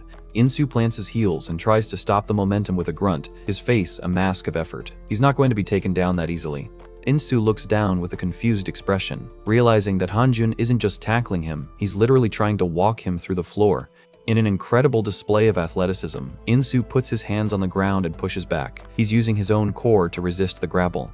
Inso is genuinely shocked by Hanjun's crazy strength, noting that Hanjun is pushing his entire body back just by using his upper body core. Inso launches himself backward to break the hold, realizing he's in a dangerous game. He needs distance to use his boxing again. Inso skids back toward the industrial racks, thinking that if this keeps up, he'll be pinned against the metal poles. He's losing control of the pace. Inso breaks into a wide, malicious grin. He admits that he's only used boxing up until now, but that was just his base. A massive text bubble emphasizes that boxing is his base. This dude has more than just punches in his arsenal. He drops into a wider, more aggressive stance and declares that he's a natural street fighter. He's officially abandoning the rules of the ring. Inso delivers a brutal knee or kick that catches Hanjun right in the middle of his lunge. The heavy impact uses Hanjun's own momentum against him. Hanjun is sent flying through the air, his body spinning as the force of the blow takes him off his feet. It's a total momentum killer. Hanjun hits the floor hard, bouncing off the concrete. It's the first time we've seen him truly grounded by a single hit. The Inshin goons in the back are celebrating, shouting nice, and calling for Insu to finish him off. They think the pride of Inshin is finally restored. Inso gets back into a fighting stance, his face serious. He tells his guys that it's too early to be happy. He knows exactly how much it takes to kill a man like Hanjun. Inso stares at the fallen Hanjun, noting that the first round just ended. He's acknowledging that Hanjun is the type of beast that won't lose like this. A wide shot shows the two fighters facing off in the vast, empty warehouse. The silence is thick, both of them preparing for the next burst of violence. Hanjun stands up, his eyes glowing with an intense, murderous light. He's panting hard, showing he's finally feeling the toll. Insu points out that Hanjun's eyes are bleeding. We see a blurred vision of Insu from Hanjun's perspective. Insu explains that the bleeding will slowly take away his sight, making his balance fail and his reactions dull. Inso charges back in, screaming that this fight is his. He's going to use the time and the injuries to systematically dismantle the legend. Close-up of Insu's eye, he's betting everything on the long game. He knows that the longer this continues, the more the advantage shifts to him. Hanjun throws a massive, desperate punch that looks like it could cave in a wall. He's trying to end it now before his vision completely fails him. Hanjun's face is a mask of pure intensity, his features sharp and beast-like under his bangs. He's officially entered a state of pure survival instinct. Junwoo and Seo-hyun look on with serious, unreadable expressions. They realize they're watching a historic battle that could go either way. Inso is smiling with bloody teeth, looking absolutely unhinged. He asks Hanjun if he remembers who he is now. Hanjun glares back, his eye wide and filled with a terrifying focus. He's finally calibrated to Insu's movements. Hanjun connects with an absolute monster of a punch directly on Insu's face. Blood and sweat spray everywhere as the legend finally lands his first real finishing blow. To be continued. Inso is in absolute shock. his face covered in blood as Hanjun effortlessly dodges his best shot. He's internally panicking, wondering if Hanjun has already completely figured out his rhythm. Hanjun moves like a ghost, slipping past another punch with ease. Insu tries to rationalize it, hoping it's just luck, but the reality is much scarier. It definitely wasn't luck. Hanjun lands a massive, bone-shattering punch right in the middle of Insu's face. The impact is so heavy, it looks like his whole head is caving in. Hanjun plants his foot with a thunderous thud, anchoring himself to the concrete. You can practically feel the power radiating from his stance as he prepares to finish this. The tide has completely turned as Hanjun starts pushing back with relentless aggression. Insu is being forced onto his heels, unable to handle the sheer force coming his way. Hanjun delivers a crushing overhead strike that looks like it could split a mountain. He's no longer just defending, he's systematically breaking Insu down. The narration reminds us that Insu's speed is legendary. He's standing there while a leaf falls past him, setting up just how fast this guy actually is. The leaf is sliced clean in half before it can even hit the ground. Insu's movements are supposed to be the fastest in human history, but even that might not be enough. Despite that insane speed, Hanjun is just built differently. He's covered in blood and grime, but his eyes are still locked on his target with predatory focus. We see a glimpse of why Hanjun is feared. He's a monster who has cleared out entire hallways of professional fighters. He doesn't just fight, he annihilates. Junwoo watches from the side, analyzing the battle with a cold eye. He notes that even if there is a speed gap, no one can push Hanjun once he decides to overwhelm them with pure power. Seo-hyun looks totally confused, asking the million-dollar question. If Hanjun is this strong, why has he been letting himself get beaten up this entire time? Junwoo explains that Hanjun wasn't just taking hits, he was studying. He was using his own body to learn Insu's movements through every single impact. He points out that Inso is a master at switching between infighting and outboxing. It's a complex pattern that would confuse any normal fighter, but Hanjun isn't normal. Hanjun's eyes show he's finally downloaded everything he needs. He's completely mapped out Insu's pattern and top speed.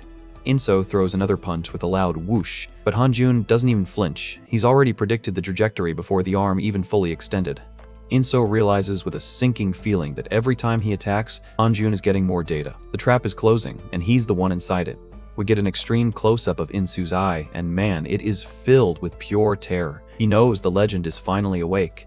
The exchange is a blur of motion as Hanjun starts countering everything Insu throws. The Speed King is suddenly finding himself too slow for the beast.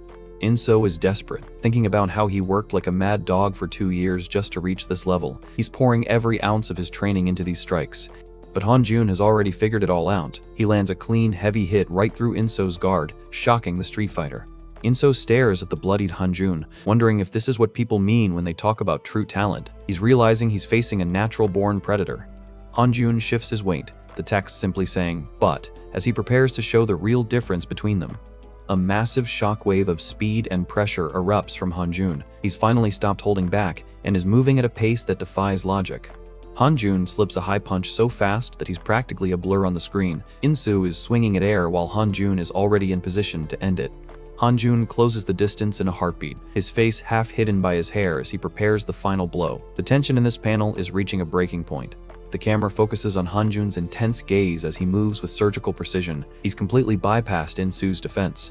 Inso refuses to give up, screaming that he's not done yet with a face twisted by pure demonic rage. He's ready to die before he loses his pride again. He winds up his arm for one last suicidal attack. He's putting his entire life into this one desperate swing. Blood sprays everywhere as Insu forces his body to move beyond its physical limits. He's tearing himself apart just to try and land one more hit. Inso's internal monologue is a frantic mantra, saying he has to go faster. He's pushed himself into a state of total delirium. The air is filled with the sound of impacts as Insu unleashes a chaotic storm of strikes. It's a total mess of motion and blood. He screams out in frustration, obsessed with the idea that he has to keep going until he can finally catch that guy. Hanjun just stands there, perfectly calm in the middle of the storm. Insu realizes with horror that even at his absolute max, Hanjun is still untouchable. Junwoo is back to his relaxed self, watching the end of the show with his hand on his chin. He knows exactly what's coming next. Junwoo gives a smug smirk and delivers the final verdict, stating that it's over. The billionaire has seen enough to know his investment is about to pay off. Hanjun catches Insu's arm and delivers a devastating counterpunch right to the jaw. It's a perfectly timed strike that sends blood and spit flying. Hanjun leans in close to the reeling Insu and whispers the coldest thing imaginable, calling him slow. Talk about adding insult to injury. Inso is absolutely fuming, his face a mask of blood and broken pride. He mutters insults as his world starts to spin. Hanjun follows up with a massive finishing blow that nearly takes Insu's head off. The impact is so loud it echoes through the entire warehouse. Inso is sent reeling back into a white void, his consciousness finally failing him. He's completely out of the fight. We get a flashback of Insu's brother, Mansu, standing by his motorcycle. He's talking about how he'll do anything to protect the kids, even if it means losing his pride. The memory shows Mansu with a resolute smile, emphasizing that protection is more important than ego. This is the lesson Insu could never quite learn. Back in reality, Hanjun stands tall over his fallen opponent. He looks like a force of nature, unmoved by the carnage around him. Inso looks up from the ground, his face a total mess. He's barely holding on, his eyes glazed over as he takes in his defeat. The flashback returns to the sunset. Mansu's back turned as he explains that failing to protect what's precious makes you the most miserable person on earth. Mansu turns around with a serious look, driving the point home. This is the weight that the Incheon gang has been carrying for 2 years. Hanjun delivers one final, symbolic punch to the already defeated Insu. He's making sure the job is done once and for all. The impact is sickening, a final crack that signals the end of the Incheon branch's resistance. The flashback shows the infamous day at the beach where the entire Incheon gang was forced to kneel. It was the ultimate humiliation for a city of fighters. Mansu is shown screaming at his subordinates, asking if that's all they've got. He was trying to spark some life back into his broken crew. He warns them that lowering their heads is a collective failure. He didn't want them to thank him for protecting them. He wanted them to stay proud. Mansu gets right in their faces, shouting for the idiots to stand up. He was fighting for their dignity as much as their safety. He reaches out a hand to help one of them up, telling them that if they keep acting like losers, they'll never get back what they lost. The flashback shows the gang finally rising to fight, with the text stating that the country is fighting. Mansu was the only one who truly understood what was at stake. We see Hanjun's profile from the past, the silent victor of that initial conflict. He's always been the wall that Incheon couldn't climb. In the present, one last spray of blood finishes the fight. Hanjun has officially re-established his dominance over the Incheon crew. Inso gasps for air, his face completely mangled and swollen. He looks like he's been through a literal car crash. He staggers and starts to fall, his body finally giving out. His lackeys scream for their boss in total despair as they watch their leader go down. A hand reaches out and grabs the shoulder of the massive Donkatsu. A voice calls out his name, but it's definitely not a friendly greeting. Another thud with a bat gets in Donkatsu's face, asking if he's just going to stand there and watch while their pride is destroyed.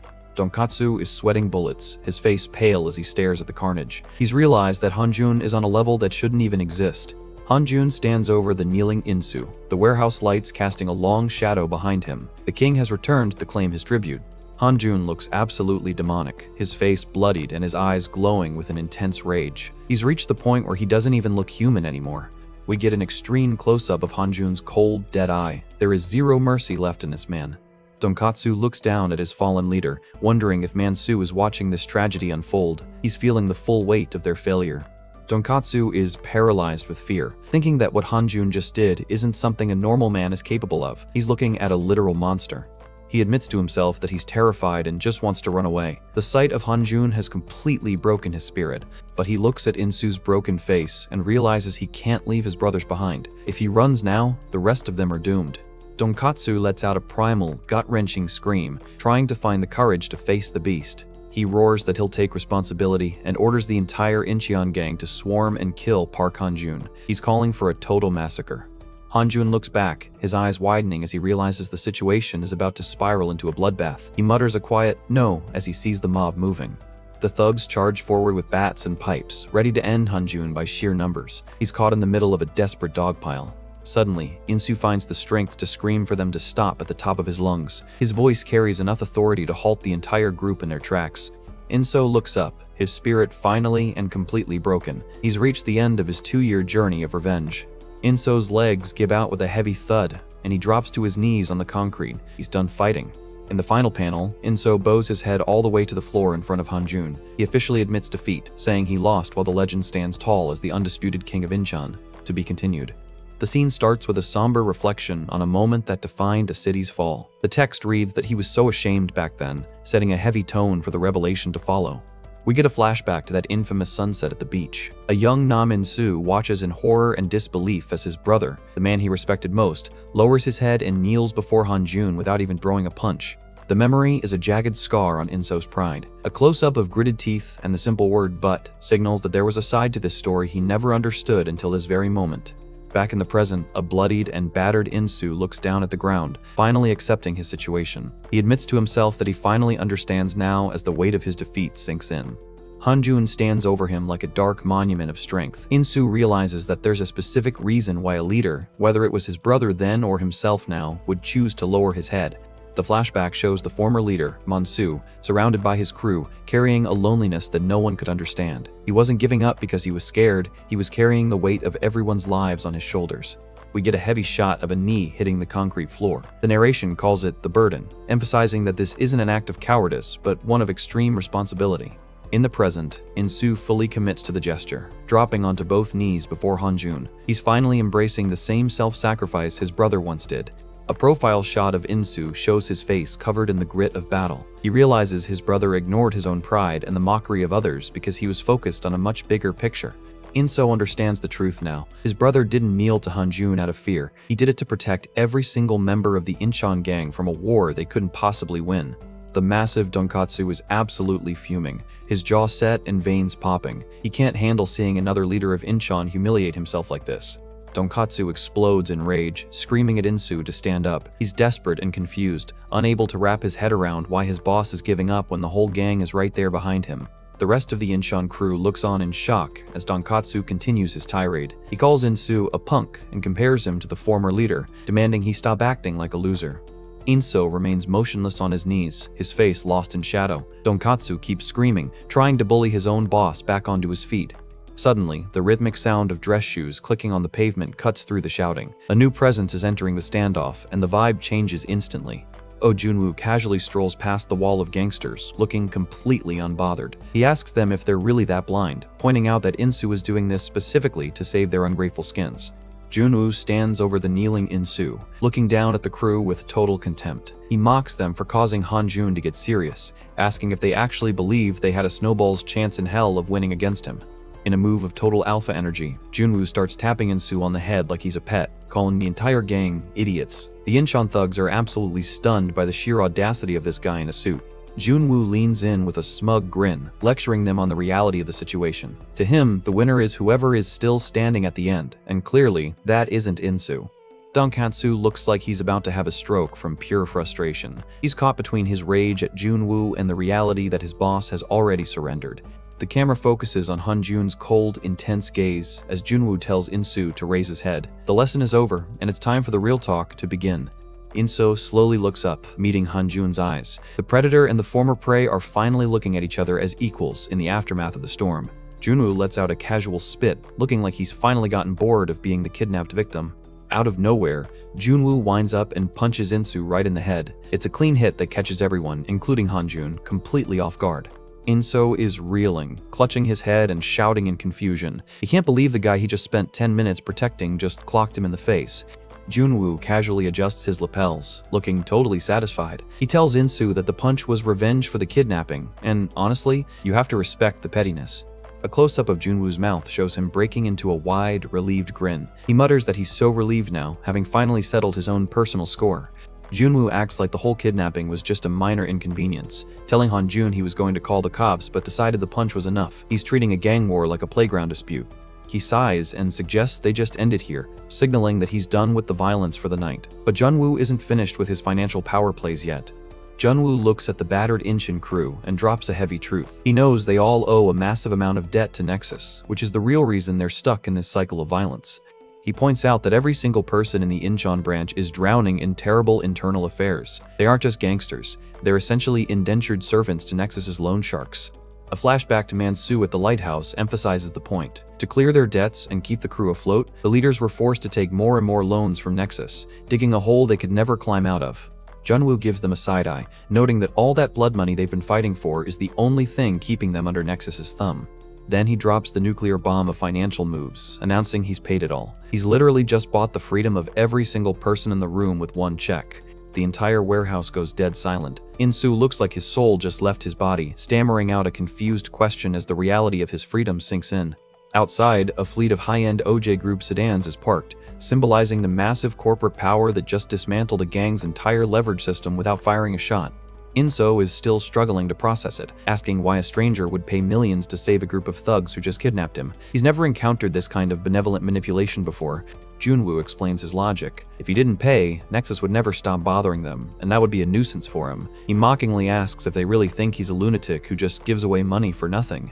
A notification pops up on a phone screen, confirming that a message has been sent from the technical school. Junwoo is playing a much longer game than anyone realized. Junwoo shows the screen to the stunned Incheon crew, revealing that he didn't just pay their debts, he paid their tuition. He's literally forcing them to go back to school. He tells them to graduate, work hard, and pay him back later. He's essentially scouted an entire branch of elite fighters and turned them into his personal debt-trapped workforce for the future.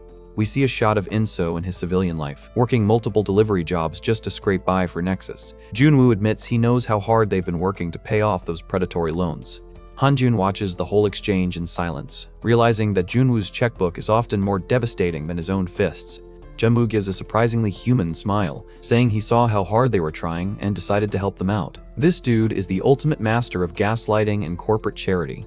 Seo-yoon starts teasing Junwoo, laughing about how his face is turning red because he's acting like a nice guy. Junwoo snaps back for her to get lost, clearly embarrassed that his secret soft spot was exposed. Inso is overwhelmed with emotion, his teeth gritted as he tries to hold back tears. He's finally seen a way out of the darkness that's been crushing his family for years.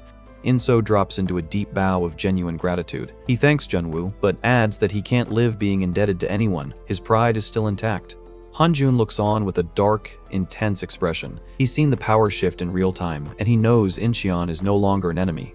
Inso looks Junwoo dead in the eye, promising that he will definitely pay back every single one. He's found a new reason to work hard, and it isn't for a gang this time. Junwoo just waves it off and starts walking toward his waiting car, done with the emotional heavy lifting. He doesn't even look back as he tells them all to get lost because they're making things cringe. Classic Junwoo, saving the day and then acting like he hates everyone involved. Hanjun stands in the center of the yard as the black cars pull away. The Incheon War is officially over, and the power dynamic of the city has been permanently altered. Inso turns back to his crew, calling out to them with a new sense of authority. The weight is finally gone from his shoulders. He stands with his back to them, telling them not to be ashamed. He takes the loss on himself so that the rest of them can finally walk free. We get a side shot of Insu looking at his followers. He's lost the fight, but he's finally won back his soul. In front of his entire crew, Inso bows his head and apologizes for disappointing them. It's a moment of incredible vulnerability for a gang leader. Tonkatsu is actually crying, letting out a pained sob as he watches his boss take the fall for all of them. The loyalty in this crew is deeper than any business deal. Inso grits his teeth, making a silent vow that he will never disappoint his brothers ever again. He's done being a pawn for Nexus. He announces the big news. From now on, Incheon will drop out from Nexus. He's officially declaring independence from the national gang. The entire yard erupts in cheers as Inso tells them to live with their heads held high. The crew roars back in agreement, reclaiming their pride at last. We cut to a bright, clear day in Seoul, showing the towering OJ Group building reflecting the sun. The storm has passed, and a new era of expansion is starting. The text bubble confirms what we've all been waiting for. With this, the Incheon affair is settled. One branch down, a whole organization to go. Junwoo is back in his luxurious office, casually sipping tea as he tells everyone good work. He looks like he didn't just survive a kidnapping and spend a fortune on a group of thugs. Hanjun is just vibing on the couch, but he looks over at Seo-hyun, who is literally shaking from excitement. He asks Junwoo what's wrong with her today. A close-up of Seo-hyun's phone reveals the reason. Junwoo sent her 40 million won as a thank you for the rescue. No wonder she's having a total meltdown. We get a tight shot of Seo-hyun's mischievous grin. She's officially the richest informant in the history of delinquent manhwa. Seo-hyun is doing a literal victory dance on the couch, screaming long live CEO Oh Junwoo. She even jokes that she hopes he gets kidnapped by Incheon every day if it means another payday like this. Junwoo is absolutely fuming, his face turning red with rage as he tells her to watch her mouth since he's standing right there. Seo-hyun just laughs it off, way too happy to care about his temper.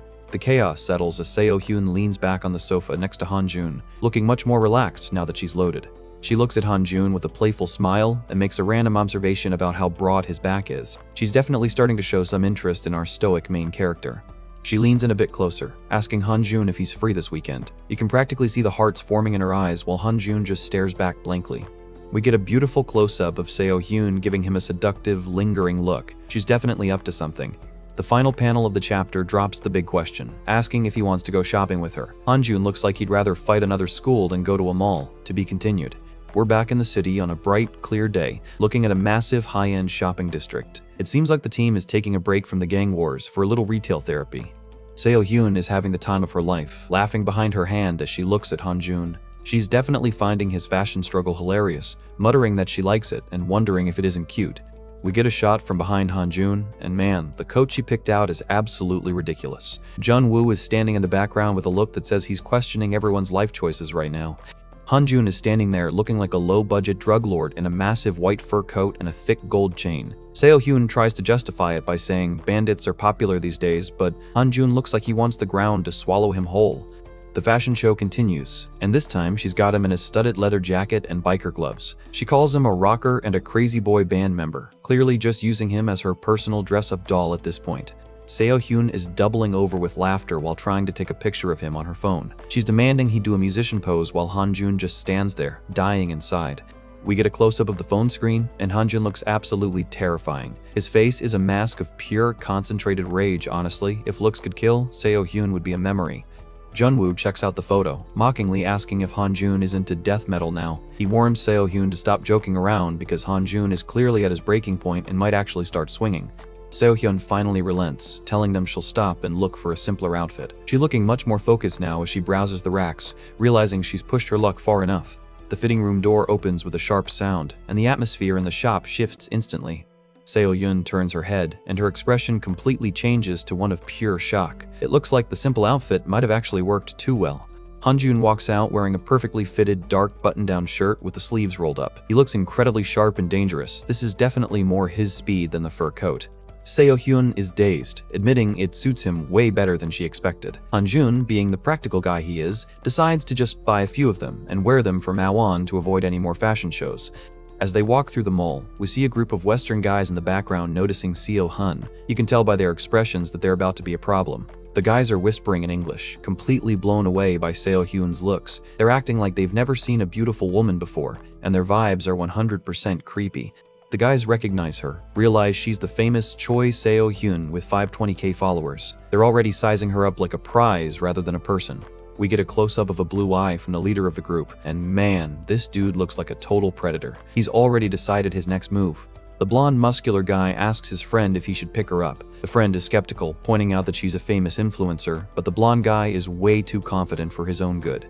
He gives a nasty, confident smirk and tells his friend not to worry. He clearly thinks his muscles and charm are enough to get whatever he wants. He looks over at Hanjun and Junwoo, calling them anchovies. He mockingly assumes Seo-hyun must have low standards for men to be hanging out with them. Huge mistake, buddy. The blonde guy gets an extreme, shadowed close-up as he calls Seo-hyun a toy. This dude is officially the worst, and you just know Hanjun is about to humble him. The friend is impressed by the leader's confidence, while the blonde guy tells him to just wait and watch. He's about to go over and introduce himself to the influencer. Seo-hyun is browsing some clothes when a shadow falls over her. A voice says, "Excuse me, miss," interrupting her shopping. The blonde guy gets right in her personal space, telling her he's interested in her and knows a good place they should go. He's being incredibly pushy and disrespectful. Seo-hyun turns around with a look of pure, unadulterated disgust. She asks what the hell he's doing, not even trying to be polite to this creep. The guy just leans in closer with a sickening grin, commenting on her temper. He thinks her anger is a challenge, which is just peak delusion. Seo-hyun tries to walk away with a click of her heels, but the guy follows her, telling her not to be like that and saying that he likes Korea. He's acting like being a tourist gives him a pass to harass people. We get a close-up of Seo-hyun's jaw as she scoffs. She is seconds away from losing her mind on this guy. The blonde guy crosses the line and grabs Seo-hyun's arm with a violent grip. He's trying to physically stop her from leaving. Suddenly, another hand reaches out and grabs the blonde guy's arm with an iron grip. The predator just became the prey. Seo-hyun glares at him, asking where the hell he's putting his hands. She reveals she heard every disgusting thing they said about her on the way over. The blonde guy is stunned as Hanjun towers behind him. Seo-hyun calls him trash to his face, and you can see the panic starting to set in.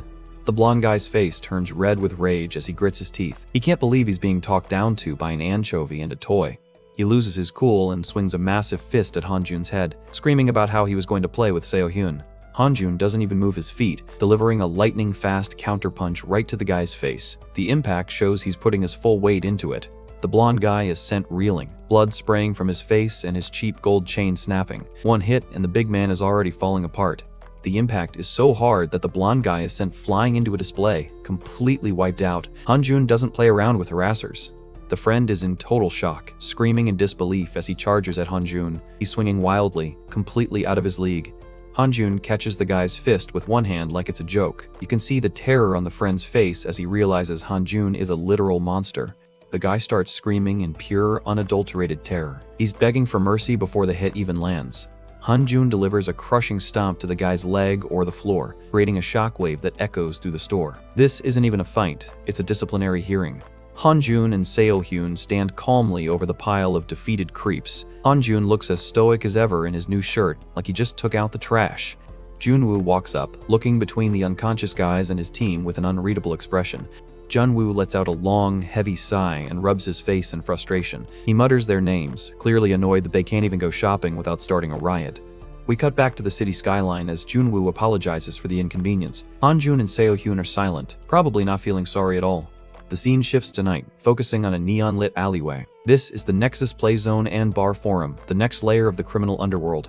Inside is a loud, crowded casino filled with smoke and high-stakes gambling. This is where the real money moves in the city. Meet Choi Tae-soo, the Play Zone head branch. He's calmly playing cards, noting that Inshan was dropped off from the organization. He looks like a pro-level manipulator. Tae-soo looks at the blackjack table, saying he never expected much from Incheon gangsters anyway. He notes that Junwoo, or whatever his name is, has some serious guts. He can't believe Junwoo actually paid off all of Incheon's debts. He's impressed by the financial power move, even if it means losing a branch. Suddenly, we cut back to the mall where someone is screaming for help. They're calling Hanjun the ghost of Bruce Kim because of his insane fighting speed. Hanjun is still going at it, absolutely pummeling the foreign thugs through the shop windows. He's really letting out some frustration today.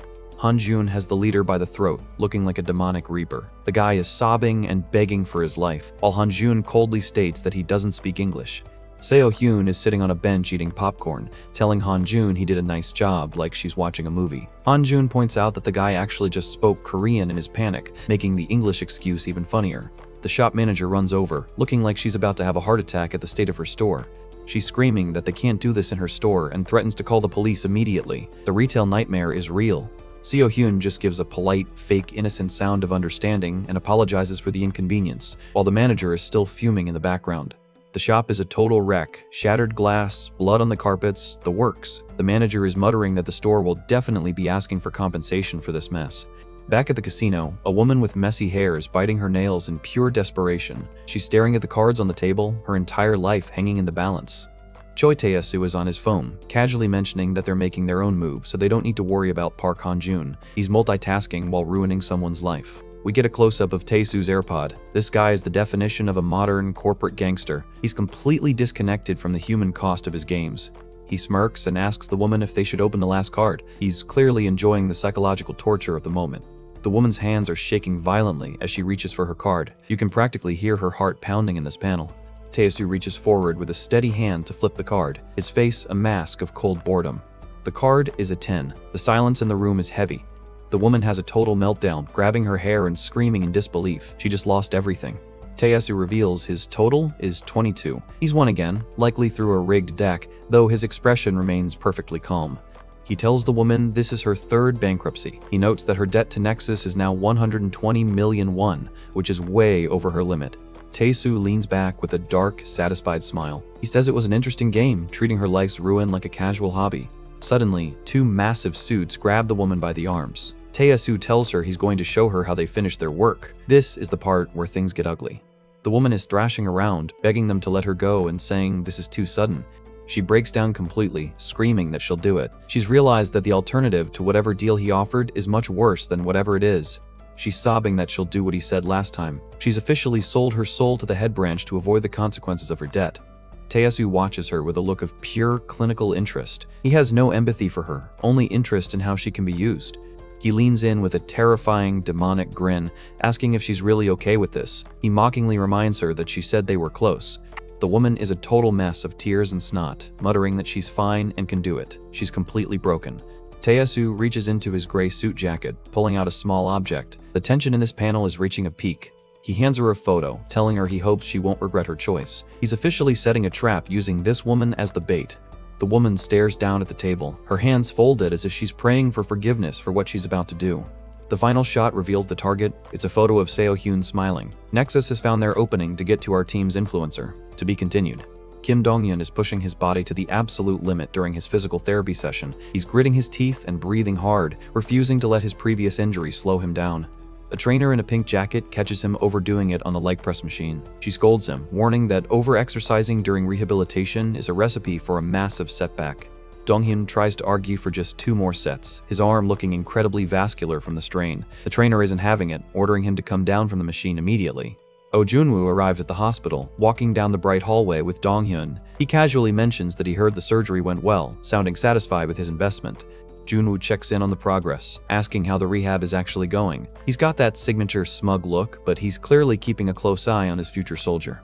Donghyun gives a polite nod and thanks Junwoo for everything. He knows he owes a massive debt and promises to pay back every single one once he's back on his feet.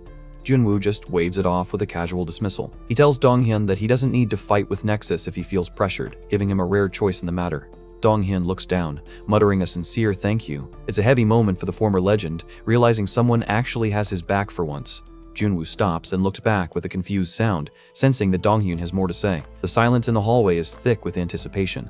We get a chilling close-up of Donghyun's eye as his expression turns dark. He mentions his relationship with Nexus, showing that his grudge is deeper than just a business arrangement. Donghyun stands his ground, stating that the war is only over once he wins. He declares that it's his own personal will to fight them, not just a way to pay off a debt. Junwoo breaks into a wide, satisfied smirk. He thinks to himself that Donghyun is such a reliable man, realizing he's officially recruited a warrior with an unbreakable spirit. We cut to a wide shot of the hospital under a bright blue sky. The scene is shifting from recovery to the next stage of the plan. Back in the city, the towering OJ Group building looms over the skyline. This is where the real power moves are being calculated. Junwoo is back in his office with Hanjun, relaying the news about Donghyun's recovery. Hanjun just gives a quiet, "glad to hear that," staying in character as the stoic muscle. Junwoo slams his hand down on the desk with a sharp thud. He's done with the pleasantries and ready to move the next piece on the board. The text bubble booms that they shall get to work now. The honeymoon phase is officially over, and the war on Nexus is entering a new phase. Junwoo sits on the sofa, explaining that Incheon made their first move exactly as expected. He's already identifying their next big target in the organization. He brings up the profile of Choi Tae-su, the head branch of the Play Zone. This guy is the one who lent money to Incheon, making him a major player in Nexus's financial structure. Junwoo explains that Tae-su is basically the biggest pillar of Nexus Capital. He's the one raking in all the money from their predatory loan business. Junwoo gets a murderous look in his eyes, stating that Tae-su is the first one who needs to be removed. He's aiming straight for the wallet of the entire gang. Hanjun listens in total silence, his face a mask of cold determination. He's ready to be the tool that cuts down that pillar. We shift to a wide shot of a high school campus on a clear day. This looks like a regular place of learning, but we all know there's a dark secret underneath. Junwoo and Hanjun are in a massive industrial warehouse, meeting with a student for a secret briefing. The scale of the room makes the meeting feel incredibly small and high stakes. Junwoo gives a fake polite smile and thanks the kid for his cooperation. They're clearly using an insider to get the dirt on Tae-su. We get a close-up of a student's eye. He's looking absolutely terrified. He knows that talking to these guys is a death sentence if Nexus finds out. The student is literally vibrating with fear, crouching on a chair and biting his nails. He's a total nervous wreck. He stammers, asking if they're really going to protect him, looking up at them with desperate eyes. He's already realized he's in way over his head. Junwoo leans in with a gentle, manipulative smile. He tells the kid not to worry and to just tell them slowly. He's a pro at playing the good cop to Hanjun's terrifying silence. The kid is biting his fingernails so hard he's actually drawing blood, the sound making it even grosser. This dude is mentally reaching his breaking point. He whispers that Choi Tae-su is a demon. He's clearly seen or experienced something horrific at the hands of the Play Zone boss. The scene fades to black as a voice asks if he's an Insta star or something. This is the beginning of the flashback that ruined the kid's life. We see the student back when he was a clean-cut, good-looking guy. He admits he used to hear those words every single day, fueled by his own vanity. He gives us a confident smile, explaining that his dream was to be loved by the public and follow the latest trends. He was obsessed with his online image. He talks about the world of influencers and SNS stars. To him, these people were like royalty, and he wanted a seat at their table more than anything. But reality didn't go as he wanted. We see his profile with a measly 102 followers. No matter what he did, his numbers just wouldn't move. The poor guy is in a messy room, staring at his phone and asking what the hell the problem is. He's the definition of an aspiring influencer failing to launch. The text card captures his despair. He thought about giving up at that time. He was right on the edge of quitting his dream. Suddenly, his eyes go wide with a confused gasp as he gets a notification that changes everything. He shows us a photo of a group of elite influencers with hundreds of thousands of followers. He can't believe he's actually been invited to join their circle. He viewed this invitation as a huge golden rope that would finally pull him out of obscurity. He thought hanging out with them would be his ticket to instant fame. He took the opportunity to hang out with them, thinking his talent was finally being recognized. The text bubble screams his frustration at how long it took to get noticed. One of the influencers, a guy in a mask, tells him to start a live stream right now. He's being groomed for the spotlight by some very shady people. The live stream starts, and he's partying with the stars he used to admire. The comments are flying in, with people calling him handsome and saying he makes them want to pee instantly. Weird, but hey, that's the internet. His followers skyrocketed to 2.1 million. He's officially made it, his face now a recognizable icon on the platform. The notifications are pouring in, showing that he has started to follow you. He felt invincible during this time, like he could do anything now that he had the numbers. But the text drops the hammer. It didn't last for long. Every golden rope has a price, and his was about to be collected. Time flew, and the people who approached him finally showed their true selves. We see the neon sign for Bar Forum, the Nexus-owned play zone. The friends take him to a casino, and the masked guy mockingly asks if he wants to try gambling. He brags about making 600 yesterday, trying to bait the hook. The student looks sweating and nervous, saying that gambling is a bit much. He knows he shouldn't be there, but the pressure to belong is too strong. The masked influencer turns his back, his posture shifting to total aggression. The nice guy mask is officially off. He calls the kid a boring bastard and says he thought he was someone who knew how to have fun. He's using the fear of being lame to manipulate him into playing. The influencer lets out a cold, "Hey," stopping the student in his tracks. The vibe in the room just went from party to predatory. He tells the kid to get lost and says he picked the wrong person to hang out with. He's threatening to kick him out of the cool club forever. The student is left standing alone in the dark alleyway outside the club, staring at his phone. He's realizing that his entire career is tied to these people. Not long after, he lost 2 million of his followers. He's back to being a nobody, with only 271 followers left on his profile. It's a total digital execution. We get a close-up of his dazed, hollow face. No matter what he posted, nothing would work anymore. He was officially blacklisted. He even tried doing a ridiculous mukbang, stuffing his face with black noodles just for a few likes. He was desperate to get back to how things were before. The guy is losing his mind, grabbing his head and shouting that he needs to increase his followers at all costs. His addiction to fame has completely broken him. Close-up of his wide, panicked eye. He's realized that in his world, networking is the only thing that matters, and he's lost it all. He walks back into Bar Forum, desperate enough to beg the people who ruined him for a second chance. He approaches the brothers and tries to reconcile, hoping he can raise his followers again by being near them. It's a pathetic display of a broken man. The masked influencer gives him a knowing, predatory look. He's got the kid exactly where he wants him. He mockingly asks if his student is living well, knowing full well he's been suffering. He asks point blank how much he has. He's moving from social manipulation to financial exploitation. The kid admits he wanted recognition from others, but the fear of falling into the abyss was even stronger. He was trapped in a nightmare of his own making. The text card says that he became addicted to gambling. He's showing us his cards at the table, his knuckles white from the tension. A wide shot of the table shows him surrounded by chips and discarded cards. He lost everything in the play zone. He panics, grabbing his hair and realizing he just gambled away money he withdrew from his father's account. He's officially in big trouble now. A massive text bubble appears, stating that someone approached him. The real devil was about to make his entrance. A man in a sharp suit walks up to the broken kid at the table, asking if he seems troubled these days. He's playing the role of a concerned benefactor. Close-up of the kid's eye as he remembers the star among the stars. He's about to introduce the man who owns his life.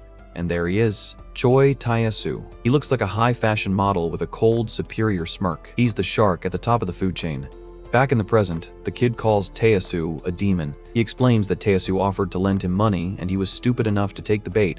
The kid is trembling as he reveals the terms of the loan, $5 million a month. He's stuck paying off a debt that will take him over 10 years to settle. We see a flashback of Tae-soo standing triumphantly over the kid at the card table. The student realized way too late that Tae-soo was the one who trapped him from the very beginning. The kid grabs his neck in frustration, admitting he was a stupid bastard for gambling, but his real anger is directed at the man who rigged the game. He has a total meltdown in the warehouse, screaming that he feels like he's going crazy just looking at how pathetic he's become.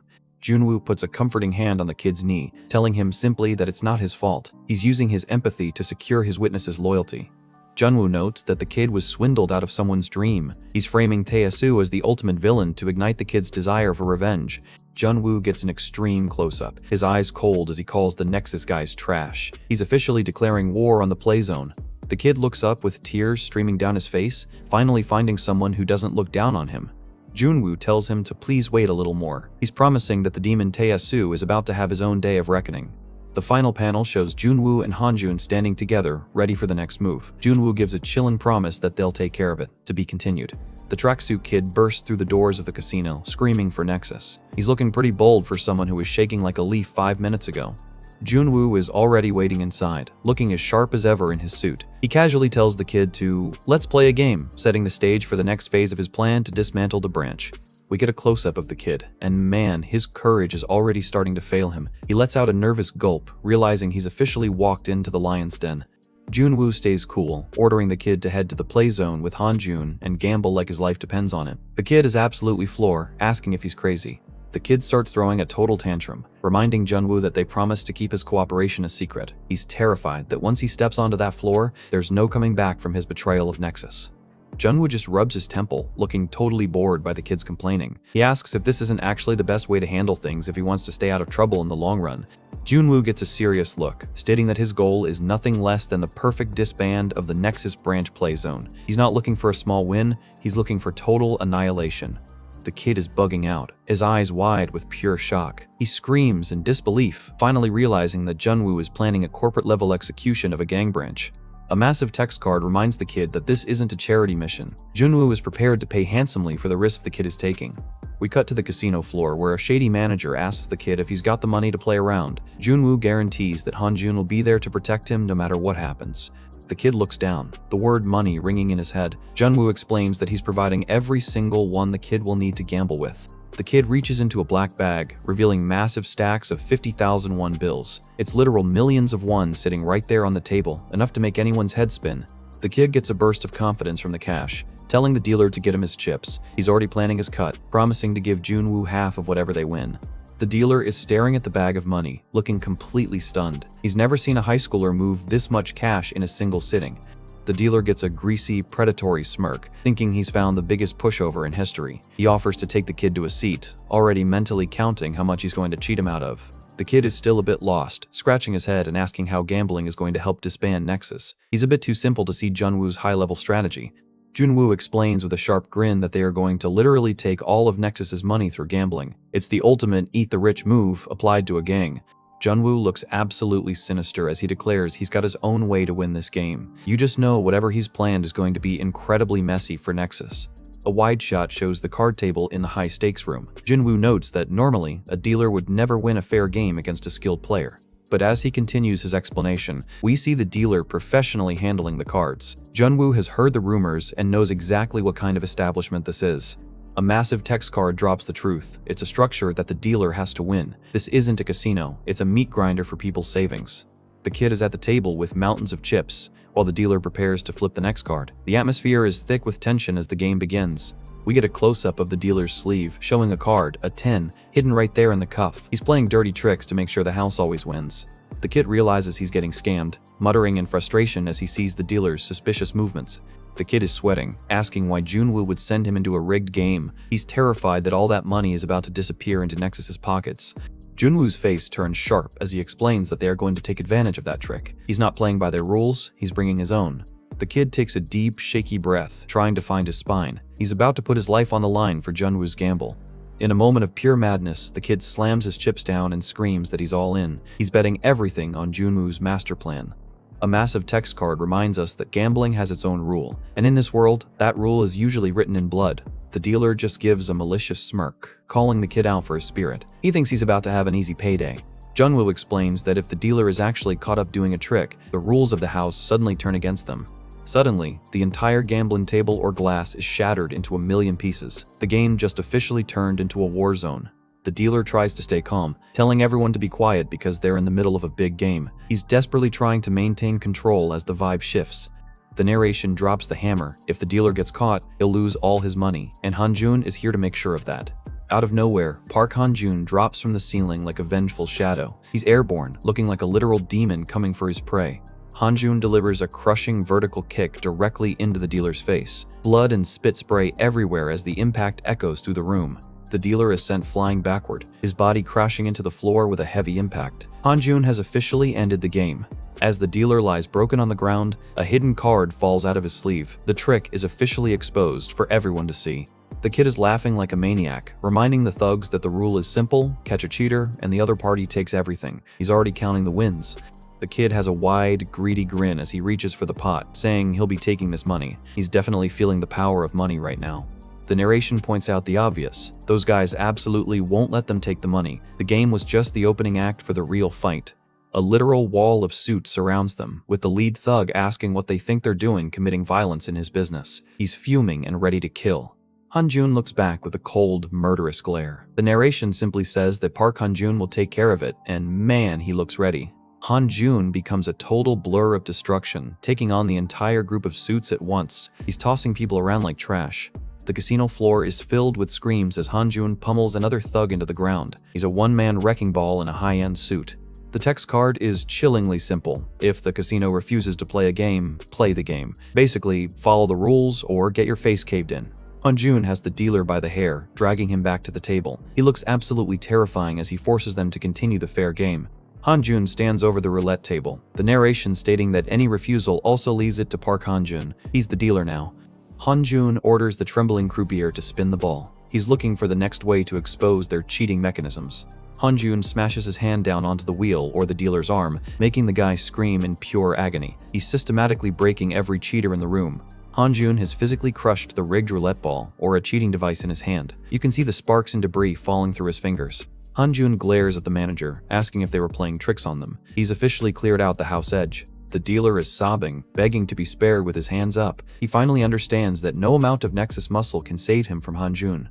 Han-jun delivers a final, bone-breaking punch that shatters the guy's jaw. The game is over, and Han-jun is the house now. Back at the warehouse, Junwoo is laughing his head off. He's finding the total financial destruction of the play zone hilarious. Junwoo smirks, admitting it was a bit violent, but they were technically playing fair and square by following the rules of cheaters. This guy is a total genius jerk. We get a shot of the Nexus Branch Play Zone headquarters at night. This is where the big boss of the finances hides out. Taesu is sitting in his luxury office, looking annoyed as a lackey whispers in his ear. He's realizing his branches are falling like dominoes. He's informed that in just one day, 3 of their major branches went bankrupt. He's impressed by Junwoo's ability to strike so efficiently. Taesu looks towards the door with a cold, heavy gaze. He says he's finally looking forward to meeting the man who's been ruining his business. Wait, he's already got a guest. Seo-hyun is sitting across from him in his office, looking as calm and fashionable as ever. Seo-hyun asks what the heck is going on, asking if he called her here just because of this person, the deader woman from the earlier chapters who is now bowing in the background. Taesu plays the gentleman, apologizing for making her uncomfortable. He claims he just wants to have a chat and offer her a good opportunity. We get a close-up of Seo-hyun's eye as she repeats the word opportunity, with a look that says she's already bored of his games. Taesu gets straight to the point, asking her to share Oh Junwoo's plan with them. He's trying to buy her off to gain an edge. Taesu holds up 3 fingers, promising to triple whatever Junwoo is currently paying her. He really thinks money can buy everything in this world. Seo-hyun's face lights up with pure, unadulterated greed. She screams in excitement, so loud you can practically hear the cha-ching sound. She's all over it, telling him to hurry up and send the money to her account so she can spill everything. This girl is a total mercenary, and I love it. Taesu is laughing, saying he likes her character. He thinks he's finally found the weak link in Junwoo's operation. But then his smile turns into a sharp, terrifying grin. He warns her that if she's thinking about lying to him, he'd suggest she reconsider. He threatens that they can really kill her, while his 2 elite enforcers stand behind him like statues of violence. An introduction card for Charlie, the left arm of the branch, appears. This bald guy with the goatee looks like he hasn't felt a human emotion in 20 years. And then we have Rodriguez, the right arm. He's got that classic bodyguard from a movie, look, and a jaw made of granite. Seo-hyun is totally unfazed, checking her phone and celebrating the deposit. She chirps with thanks while the debt-ridden woman looks on in terror. Seo-hyun gives a sly smirk, asking if he wants to know their next move. She's acting like she's about to share the state secrets. Suddenly, Seo-hyun starts a countdown, starting from 10. Taesu looks at her like she's lost her mind. The countdown continues as Taesu asks what she's doing, getting more annoyed by the second. The countdown reaches 3 seconds, then 2 seconds. The tension in the panel is reaching a breaking point. Seo-hyun hits 1, and Taesu's eyes bulge in shock. The text reveals that Park Han-jun is currently attacking the Play Zone headquarters. The massive doors of the office are blown clean off their hinges. It looks like a bomb went off, but we know it's just Han-jun's fist. Taesu stands up, his face a mask of shock as the enforcers look on in disbelief. He realized too late that he's been played. We see the elite guards lying in the wreckage of the hallway, completely unconscious. They didn't even last 10 seconds. A single sneaker steps over a fallen guard with a thunderous thud. The legendary beast has arrived. Hanjun walks through the dust with a terrifying, steady pace. He looks like the Grim Reaper coming to collect a debt. Close-up of Hanjun's face, his eyes cold and predatory. He's officially reached the boss of the play zone. Taisu is sweating buckets, muttering Hanjun's name. He realized Seo Hyun's countdown was for his arrival. The tracksuit kid from earlier strolls in behind Hanjun, calling out to Nexus with a huge amount of swagger now that he has backup. The kid screams for them to play the game, while Hanjun looks on, ready to destroy everything in the room. The real game is just beginning, to be continued. We're looking at the Nexus Branch Playzone headquarters under the neon glow of the city. It looks like a typical nightclub from the outside, but we know this is where the real filth of the Gyeonggi branch congregates. Inside the casino, the atmosphere is heavy as Park Han-jun stands alone against a wall of enforcers. He's just standing there with his back to us, but his aura is enough to make the entire room sweat. The enforcers scream for the others to get him as they charge forward like a pack of hungry dogs. They think they have the advantage because of their numbers, but they're about to find out why Han-jun is a legend. We get a chilling close-up of Han-jun's eye. It's completely dead and focused, showing that he's already mapped out the exact path of destruction he's about to take through these suits. Two of the guards lead the charge, their faces twisted in aggressive snarls. They're closing the distance fast, but Han-jun hasn't even raised his hands yet. In a blur of motion, Han-jun launches a high-speed kick that sends one of the enforcer's shoes flying. The guy is literally being folded backward by the sheer force of the impact. Han-jun is a whirlwind of violence in the center of the room, limbs moving too fast to track. The sound of a brutal kick to a guard's head echoes, sending blood and teeth across the floor. Han-jun stands perfectly calm in the middle of the carnage while a body slams into the wall with a sickening crash. In the background, Choi Tae-soo watches the absolute dismantling of his security team. Tae-soo looks down at the pile of unconscious men at his feet, his smug attitude completely evaporating. You can see the beads of sweat forming on his brow as he realizes his fortress is made of cardboard. Tae-soo panics internally, wondering what he's doing now, his eyes wide as he realizes he's trapped. The demon he was so confident about controlling is currently turning his office into a graveyard.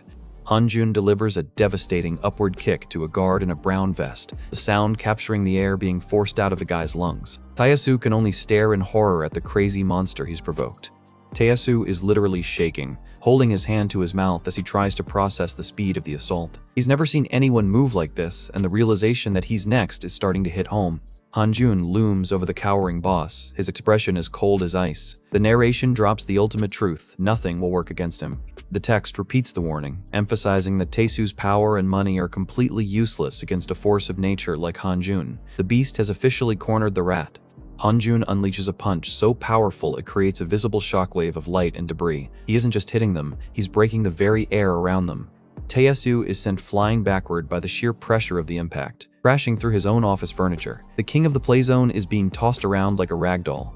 Tae-soo clutches his face, blood dripping through his fingers as he struggles to even breathe. All of his calculated plans have been shattered by a single pair of fists.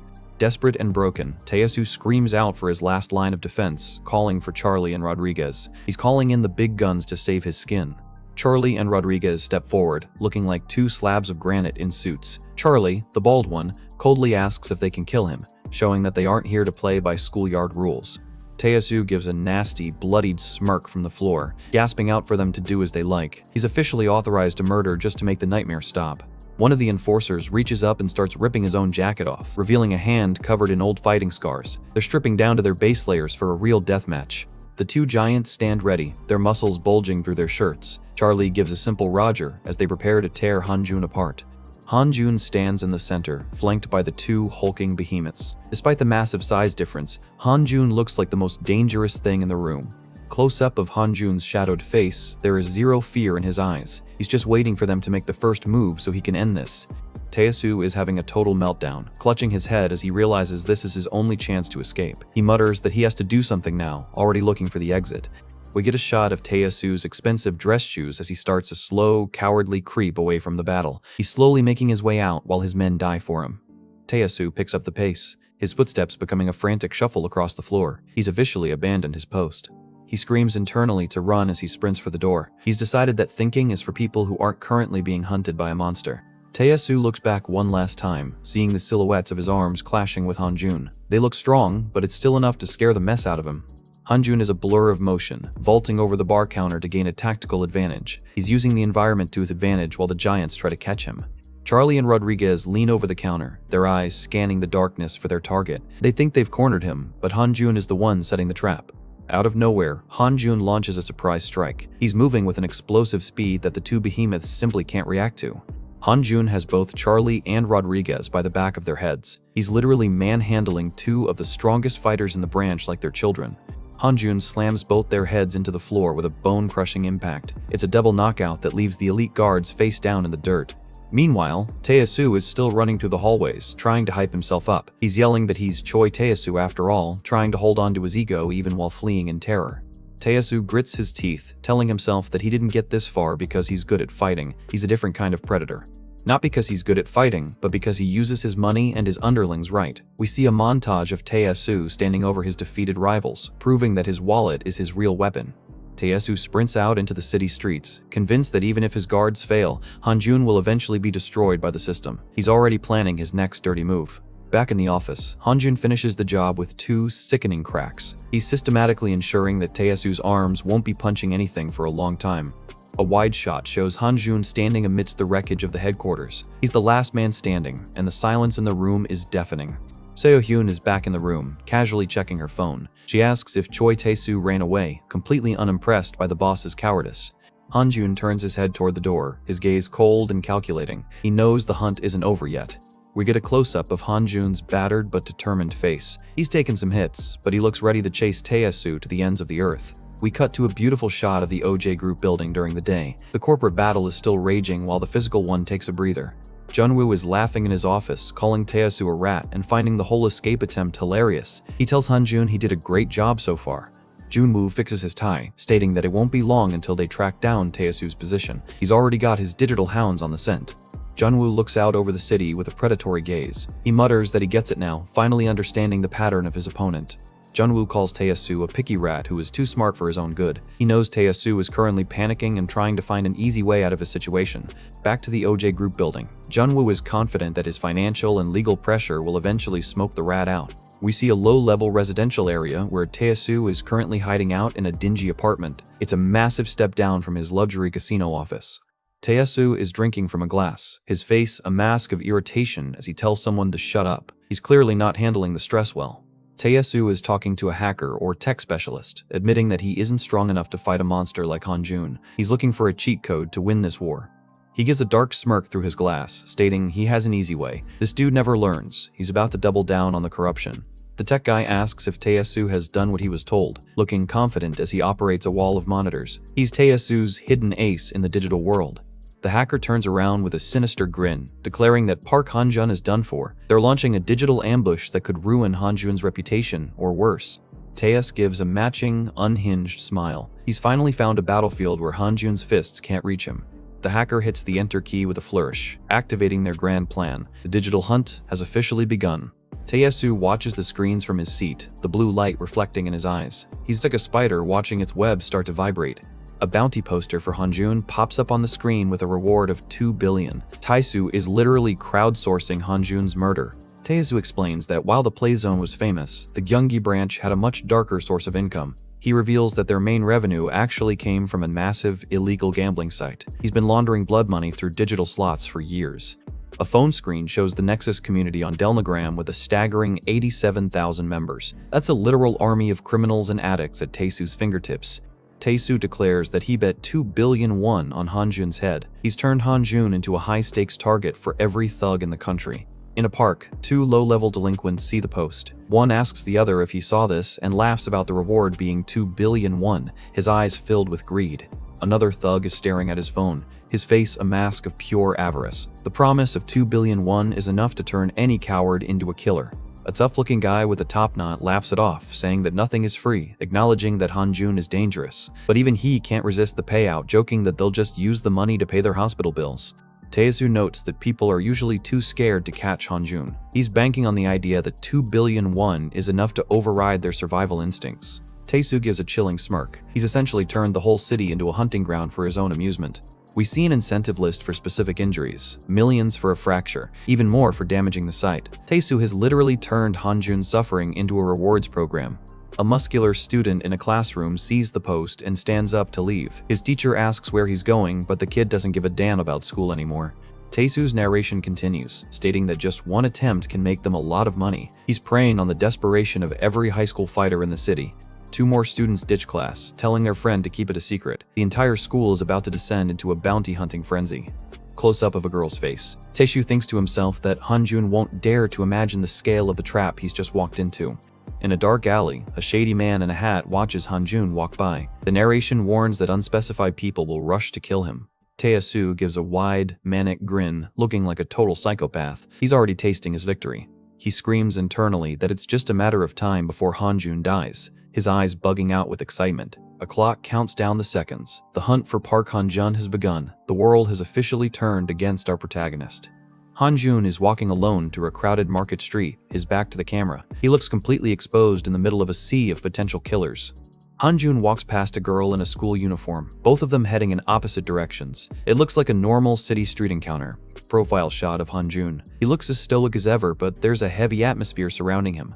The schoolgirl stops Hanjun, calling out another name and apologizing for mistaking him for someone else. She's playing the confused student role perfectly. The girl bows politely, apologizing while Hanjun just stares back. He seems to sense that something is off about her.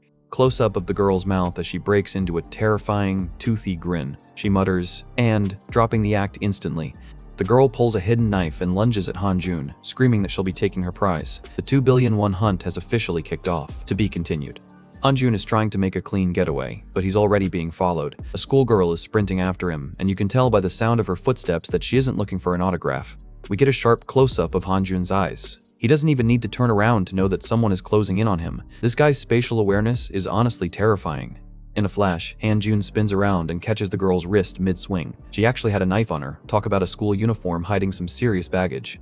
Hanjun stands there holding her arm up like it's nothing, thinking about how clumsy she is. He notes she's definitely not part of Nexus. The girl is fuming, screaming about her lost money while Hanjun just looks bored. While he's busy with the girl, a biker in a helmet sneaks up from behind with a heavy pipe. The word money floats over Hanjun as he realizes this isn't just one random attack. The biker swings with everything he's got, screaming that 50,000 won is practically his. It's a total dogpile of greedy civilians coming for Hanjun's head.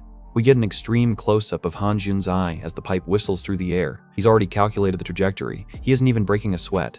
Hanjun casually blocks the pipe with his forearm while still holding onto the girl's wrist. He's using one hand to handle 2 different attackers at the same time. Absolute legend.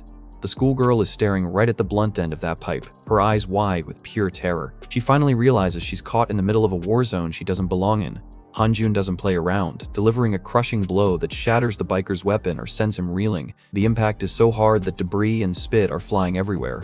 The biker is sent flying backward, hitting the pavement like a sack of potatoes. Hanjun is finally making it clear that he's not a target, he's the predator. Hanjun turns his cold gaze back to the terrified girl and gives her a simple, one-word order to explain. He's done with the games and wants to know why the whole city is trying to kill him. The girl pulls out her phone, showing the digital bounty poster with a reward of 2 billion. It's a massive event on a gambling site, and Hanjun's face is the main attraction. She's stammering out an apology, explaining that his picture is all over the gambling sites with huge rewards for his capture. She's literally showing him his own death warrant. Hanjun stares at the screen, repeating the words to himself. He's processing the fact that his head is now worth enough to make a normal person commit murder. The realization hits him. It's Choi Taesu. He knows exactly who put this hit out and why. The play zone boss is playing a very dirty game. Suddenly, 2 more guys spot him from the top of some stairs. They scream that they found Park Hanjun, looking like they just hit the lottery. A middle-aged woman in an apron and a guy in a suit charge at him with a ladle and a knife. They're screaming about changing their lives, treating Hanjun like a sandbag made of cash. Hanjun stands there as the mob closes in, noting that most of them are just regular civilians. It's a terrifying look at how quickly money can turn a society into a pack of wolves. Back at the headquarters, Choi Taesu is watching the chaos through a wall of monitors, laughing his head off. He's loving the endless attempts on Hanjun's life. The tech guy in the glasses notes how many people are going absolutely crazy over the money. He looks a bit worried about the scale of the incentives they're offering. Taesu just smirks, telling him not to worry. He's confident that the chaos is worth every one, even if it seems like a risky financial move.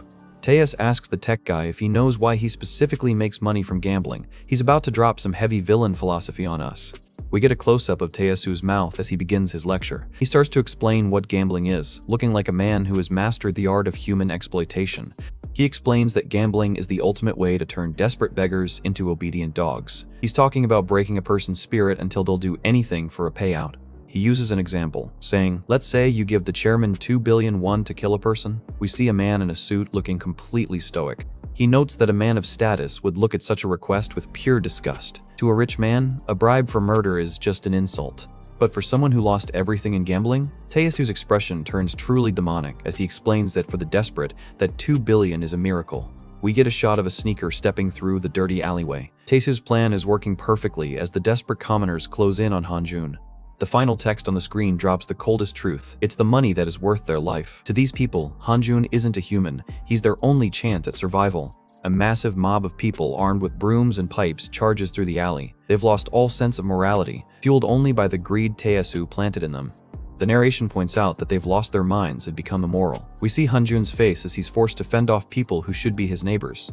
The prophecy Taesu made is coming true in the most violent way possible right in front of our eyes. They'll become obedient dogs. Hanjun is a blur of motion, landing a heavy punch on a guy in a suit. He's trying to be as non-lethal as possible, but these people just won't stop coming. We see the face of one of the attackers. He looks absolutely unhinged, blood spattered across his face and a crazed grin on his lips. This is what Taesu does to people. Hanjun is suddenly swarmed from behind. Even a monster like him struggles when a dozen people who don't care about their own safety dogpile him. Hanjun looks down in shock as a small kid with a screwdriver joins the fray. It shows just how far the corruption has spread. The kid stabs at Hanjun's leg while another guy swings a pipe. It's a chaotic mess of motion lines, and Hanjun is actually in a bit of a tight spot here. Hanjun looks down, his face a mix of irritation and genuine disbelief. He can't believe even children are being used as weapons in this game. A white car suddenly crashes through a wall or some debris right into the alleyway. The surprise of everyone is caught by the sudden arrival. The car is wedged in the narrow street, and the people inside are screaming at each other. One yells at the other that the alley is too small. Talk about some chaotic energy. A man with a headband and a knife bursts out of the sunroof, looking like a total psycho. He's ready to skip the queue and claim the bounty for himself. The guy is howling with laughter, screaming that he's finally arrived. This dude is 100% loose in the head.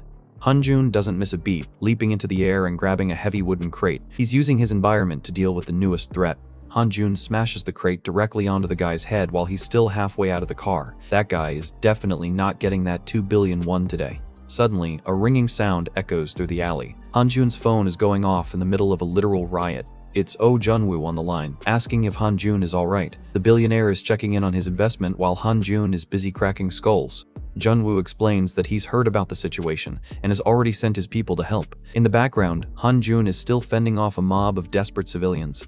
Hanjun is holding the phone with one hand while he absolutely levels a guy with the other. He tells Junwoo it's fine and that he can handle this mess himself. He tells Junwoo to focus on finding Choi Taesu's location. He mutters for Junwoo to let him handle it, looking as cool as ever despite being surrounded by dozens of attackers.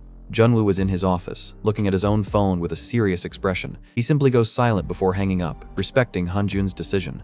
We get a close-up of Junwoo's mouth as he lets out a heavy breath. He knows Hanjun is pushing his limits, but he also knows he's the only one who can survive this. A bodyguard in a suit bows to Junwoo, saying, "Yes, sir." They're finally moving their own pieces onto the board to end Taesu's little game. Junwoo looks determined, stating that they'll use their staff now. The corporate war is about to get very physical. Hanjun continues his rampage through the alley, the sound of impacts showing he's knocking people out left and right. He's a one-man army against a sea of greed. A man grabs Hanjun's arm, begging him to pretend to be hit once because his daughter is sick. He's trying to use a sob story to get a piece of the bounty. Hanjun isn't buying it, delivering a brutal kick right to the man's face. He's done being nice to civilians who choose to be criminals for cash. Hanjun leaps off a wall to dodge more attackers, looking like an urban ninja. Someone screams for the others to jump off the wall as they try to keep up. Hanjun lands a punch so hard it echoes through the narrow street. One of the thugs is screaming, wondering what the hell he is in pure disbelief. Hanjun is midair, a total blur of motion lines as he vaults over another attacker. His speed and agility are on a completely different level compared to these common thugs. Hanjun is sprinting away, leaving the mob in his dust. Someone is shouting at the back of the line, telling the others not to worry about anything but the money.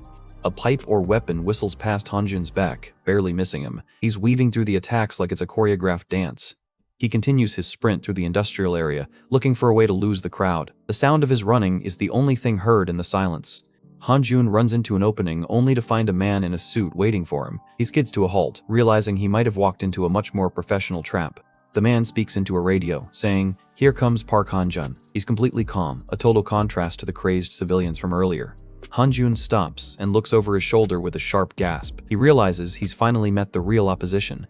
We get a close-up of Han-jun's eye as a voice mockingly asks where he's going in such a rush. The hunter has finally caught up to its prey. A massive group of suited men led by the radio guy surrounds Han-jun. The leader asks with a predatory grin for him to stop running away and play with them. Han-jun looks around the warehouse-like space, realizing that Taesu used the civilians specifically to lure him here. He's been played into a corner. Han-jun mutters that all of these people must be Nexus. He's realized he isn't fighting desperate beggars anymore, he's fighting the actual gang. Han-jun gives a chilling look from under his bangs, his face half hidden in shadow. He looks like a monster that's finally decided to stop playing along. Han-jun gets into a fighting stance, looking more dangerous than we've ever seen him. He simply says, "Nice to meet you all, and honestly, these Nexus guys should have just stayed home." To be continued.